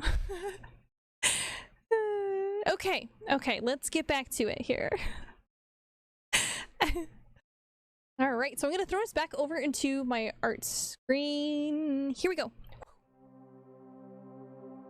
Alright. So, this is the commission. This is what we're currently working on at the moment. We have done the wonderful thighs. We are currently adding on their arms. And it's gonna be a little gory. I'm hoping that I at least finish this arm. I may not finish everything all in one go. So I just now looked at the clock and I realized it's 1:30 in the morning, but that's okay. We're hyped. It's a good stream so far. I see a song request. Feel so sleep. I'm gonna add that on there for you, hun. All right. Thank you, Nemo, for the song request. Paste.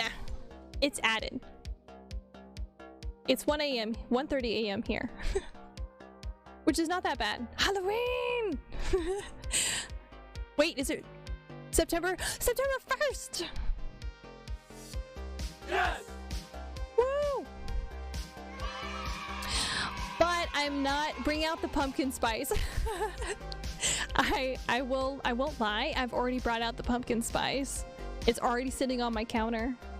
I was so hyped for it. Now reminder, I'm not switching all of my stuff for Halloween until September 12th. September 12th, we're gonna do like a Halloween party reveal thing. I don't know what it's gonna be exactly, but that's when we're gonna switch everything over because that is this host's birthday.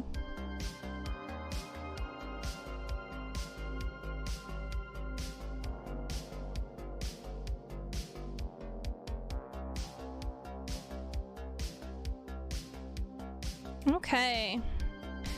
I've got to add the buckle sections onto this.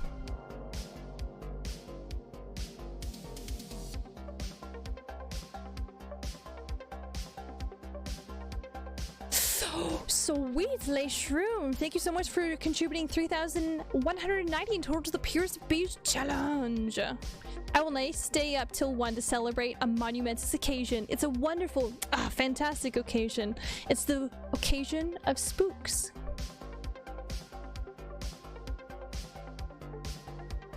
And this is the elbow section. Save, that's easy. Good idea. I have not saved in a while. All right, save check. If you're drawing traditionally, go ahead and take a look at it from another angle.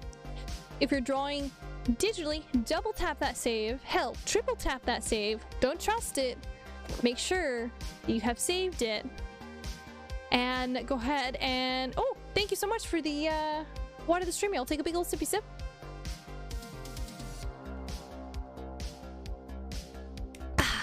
Oh my god, I love liquids. Thank you, Dr. Knowles. Yell at that idiot, Nightbot. Okay. I'm pretty sure we may actually finish this. He crashed earlier. I don't know if he's still active or not.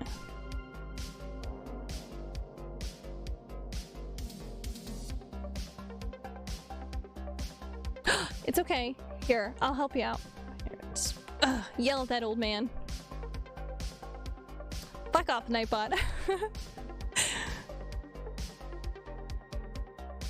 Okay, and then we have exposed arm. And then this is a section of the shoulder that's actually showing.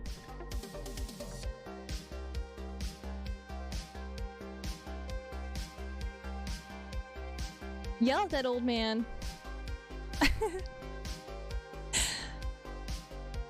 All right. Let me go ahead and drop out that sketch layer. Bet him. Destroy him. Okay. I'm gonna go ahead and do this other hand here now. This is lowered arm.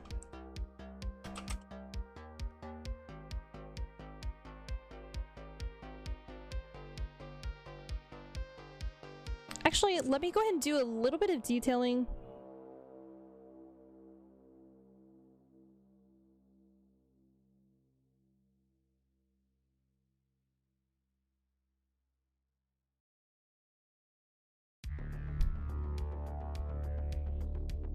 And I'm gonna thin these all out. But yeah, Koopas, once you start doing dice, welcome to the dark side. There's no escape to creating your own dice. And in the kit that I sent in Discord, there actually is a really cool thing that you can do. You can do like an ink splash type effect. Just look at the guy I sent you for in terms of like how to do it. Look through his different tutorials. He does a whole bunch of different tutorials. They're really good for beginners. You do not need a whatchamacallit, what's the word I'm thinking of? Pressure chamber. You don't need a pressure chamber pot to actually do it. With 2-part epoxy resin, you can just set for a certain amount of time and you're good. Once I'm done, I'll show you what I've made. First time making dice. You're gonna have fun. You can do either you can do the resin that he recommends. You can also do the resin that I sent. The resin I sent is pretty good. That's what I use. Once I'm done, I'll show you what yeah, sorry, I just reread that one and then my mind was like, read it again. Might be because it's kind of late and I'm hyped up on inspiration. Okay, that arm is done, so I'm gonna go ahead and drop that down to orange so we no longer focus on it. And we're able to move on to the next section. And again, I'm gonna go ahead and drop off his backpack and I'm gonna drop off the vest so I can see.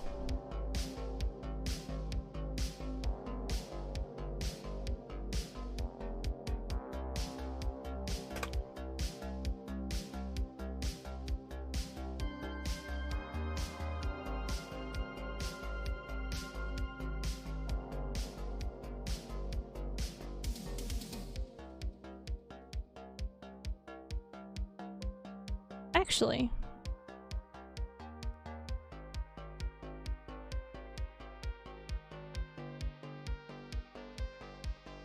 Wow. I'm so sorry you guys are subjected to my musical tastes. And let me tell you, it's varied.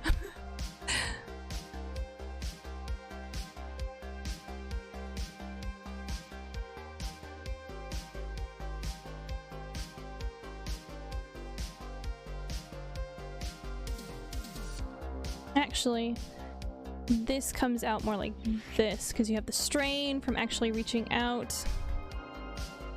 Perfect. I think I only have one dice set that I've made out of storage, and that's the one I'm kind of currently working on. It's sat over there for like 3 months or something like that.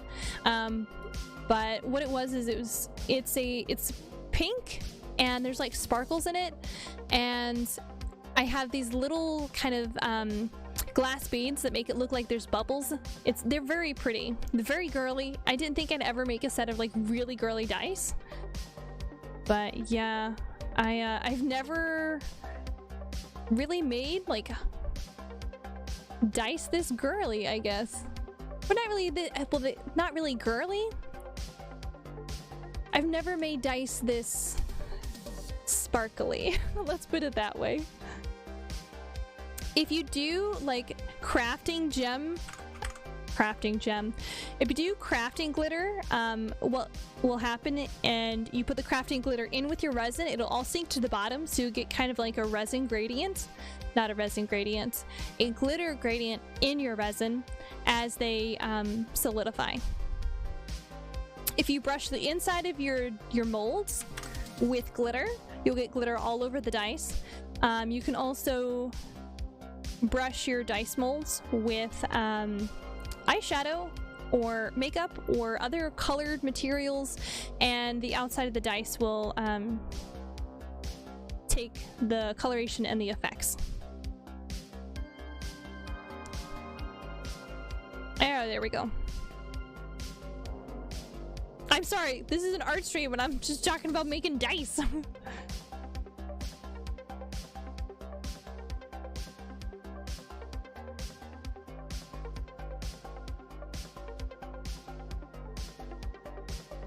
Sea of lonely. Art of crafting dice. Touche. Maybe one day I'll do an actual like hand stream or whatever, where I'll like make dice. I have kind of thought about doing kind of like a physical crafting streams.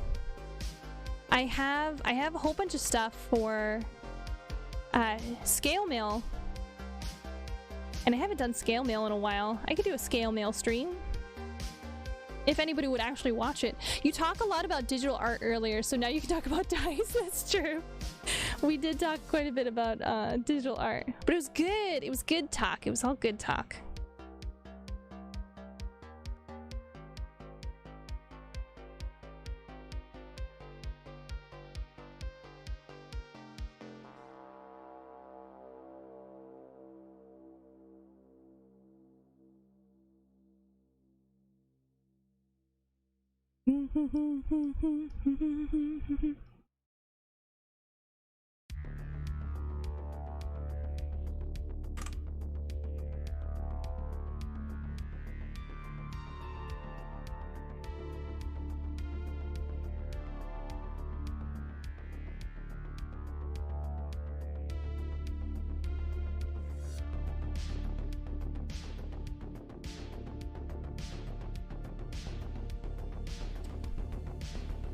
I had to laugh that I'm putting so much effort into like this arm and these hands, and it's all gonna be covered in blood. You're not gonna really see a whole lot of it. I guess it's the thought that counts.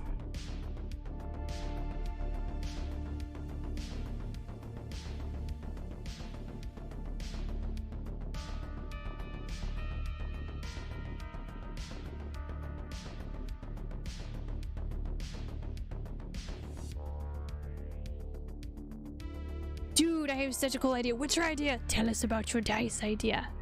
Give us the idea. Is it me or is this playlist repeating itself? Maybe I have things on here multiple times? This is on here twice. I'm gonna skip it because I listened to this earlier. Oh no, whatever will we do? We only have 99 songs left.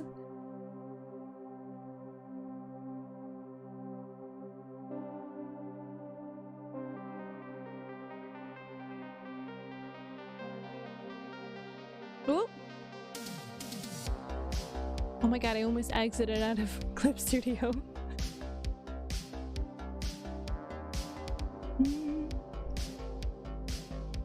Listen, listen, listen.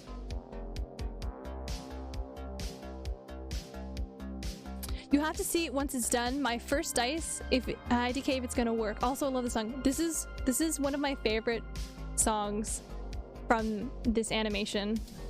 It's absolutely gorgeous.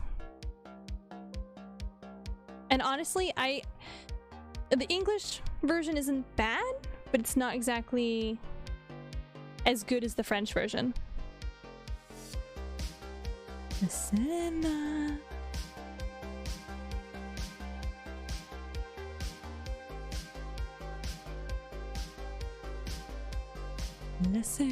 listen. I'm sorry for everyone who is actually French as I butcher your beautiful language. My horrific American voice.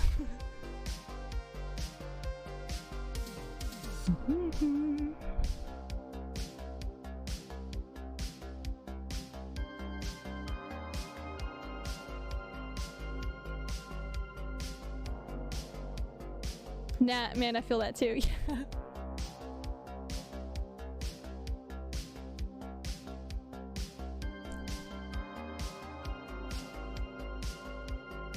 I'm drawing in the wrong color. No wonder my brain was like having trouble with that. There we go. There we go. Do do do do do do do. You know what? There's a movie on Netflix that I've watched that the animation was so gorgeous and the American voice acting was so bad. I was like, I have to watch this in a different language so that I can focus on the animation. And I went through and I tested out a couple of different languages on it. And it's like this Chinese movie. And I was like, oh god. You know what? Every single other language that this movie came in had such phenomenal voice acting. I'm like, why did they even bother with the English version? Because it sucks. Oh my, why is that a layways thing? An always thing? That always the thing? Oh, listening? Yeah, I don't know. Maybe it's because they don't realize that, hey, this is a good thing already. You don't have to try and like change it. I don't know.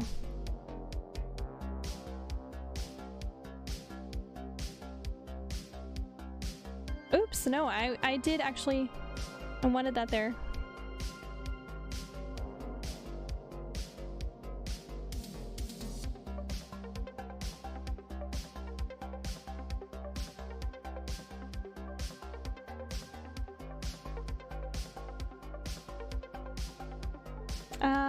Hold on, I have to throw this shoulder on there.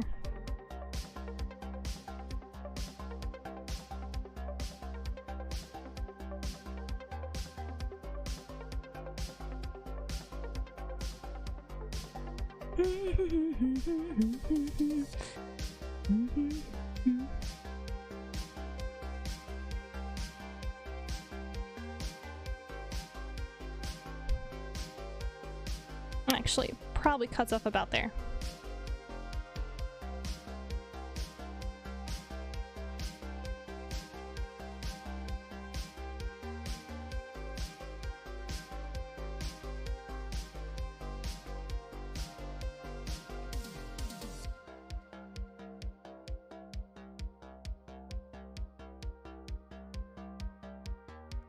I'm sorry if it makes you guys a little nauseous because I spin my canvas around so much.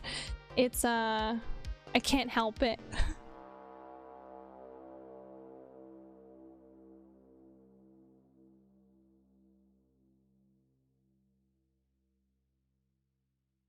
Shout out to Hatsune Miku.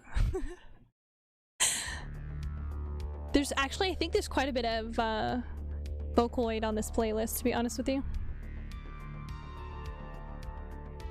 Oh, this is too far out. I'm gonna bring this section in.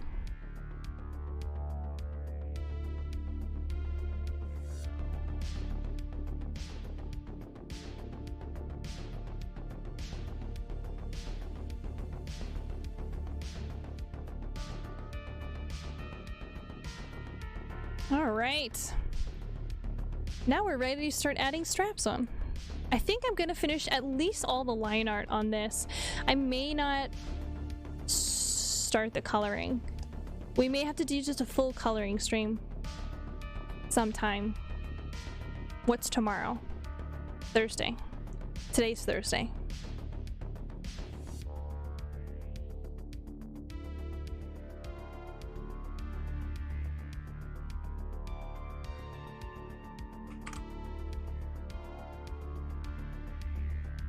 And this strap is very close to the edge.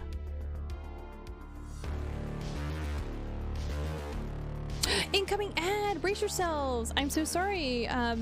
For anyone who's currently not subscribed, there is an incoming ad that's actually getting ready to happen here in about 5 minutes. It's going to be about 1.5 minutes in length. It helps make sure that any of our new arrivals, raiders and the like, are not subjected to pre-roll ads.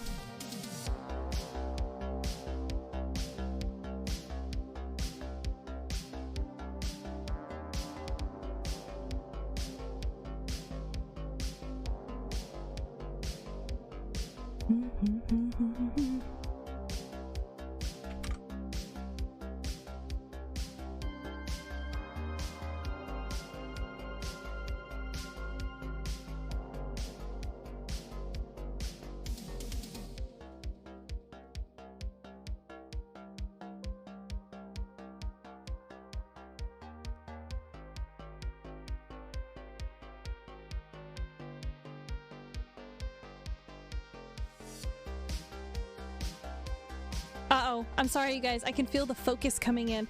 I have to head to bed. Have a good morning, night, happy Halloween. Thanks so much for our tips, no problem.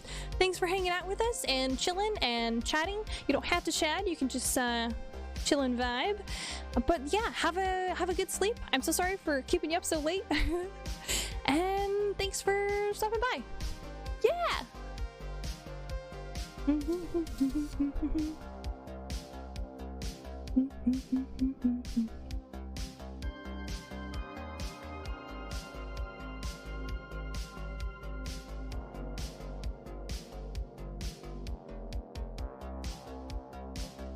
Oh, that has an extra edging to that, so I gotta...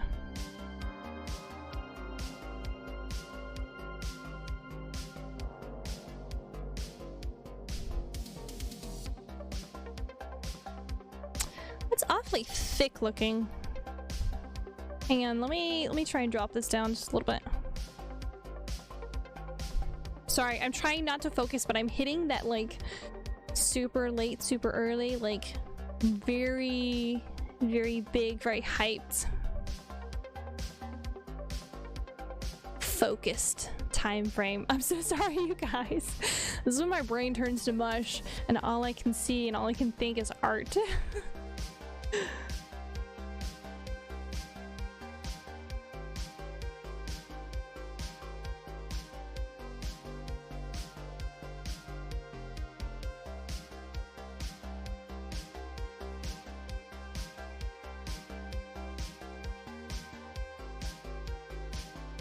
You know that commercial where they're always like, when all you can tackle about is think, and like that's what's happening right now. I'm like, this line goes here and this line goes here and they have to do this.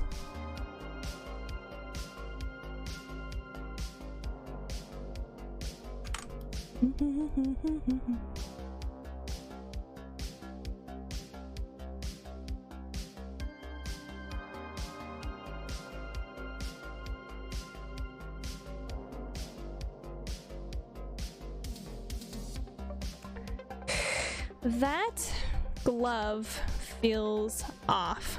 I'm not happy with his hand. Let's move it. A little better.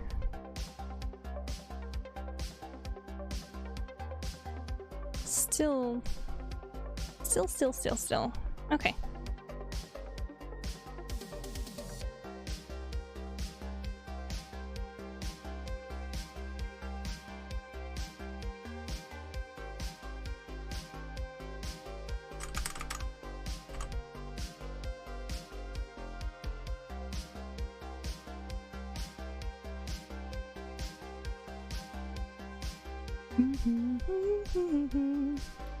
Have you guys heard? Bleach is coming to Disney Plus, like the entire series.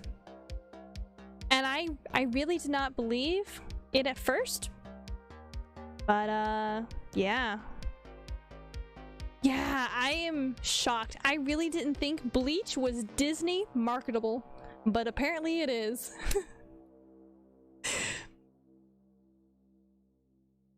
Bleach is now in the MCU? Oh my god, no, don't put that cursed thought in there.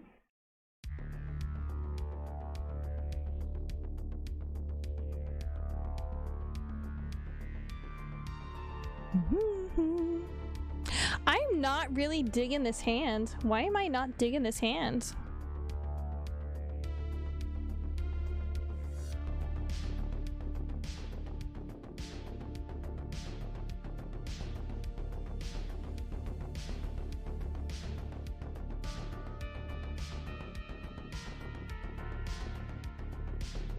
How's the arc going? Oh, Bleach ending. Yes. Speaking of, Bleach is coming to Disney Plus. Fingers? Maybe it's the fingers. It might be. I don't have enough wrinkles on this glove. So I've heard. Yeah, I'm pretty hyped for it. I don't know. Bleach is one of my favorites. And I absolutely loved that as things got prettier in the anime, the story got more convoluted. Yeah, they're making a new Bleach Arch manga. I know. And like the Bleach slut I am, I'll read it. Honestly, I really liked the series. And I had no problems with anything in the manga. The manga was amazing. The manga was perfection. You know what I'm gonna do? I'm too focused on this forearm. I'm gonna hide this forearm. And I'm gonna do a completely different layer, and I'm gonna go from the bicep down, and then by the time I get to where I finished just now, I'll figure something out. Or I'll just cover it in blood and fuck it up and nobody will know I fucked it up. Yes.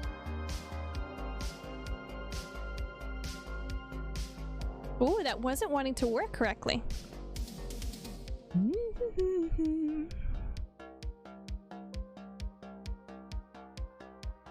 I'm gonna save. Save. Oh, okay.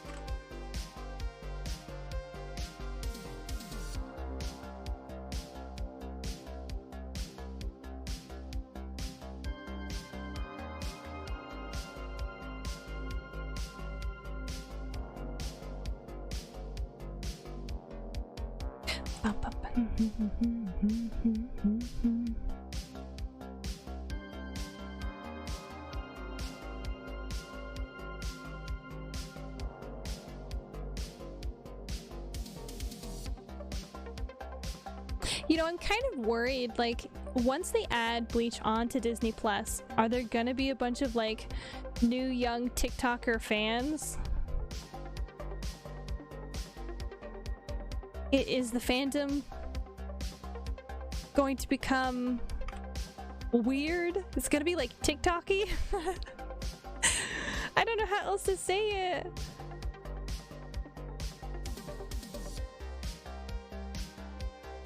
I'm hoping they don't censor everything. Oh my god, if they censor everything, it's gonna look like shit.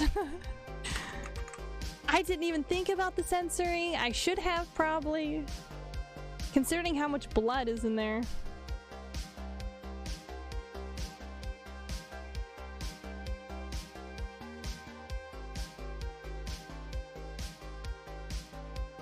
Oh my god. And everyone always ends up naked. I'm not lost, Dr. Knowles. Fuck off. No, don't get me wrong. I don't have anything against the younger kids these days. Their TikToks and their flossing and whatever else they do. Nor am I actually that old to talk like that. But, you know, it's just... There definitely is a different vibe when some of the newer, younger kids realize things.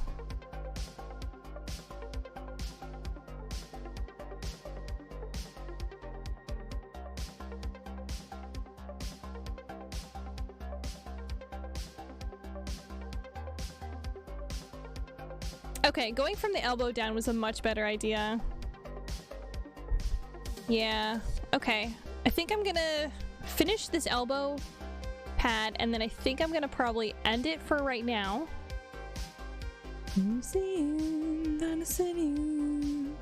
That's gonna be very weird in the VOD. I'm so sorry, VOD watchers. There's really cool music playing right now, and you are not able to hear it. I apologize.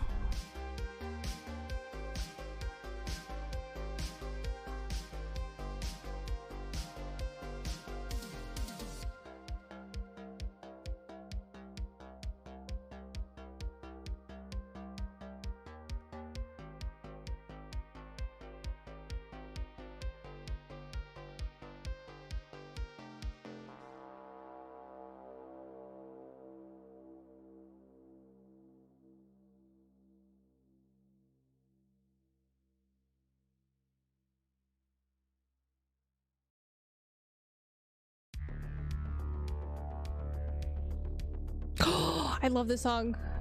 Oh.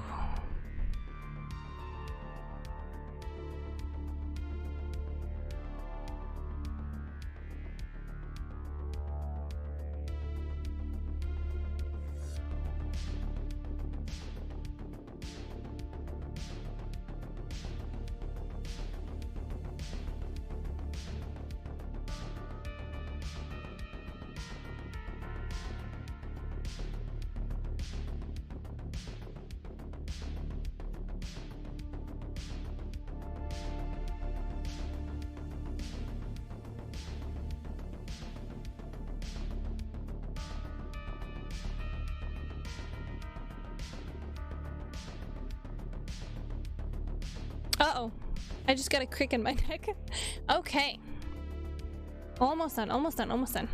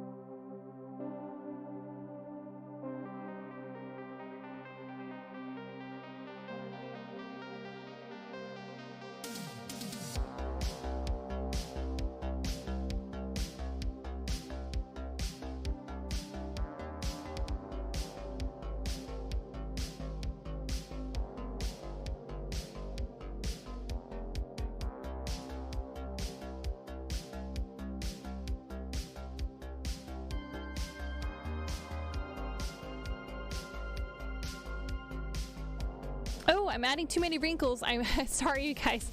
I'm getting focused, too focused. Come back to us, mycelia. Don't disappear into the canvas.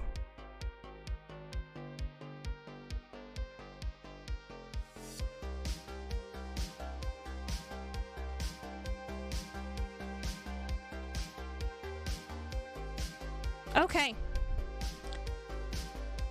We've gotten here. I think I'm gonna redo this whole section. So this elbow, I'm gonna go ahead and change to orange because I like the way that looks. But the whole rest of it, I'm just gonna have to go through, I'm gonna edit and play around with this a little bit. Let me go ahead and raise this back up. Sorry, I didn't realize I had left that down in gray. So I'm gonna go ahead, save, double tap that save. If you're drawing traditionally, go and take a look at your piece from a different angle. And if you get frustrated, take a break. Don't force yourself to push through it. Work on something else. Let me jump us over to chatting. Whoop. There we go. And let's go ahead and actually see who else is available so we can go and actually do a raid.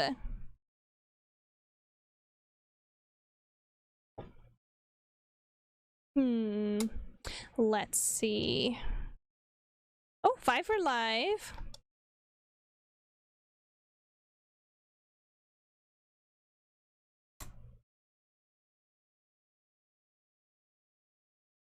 Let's see.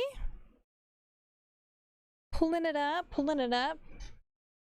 Sorry, I'm shifting a whole bunch. Okay, let's see. Do you guys prefer something along the lines of art? Or would you like to watch something else? Because there's another artist. That would be Guinevere. And we've rated a couple of times over at her. And they're drawing art, doing another really chill stream.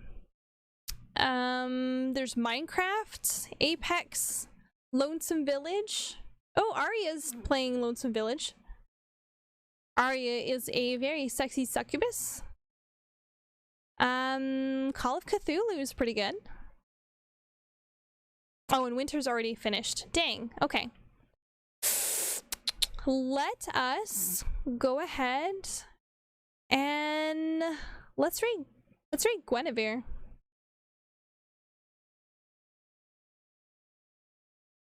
Alright, here we go. I'm gonna go ahead and send us over there. We're gonna do a little tiny fungal raid. Thank you guys so much for hanging out. You are all amazing, and I hope you have a wonderful day. Be nice. I'm sending you guys over, and stay creative.